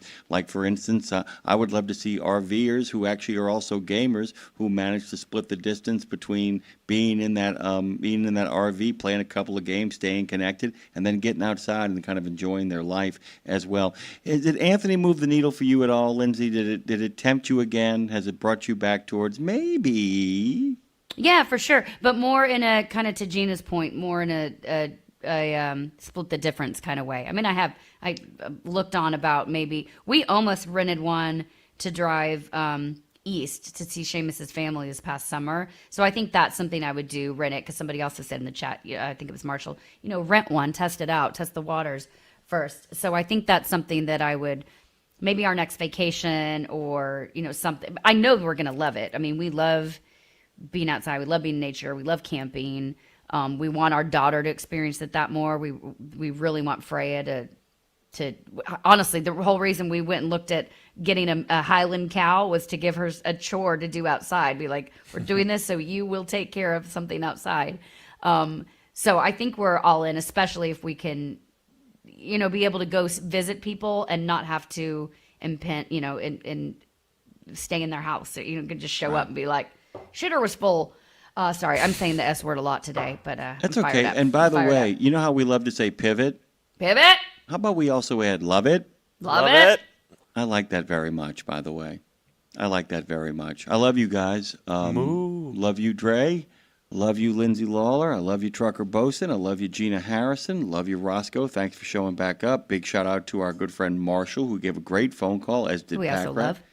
Bruce Almighty. Love you talking about that isolation. And everybody out there who has managed to jump in on the chat this morning, can't thank you enough. Lindsay, this morning was the gold standard in regard to the making a living portion of the show. I can't say how delighted I was. It's impossible to describe what it's like to have two people sitting across from you, one person to your left in the reel, Dean Croak on the chat and on the air. All of us knowing the format well enough to take those phone calls, to engage the chat with their questions, 10 Ring with some of his great comments, the great phone call, hysterical phone call from Chowder, all of that stuff. It's all coming together, and I keep thinking about your Steve Wilson thing.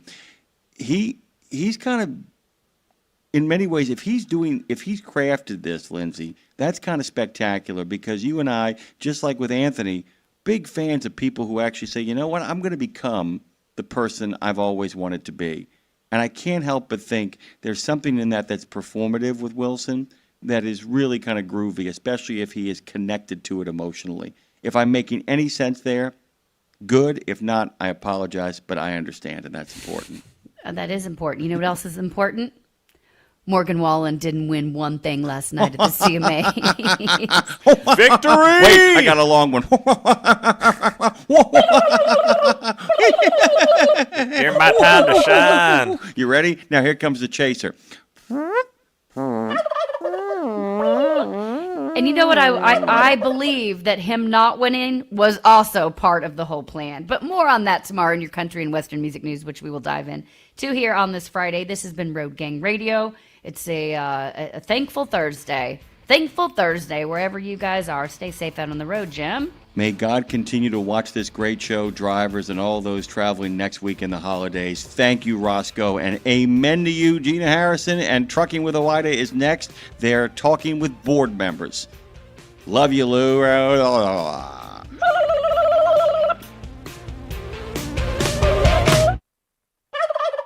You know Castrol for passenger car oil and racing, but did you know that they're in the heavy-duty over-the-road market? Well, Castrol CRB Multi 15W40 and Vecton Long Drain 10W30 are now available at TA Truck Service Centers nationwide. This is the partnership in preventive maintenance. TA Truck Service and Castrol, offering you premium products and performance at great price points every day. Castrol, performance for the long haul, guaranteed. At RadioNemo, we believe in finding your tribe, your people, your gang. But you can't find your gang unless you find yourself, and you can't find yourself unless you write, right? Lindsay Lawler's We Should Write is a podcast about the healing power of writing. It dives deep with creatives of all types to discover how putting a pen to paper helps them work their stuff out, and maybe gives you the permission slip to do the same thing. We Should Write, live at noon in the center every Wednesday, and then everywhere you get your podcast. Go to RadioNemo.com and learn how to write yourself to healing, creativity, and clarity. Right? St. Christopher Truckers Fund provides free health and wellness programs for drivers to help prevent some common medical conditions seen in the industry. These programs include diabetes prevention, Rigs Without Cigs, a tobacco and nicotine cessation program, Healthy Habits for the Long Haul, a 12-week total body wellness program, a vaccine voucher program that includes free flu, shingles, COVID, and pneumonia vaccines, and GPS, Get Preventative Screenings. That includes free at-home cancer screening tests. These programs are available to Class A over-the-road semi-truck drivers. For more information or to register for a program, visit the St. Christopher Fund website at truckersfund.org. Here's to a mild autumn and clear roads across the U.S. from the Allen Lund Company.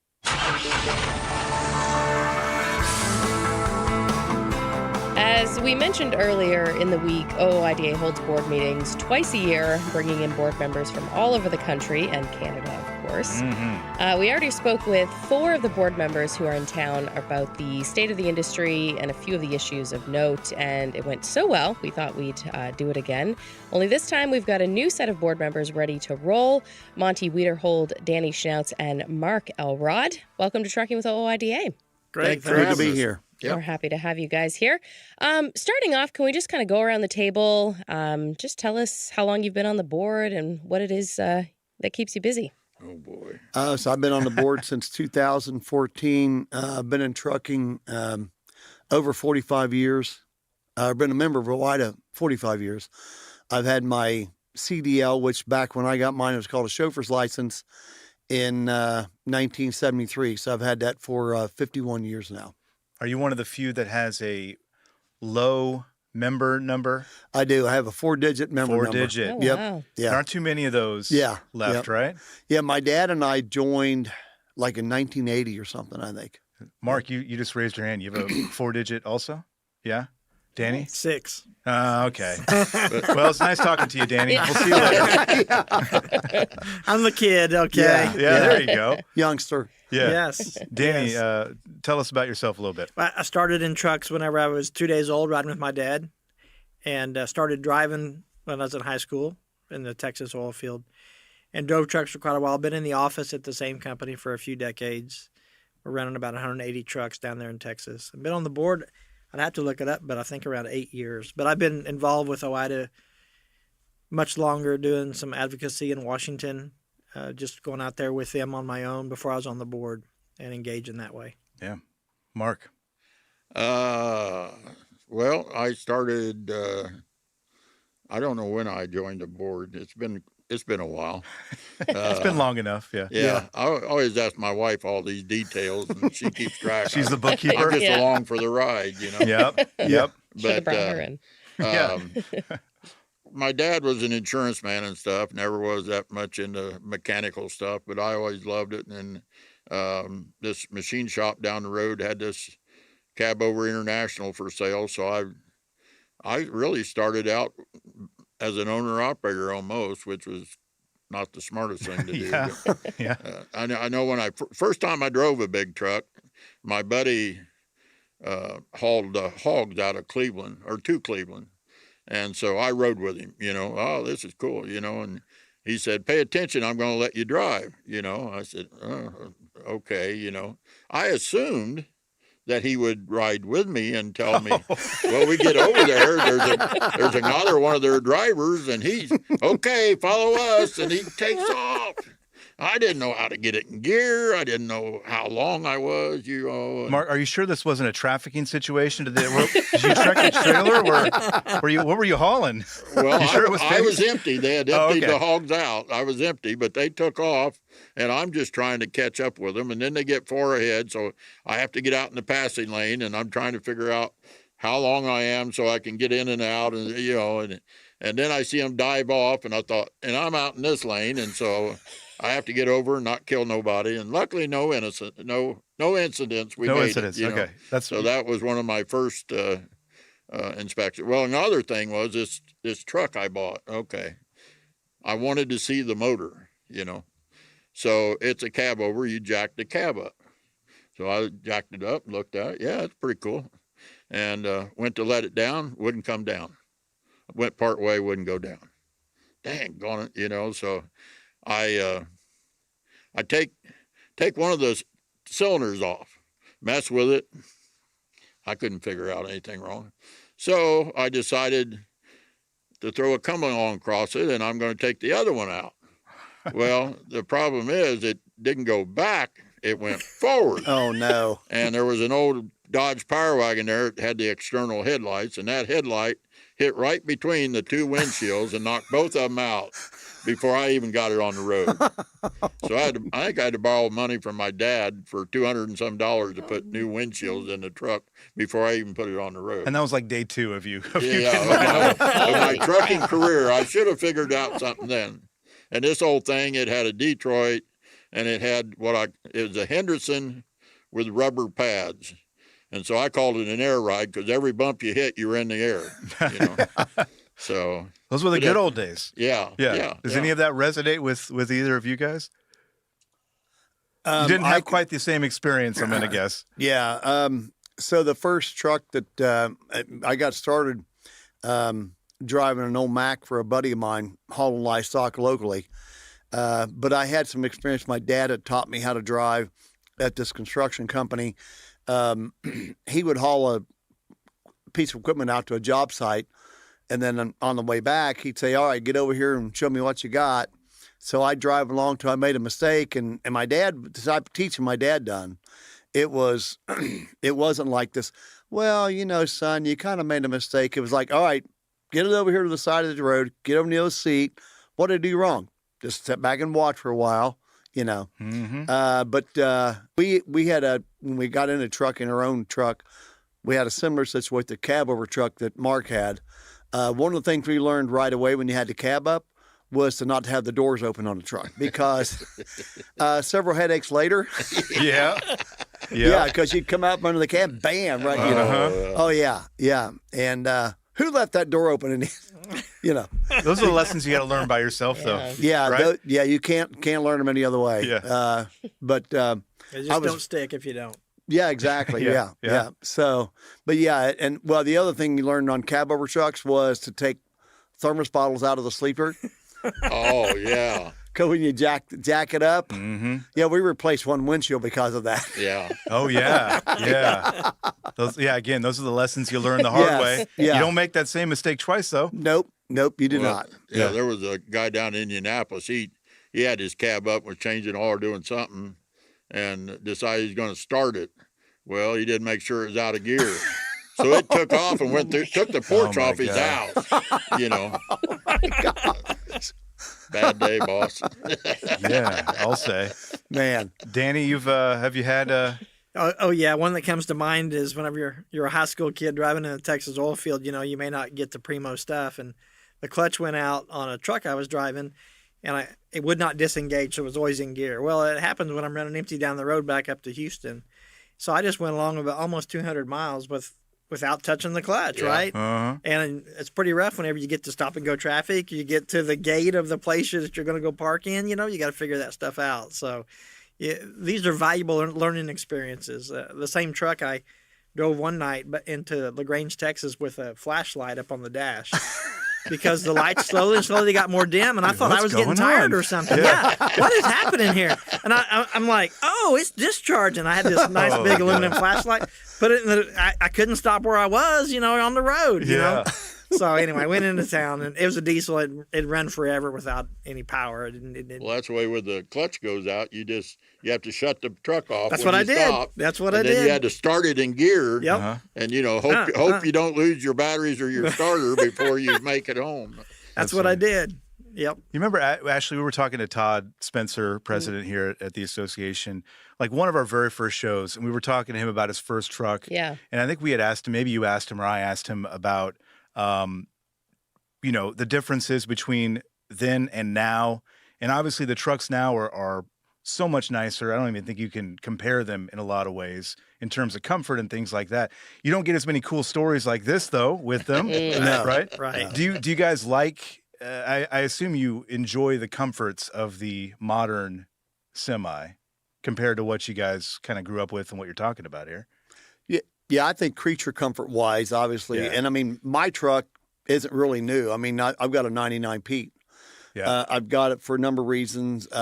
Reliability being number one, because, you know, we talk about the newer trucks having equipment sensor problems or whatever. And I know Danny can relate a lot more than I can, but like we were talking about the clutch going out, on a newer truck, the transmission has to be in neutral. It won't start. So you're not going to drive one home, because it's not, you turn the key, it's not going to start because it's got the kill switch. It won't let it.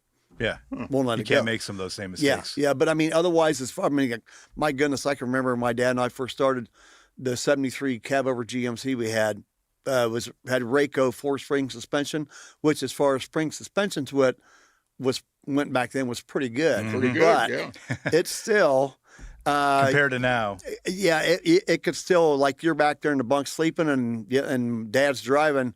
I was lifted off the mattress several times with, Yeah. So contrast that with, we made a trip several years later down the road. I had a 2000 Western Star, and it was a hot rush load to Florida. And I mean, like night and day difference as far as sleeping compared to what it was in that old truck. Oh, I bet. Yeah. And also at the end of a long day, you're glad that you're in something that's a little more quiet, a little more smooth riding. You can hear the radio. Back in the old days, you couldn't even hear the AM FM radio. Mm-hmm. I mean, not when going down the road, you had a 238 Jimmy screaming right there by you. I mean, that was when you went through a little town and slowed down, then you could hear the radio. Sure, yeah. You're like, oh, that's what I'm listening to. Yeah, that's it. Yeah. I'm on the wrong station. Yeah. How many miles do you have on that 99? It's got about 2 million on it. Yeah. And, the type of operation we have, we don't run a whole lot of miles. I mean, I think like in 2023, I think I ran like 45,000 miles, and my revenue was over $200 and some $1,000. Yeah. So it's kind of the adage of, try to haul better paying loads, work smarter, not necessarily harder. Some guys think you got to run 3,000-4,000 miles a week to make a living. I'm not saying you can't. Sure. But it's not something that I want to do anymore. I mean, because you're just so much more in upkeep on the equipment, tires, just the whole 9 yards. Away from home. Away from home. Yep. Yep. Well, that's also a luxury with you guys being established and being in the profession for so long now. You do have a little bit more leeway in terms of that kind of thing, right? Younger folks coming up don't necessarily have that. And you have, paid your dues, obviously, over the years and have gone through all that. But that's a nice thing to be able to do now, right, after being around for so long. Yeah, when you're first getting in, you don't have the options. Yeah. Right? I give advice to a lot of people, including this trip already. A guy's called me up and said, how does my son get into trucking, right? So the conversation starts with a reality check and then OIDA. Mm-hmm. And then we start getting into details. What kind of a driving job do you want? What kind of lifestyle do you want? But what I know is this new entrant has very few options. Yeah. And they're going to have to pick one or two or three, and then they'll be able to, with experience, be able to work up into something that's maybe more to their liking. And being home is something most people want these days. And a lot of times as a new entrant, you're just not going to get that and not make a decent check. So you're saying don't go the Mark Elrod route and start out as an owner-operator and go through all those hard knocks? I tell people, you definitely need to make your mistakes on somebody else's dime. Yeah, for sure. And I tell my drivers, you're probably going to tear something up if you're new. Yeah. Make it something little and easy to fix. Don't tear a fender off. Tear off a mud flap or something. Sure. Yeah. Kind of get your confidence back in check. And it is difficult to operate a truck and a trailer in all the different terrain, all of the different facilities, and keep your wits about you. You're in somebody's way. You're in a hurry. It's pouring down rain. That's a lot of demand. That's not made for everybody. Yeah. And things are in some ways, and please correct me if I'm wrong here. And we were talking this morning with the other folks about this, but in some ways it's harder nowadays, I think, than it was back then. For a number of reasons. I think, for one, the way in which truckers are treated, and we talk about this all the time at shippers and receivers and truck parking. I mean, the list goes on and on and on. Do you think that's a safe thing to say, or do you agree or disagree with that? Or are things a little harder now maybe for folks out there? I think, in my own personal opinion, I think that it is harder. And I think that, I mean, all those things you listed are things, that we have to contend with. But the biggest thing missing today, that what it was when I started, was the camaraderie among truckers. Because everybody is, I can hold myself, everybody's wrapped up in these cell phones. We were talking about it that, used to be, drivers parked at the truck stop. They went inside, they sat in the TV room or whatever, or they went into the restaurant, they sat around the counter, and you strike up a conversation with anybody. I mean, back then when, truck stops were open 24 hours a day. If you want to go into the 76 truck stop there at Whitestown, Indiana, get a cup of coffee, there might be a line haul driver there, and you sit there and talk shop with him. Every now and then there'd be somebody maybe driving a car that's traveling there, but that personal connection, because, nowadays, somebody new, it's really hard to probably approach somebody. And I'm not going to say everybody's going to do it, but a lot of people are going to there's newbie. What do you know? What are you doing? Yeah. So without trying to give this guy this mentoring type of a thing or helping hand or whatever, and none of us here were born with a steering wheel in our hand, you know? So we all started someplace. And I was fortunate to have my father that taught me a lot. Now he didn't teach me everything. He said, when I stop teaching you, when you stop riding with me, you don't stop learning. You keep learning every day. And he said, if you do that, and he said, if you keep your eyes open, you will learn something every day. But I think that part is really missing, the personal interaction between drivers. Another thing that contributed to that was CB radio. Because we talked to each other going down the road just as much as we would at the truck stop, and the communications and the advice. And if you've seen somebody with trouble, you'd pull over. Well, today you're a little leery of pulling over. You don't know what's going to, if you pull over to help somebody and somebody runs into you, you're in deep doo-doo, you know? So it's a whole different mentality of things, and it's hard and the young people, it's just being home, and it's hard to get a job starting out where you're home, and to take the shock of just going out and going all the different. And I don't know, sounds like you did a lot of the local stuff too. Regional, I never got in the mountains, nothing to speak of. I call myself a flatlander. I get in the mountains and I'm dangerous, because I really, nobody's ever trained me. I don't know completely what to do. I went once and got some logs out in West Virginia, and I'm coming back. My buddy's following me. He said, your trailer brakes are smoking, Okay. Thanks for the heads up. What do I do? What do I do now? Do I jump or what? At what point do I bail? Yeah. Exactly. I'm curious, you had mentioned that somebody had called and asked about, getting into trucking. What do you guys feel like it takes? Not just obviously like schooling and whatnot, but like, what does it take? You guys obviously are successful. You've been in it many years. What do you feel like somebody's got to have to? A little bit of mechanical initiative, I think, would help you immensely. And is that still true today, though, you think? Huh? Is that still true today with? To a point. Yeah. Just the logic of mechanical. Sure. It's all different now because it's got a lot of electronics. A little sensor can put you out of deal, But even then, there's different things that just knowing when there's something going bad that maybe you can prevent a catastrophe or something helps a little bit. But and then also, I don't know, the communication with other people. You're going to have to communicate whether you like it or not, and how you handle pressure and handle stress and this, if you can handle it with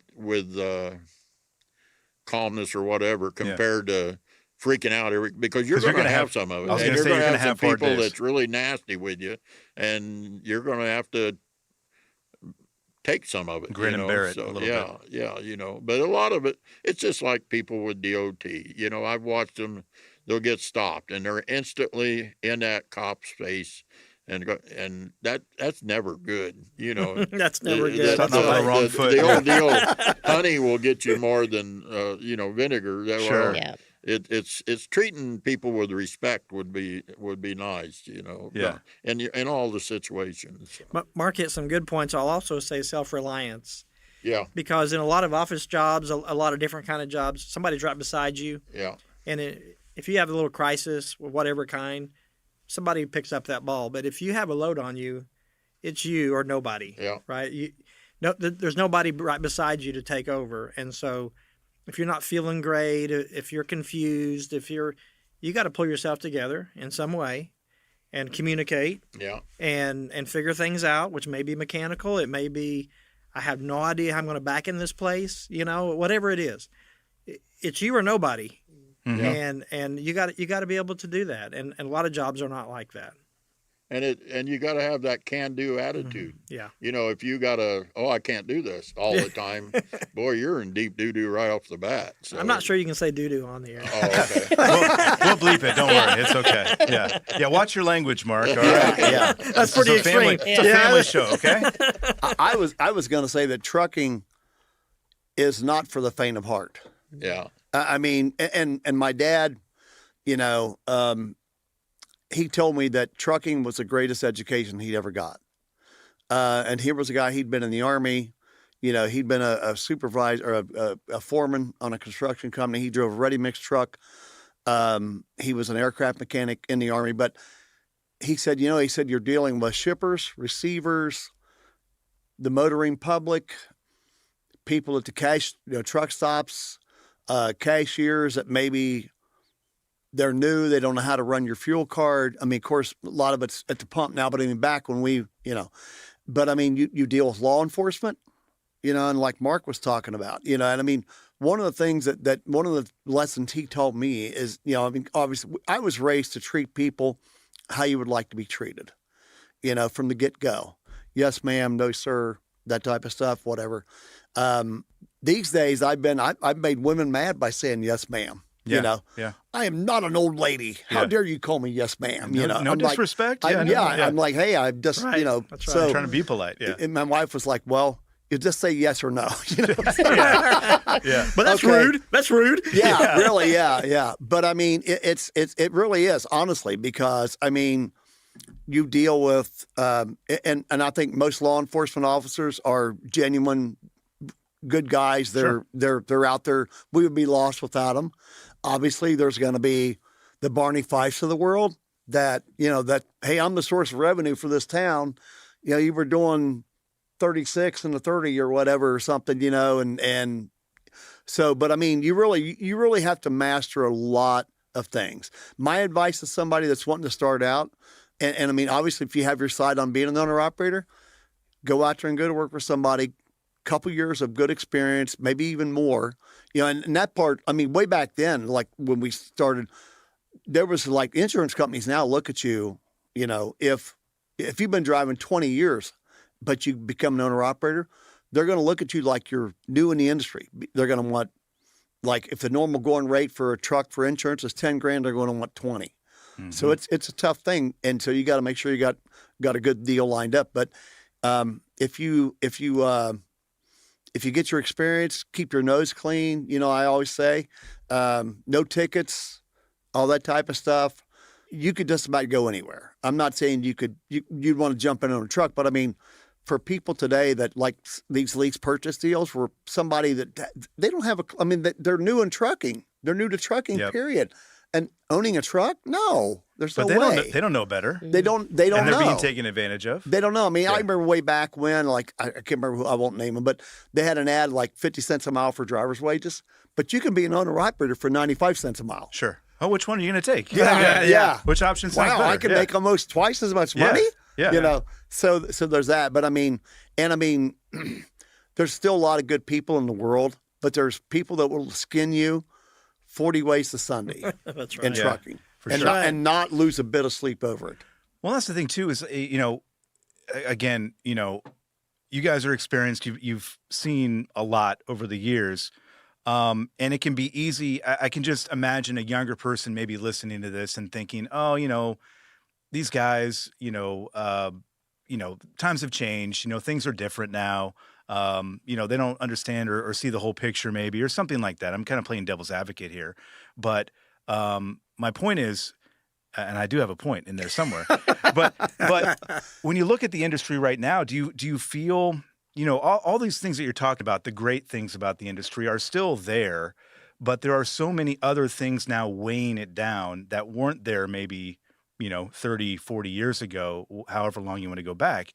Does that concern you about the future of where we're heading now, or do you feel some optimism about kind of, the future and what we're looking at?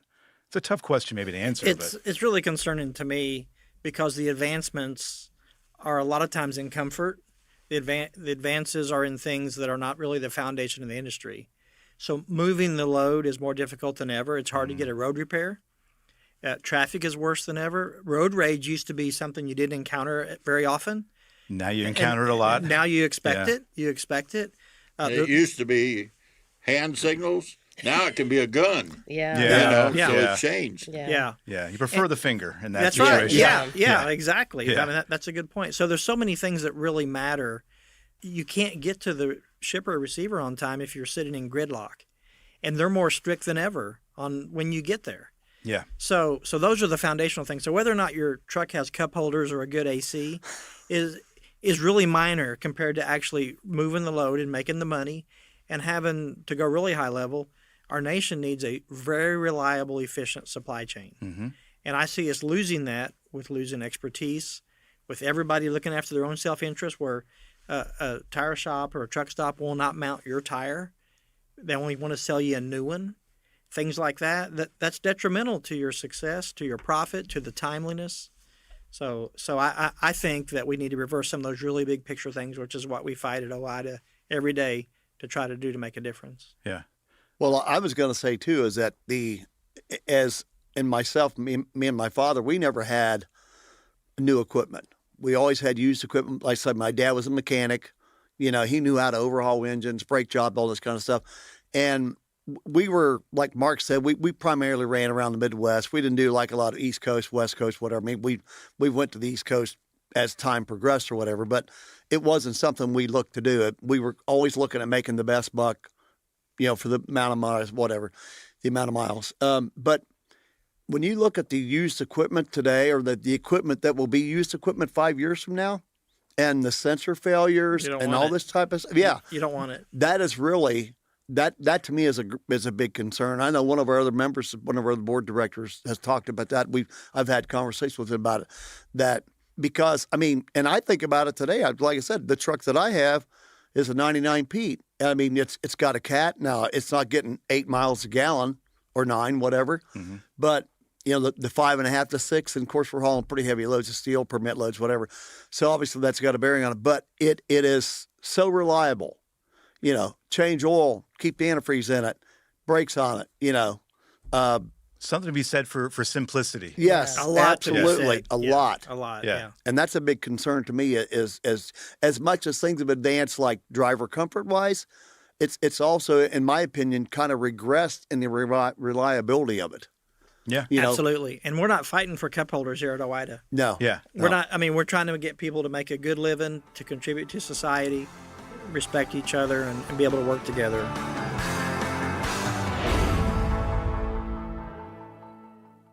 17 Sapp Brothers Travel Centers are known for great food, hospitality, and mom-approved showers and restrooms. But don't forget the service centers. Sapp Brothers ASE certified technicians can repair nearly any issue in shop or roadside, including axle repair. Dig into your free steak dinner with your oil change. That's a Sapp Brothers tradition to thank you for your business. Tires? Sapp Brothers will beat any competitor's advertised price on tires. And download the Sapp Brothers app for exclusive promotions in the shop, restaurant, and store. Your spot under the coffee pot is waiting for you at Sapp Brothers. Pro drivers, say hello to your perfect fuel stop, Racetrack. Perfect as in hello, everything you need on the go. Oh, hi there, dedicated truck lanes. What's up, hot and delicious grab-and-go food? And hello, cat scales, clean restrooms, and large, easy-to-maneuver lots. Racetrack has what you want so you can get in, get out, and get back on the road, turning miles into money. Next time you need to stop, say hello to the fuel stop built for pro drivers. Racetrack, whatever gets you going. The Soup Nazi says no soup for you, but we've got plenty of alphabet soup for you on Nemo Nation every Monday. You'll know what's going on at FHWA, TCA, ATRI, CARB, NHTSA, NACFE, OVAC, NTSB, ATA, RLA, NMFTA, DOT, CVSA, TXTA, NASTC, NAPTA, and of course OOIDA and FMCSA, and more. Dave, we're gonna need a bigger bowl. The mission of Wreaths Across America is unwavering, remembering our fallen heroes, honoring those who are currently serving, along with their families, and most importantly, teaching the next generation about the value of freedom. And you can join our mission with a $17 donation that sponsors a fresh Maine Balsam Remembrance Wreath. Each wreath will be laid in honor of a veteran who gave the ultimate sacrifice for our nation. To sponsor your wreath, please visit wreathsacrossamerica.org. That's wreathsacrossamerica.org.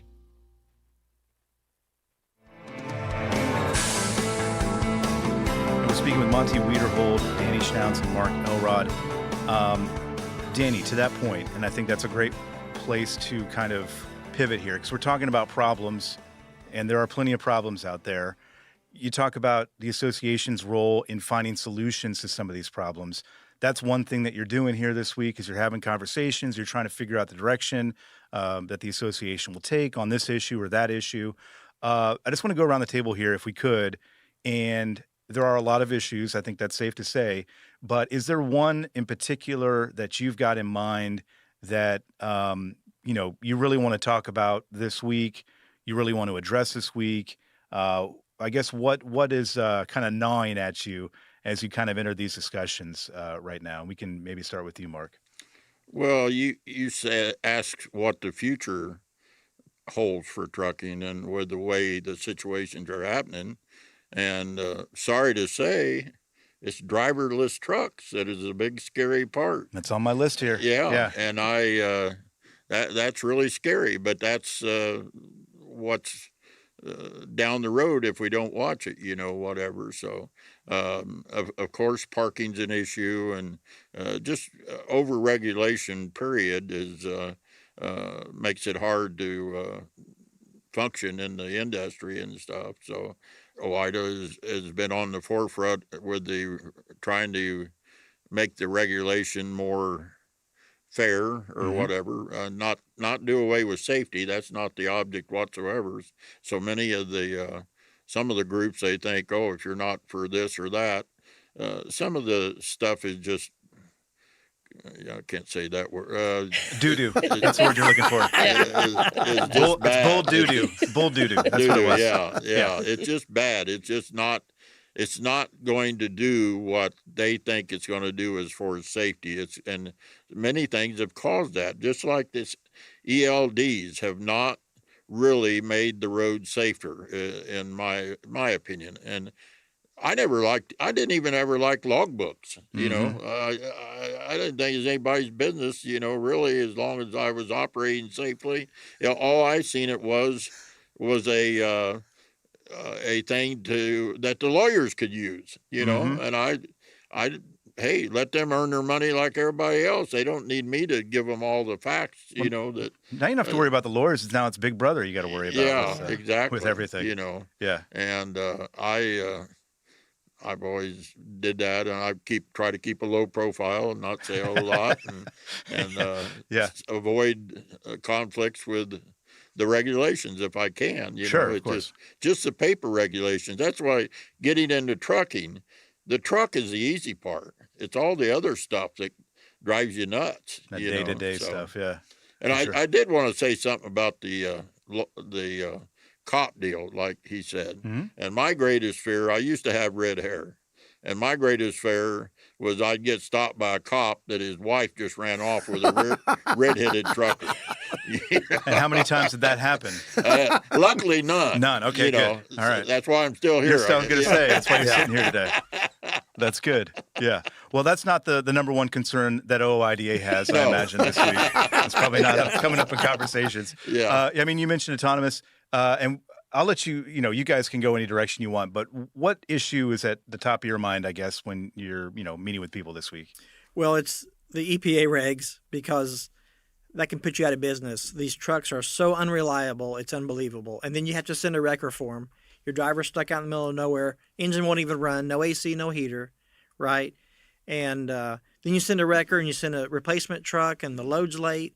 And it's all because the EPA pushed these engine manufacturers to make an engine that was not technologically possible. Wasn't ready for prime time. Wasn't not ready. Yeah. And thank God for the Trump administration that's rolling back some of those regs. But the engine makers have already got ready for the next round. We were afraid they're going to put those engines out. We're not buying them. Mm-hmm. We buy new trucks. We buy them often. We are not buying that next round of truck until they run through the sifter for a while, right? But that hurts that driver. I can't make enough money on anything else to pay for all of the downtime. We try, but the money has to come from somewhere. The rates are low. So that's and then right to repair goes hand in hand with that, right?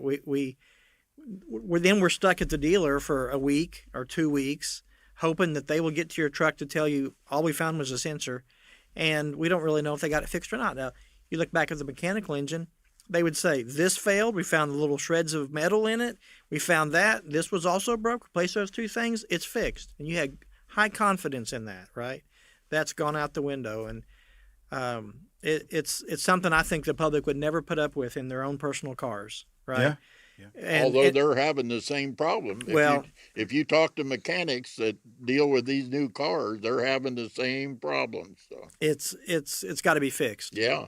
We can't move the nation's goods efficiently and reliably if the trucks won't even run. Does it feel like the toothpaste is already out of the tube, though, a little bit on some of this? Because, you talk about the electronics and right to repair and the EPA. We've seen some rollbacks of the EPA, but from hearing you talk, the rollbacks haven't solved the problem, right? Because we are where we are. Right. Well, yes, the toothpaste is out of the tube. Yeah. What we need is for the engine manufacturer's ability to produce a reliable engine to catch up to the regs. Sure. So if they push off those regs another 10 years, and if the engine manufacturers will keep working to make those reliable, and all we need is what to me is little things, but they're difficult to make, better sensors and those kind of things. Airplanes operate in much more complex environments, and they do it reliably. Trucks can't cost as much as airplanes. So somewhere in there, there's the balance of money and reliability. We have to move closer to reliability. And then I think we'll be ready maybe in 10 or 15 years to go to the next round. But Sure. it's not tomorrow. Yeah. What about you, Monty? Well, I think that, I know that everybody, all of us here around the table, the guy in the control room, we're all for a clean air, clean environment, but you can't bankrupt the people that are bringing the food, bringing the goods. Well said. You can't do that and still expect that to continue, because sooner or later, the guys that are doing it, they're like, I can't make any money. I can't, and we talk about, and I'm not talking about somebody being greedy. I'm just talking about somebody you got to have a profit. If you don't have a profit, you're not going to operate. Yeah. If you don't have a profit, you can't invest and do trailers or whatever the case may be, or the trucks. But I think, and I'm hopeful, I don't know. We've seen a lot of people were sent to jail. Companies were fined millions of dollars for deleting the stuff. But yet the EPA admitted when these trucks were deleted, they got better fuel mileage. They ran better. Okay, if you're using less fuel, is that not less pollution? Mm-hmm. I'm not a scientist, but I think I got that figured out. Yeah. And so that's one of the things, like Danny said, obviously, like I said, I'm happy with the truck that I have. I couldn't go to California with it. I don't care, And that's because of the regulations, not because it wouldn't make it. Right. Let's be clear about that. Yeah. Sure. Yeah. But when if you, I bought this truck used. It had an APU on it. It didn't run, and I went and checked out what it was going to take. But, for what I do, for the limited amount of miles I run, 50,000 miles a year. If I was somebody that was out, maybe for weeks, months at a time or whatever, an APU might make sense to me. But otherwise, it was just a 400-pound, dead weight anchor that I couldn't haul. Yeah. But so that part there, the EPA stuff. One of the other things that's a big worry is the litigation. nuclear verdicts. Yeah, nuclear verdicts. I mean, just like some of the stuff that we've talked about within ourselves, of just one of our guys. He was had went to a thing. He was at home, but he had a hitch on the back of his pickup truck. A lady come in and parked behind him, ran her Cadillac into the hitch on his truck, and said, "Hey, I need your insurance company because your hitch tore up the front of my car." When she drove the car into the hitch. Yeah. And so she expected, but this is the kind of nonsensical stuff that we get. I mean, we read about it and hear about it every day. But one of the, like I said, that's one of the tort reform. And I mean, we could use that across not just trucking, but I mean, you think about all this kind of stuff, these medical malpractice lawsuits. And I'm not saying that doctors don't mess up sometimes. Mm-hmm. It happens. They're humans or whatever. But that stuff affects all of us, and it drives up the cost of everything. And like you said, they're humans, but we all get held, especially truckers, because we're in that field, to this very high standard of impossibility. You can't stop on a shoulder and put your flashers on and walk over and get a hamburger without fear of somebody going to run off the road, hit you, and it's your fault. Yeah. And you did everything right. Or you didn't get your reflectors out quick enough. They're timing you now. Hey, well, the camera said that you were stopped for this many minutes. No, you were in there trying to get the truck started. You was talking on the phone. It's a lot of work to get your reflectors out. Yeah. And so back to the tort reform, there was an incident in California several years ago. A guy was driving a day cab truck. He was pulling a container, I believe, and I don't know if it was L.A. or wherever, but he had been someplace where, and this is one of the things we push for, restroom access. The guy was there several hours getting loaded or unloaded, and he asked him, no, you can't use the restroom. So when he got out on the highway, he pulled over to the shoulder, had his flashers on. Nature called. Yep. And some woman runs into him, and the cops are like, "Hey, why was you stopped here anyway?" I mean, this is how ridiculously insane and unfeeling that we've gotten towards people. And I'm not saying it's just for truckers, but I mean, we face this every day. Like, we're treated as less than the average. I mean, and I mean, could you see if somebody worked in an office? No, you can't use the restroom on this floor. You got to go down to the next floor. Right. Well, that was not working. Well, sorry. I mean, that kind of nonsensical stuff. But I mean, one of the things that I've been a member of OIDA for so long is we have always advocated for rules that make sense, rules that increase safety, not just a rule to have a rule, just like with speed limiters that we just recently were successful with. If we get the highway bill passed and it's part of that'll be gone. We fought that for years, But that's the one thing that's always attracted me to be a member of OIDA was common sense stuff. Mm-hmm. Jim Johnston, that was his deal. Todd Spencer, Louis Pugh. That's what these guys are advocating for. That's what we go up to Congress and talk to all these lawmakers about. That's why we have this staff on Capitol Hill that's full time up there, knocking on doors.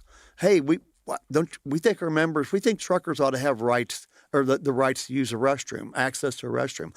And, one of the things that always kind of got me is that whether you're a member or not, when we advocate and win for the industry, we win for everybody. We don't go, oh, hey, wait, no, that's only for OIDA members. Right, yeah.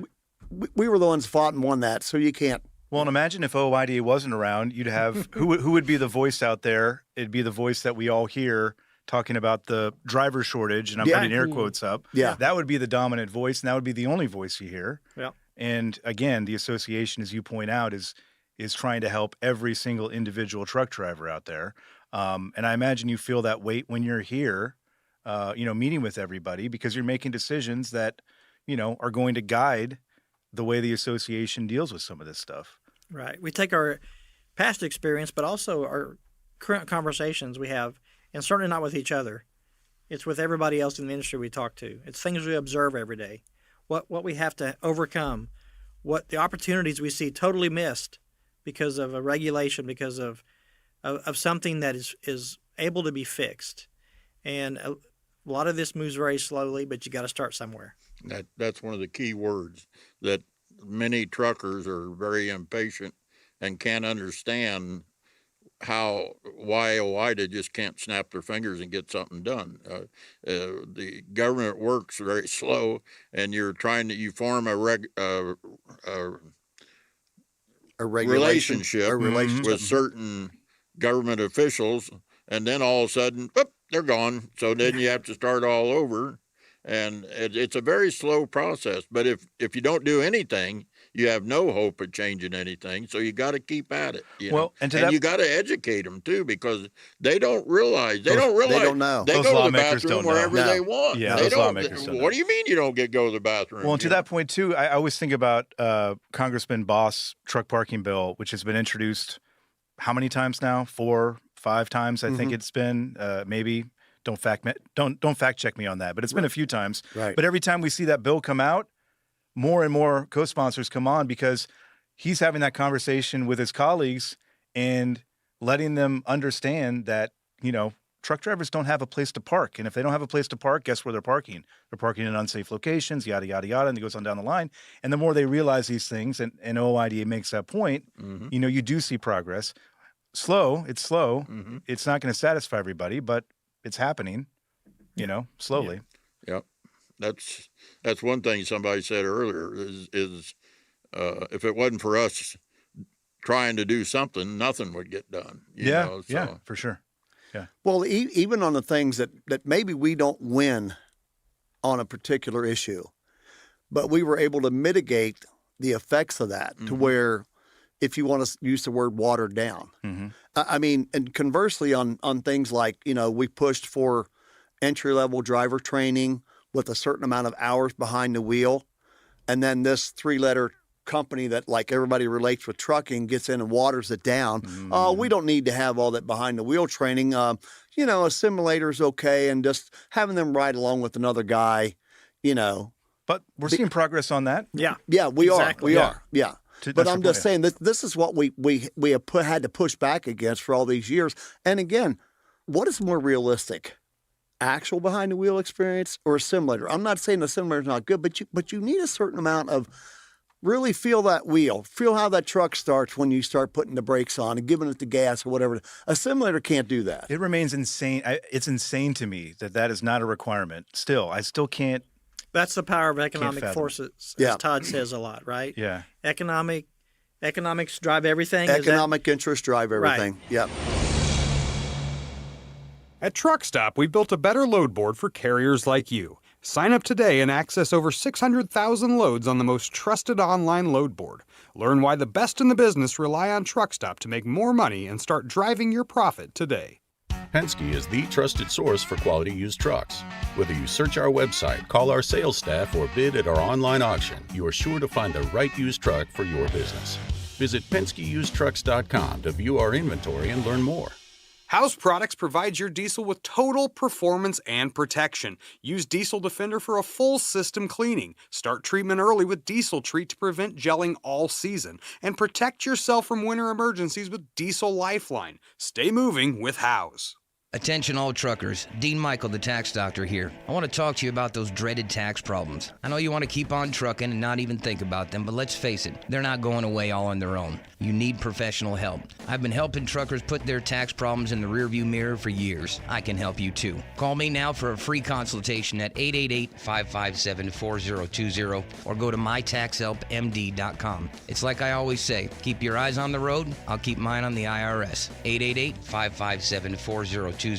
Truckers, your engine works as hard as you do. Don't let torsional vibrations sideline your rig. Vibrotech TVD viscous dampers protect your crankshaft, cut downtime, and keep you earning mile after mile. Over 75 years of trusted protection made in the USA. Find a dealer at vibrotechtvd.com. Since you started, what you've loved about trucking is the freedom. Heading out on your favorite route, a good driving song, and thinking about truck insurance. Well, maybe not that last one. That's why we're here. At OOIDA, we have a full range of truck insurance products, expert advice, and great customer service, helping you get the right coverage for your operation. Go to OOIDA.com, because your job is to drive. Our job is to help with everything else. give us something good. What advice do you have? Yeah. Give us something good. Some wisdom. I feel that's like you going guys on got out some there. wisdom Yeah. here. Well, let me just, you guys recently, we saw the crash out in Florida? No, I'm sorry. The one here. It's sad that we don't know which crash you're talking Yeah, about. I know. Yeah, because there's been so many lately. Well, let me just say that the idea that that the FMCSA would waive the English language proficiency back in 2015. I mean, I'm sorry, but an organization has safety in their name, and you think that, well, it's not that big a deal apparently. Yeah. And CVSA taking it out of service criteria. Yes, Yeah. exactly. Yeah. But there was a driver that killed himself. This was in Colorado on Wolf Creek Pass. There was a sign there, the speed limit, and then there was a sign for a runaway ramp. Couldn't read it. He couldn't read it apparently and killed himself. This poor guy. But that type of stuff right there, again, like I said, I go back to the fact of the value of the OIDA membership, $45 a year at 13 cents a day. Honestly, I mean, and back when I started, it was $90. And the ad was for less than a cup of coffee a day, you can be a member of OIDA. And I thought back then $90 was a heck of a value because, and like back then I was pulling a van and, unloading a warehouse, the lumping thing was a big deal back then, that's kind of went away. I think a lot of companies, brokers, whatever, they'll have lumpers already lined up for the guy now. But I mean, that's the type of stuff that we've been about for the entire time, the existence 50 plus years, that how you, I mean, look at what's a cup of coffee. I mean, even at McDonald's, you go buy a cup of coffee. It's $15. a refill. Yeah, it's not cheap. Yeah. And I mean, people are probably paying, maybe going to Starbucks, getting a $3 or $4 coffee. Oh, keep going I higher. was gonna say, And Keep going. And you can't afford to be a member of OIDA. Yeah. But what do you get out of it? I guess that's a good question too. $45. The information. I mean, you could call in here and talk to people who are professionals. You can call in here. You can talk to so many people that they maybe don't drive, but they had a dad or a brother or their mother, a sister, somebody that's in trucking, grandpa, because a lot of the people that work here are that. They are those, they have a connection to trucking. You don't have that a lot of other places, I mean, that to me, just the amount of being able to call up, talk to somebody that's going to give you the long and the straight of it. Yep. This is what you got to do, or this is what you need to do, in this situation or whatever it is. Or if you find yourself, hey, call them up. Okay, yeah, do I need to maybe go to talk to an attorney? No, that's probably not something you got to have. But I mean, it's just having the ability, whether you take any of the other services we have, if you're an owner operator and you have our fuel card, and it's probably as good as any out there in the industry. But I mean, being a member of OIDA being in trucking and not being a member of OIDA, that's like just rolling dice. It's that support system that used to be there and Used to is be still, there, yeah. is still here, but it's through the phone. We are getting short on time, but just final thoughts, Mark and Danny. Yeah, back to your advice thing, I can make it quick. It is, the mentorship thing is becoming pretty popular and a little bit maybe shallow, but you have to have good information. So you need to hook up with either a really good company that you know and trust, and or some really good drivers that you know and trust that you can run that stuff by, and certainly be an OIDA member, call in and do those things. But you can't just reason your way through trucking because a lot of things do not make sense. Yeah. Also, a good starting point is agriculture. Agriculture uses much transportation, and they've got good insurance people or something because they get exempt from a lot of the regulations. That's the rest true. of them. Most places want you to be 25 years old and have 5 years experience. Well, nobody will hire you till you're 25. How are you supposed to get 5? Well, that's where agriculture, if you can get up and tied up with a hauling grain or fertilizer, or milk, whatever, you can get into some things that you can get experience to where if you want to go further. But some of those are really not bad jobs, Good stepping stone. Yeah, it's a good stepping stone without going through. Well, I guess you got to go to the school and pay the money now. The way for a license. I didn't really know that, Yeah, but I guess yeah. you do. For a license, yeah. But like what Mark is saying, you're able to dip your feet in the water. Yeah. See if trucking is something you think you might like. I mean, for me, being a gear jammer, being a gearhead, I love hearing that turbo whine and grabbing those gears and stuff. And I think about the way trucking's evolved to automated transmissions. And I mean, you could you can look at some of the numbers. Like I think 10 years ago, 80% of the trucks were manual, whereas today we're down to probably less than 20% of the I was trucks. gonna say it's flipped, yeah. Yes, and you know, there's a skill set to that, and so they took that away, and I think that kind of goes to the. I'm not saying everybody's a bad driver, but to the quality of drivers. Companies kind of dumbed it down. Oh, hey, you know, man, it's just like you just get in here just like driving a car, you know. Yeah. And they looked at it like, hey, man, we won't have to pay as much, whatever. And I'm not saying every company, but I'm just saying by and large, a lot of the megas, we all know who we're talking about here, that they're, you know, get a guy in there, burn him out, get a new guy in, just churn him, yeah. Yep, exactly. Yeah, and one big issue that we haven't spoke about is the non-English speaking drivers. And that's a big issue. And that's one issue that I think OOIDA's really did pretty good on. And we've seen progress on that incredibly quickly. Yes. Over And the there's past 4 or 5 months. A lot of the older drivers or the experienced drivers have really appreciated that effort. And it is a problem. It's just a problem. So, and that's not trying to be against immigrants or anything like that, but it's about we safety. got to have safety. Yes, it's about safety. You know. Safety first and foremost, for sure. Well, you three are a great advertisement for OOIDA. 816-229-5791. Call today if you'd like to join and become a member. And somebody will pick up the phone. Actually, an actual person will pick up the phone and talk to you and walk you through everything. Monty, Danny, Mark, we appreciate your time. Thanks so much. Thanks for having us. Quite welcome. Thank you. It's a good time. Thanks for listening. Today's episode of Trucking with OOIDA was brought to you by a dedicated team of people. That includes Jim Fetzer, Tennille Flick, and Kim Boren. You can listen to new episodes and extended interviews on your favorite podcast platform and on the OOIDA YouTube page. Please subscribe while you're there. If you've got thoughts, we'd love to hear them. Call us at 1-800-324-6856 and leave a message, or send us an email to podcast@ooida.com, and we might include it on the show.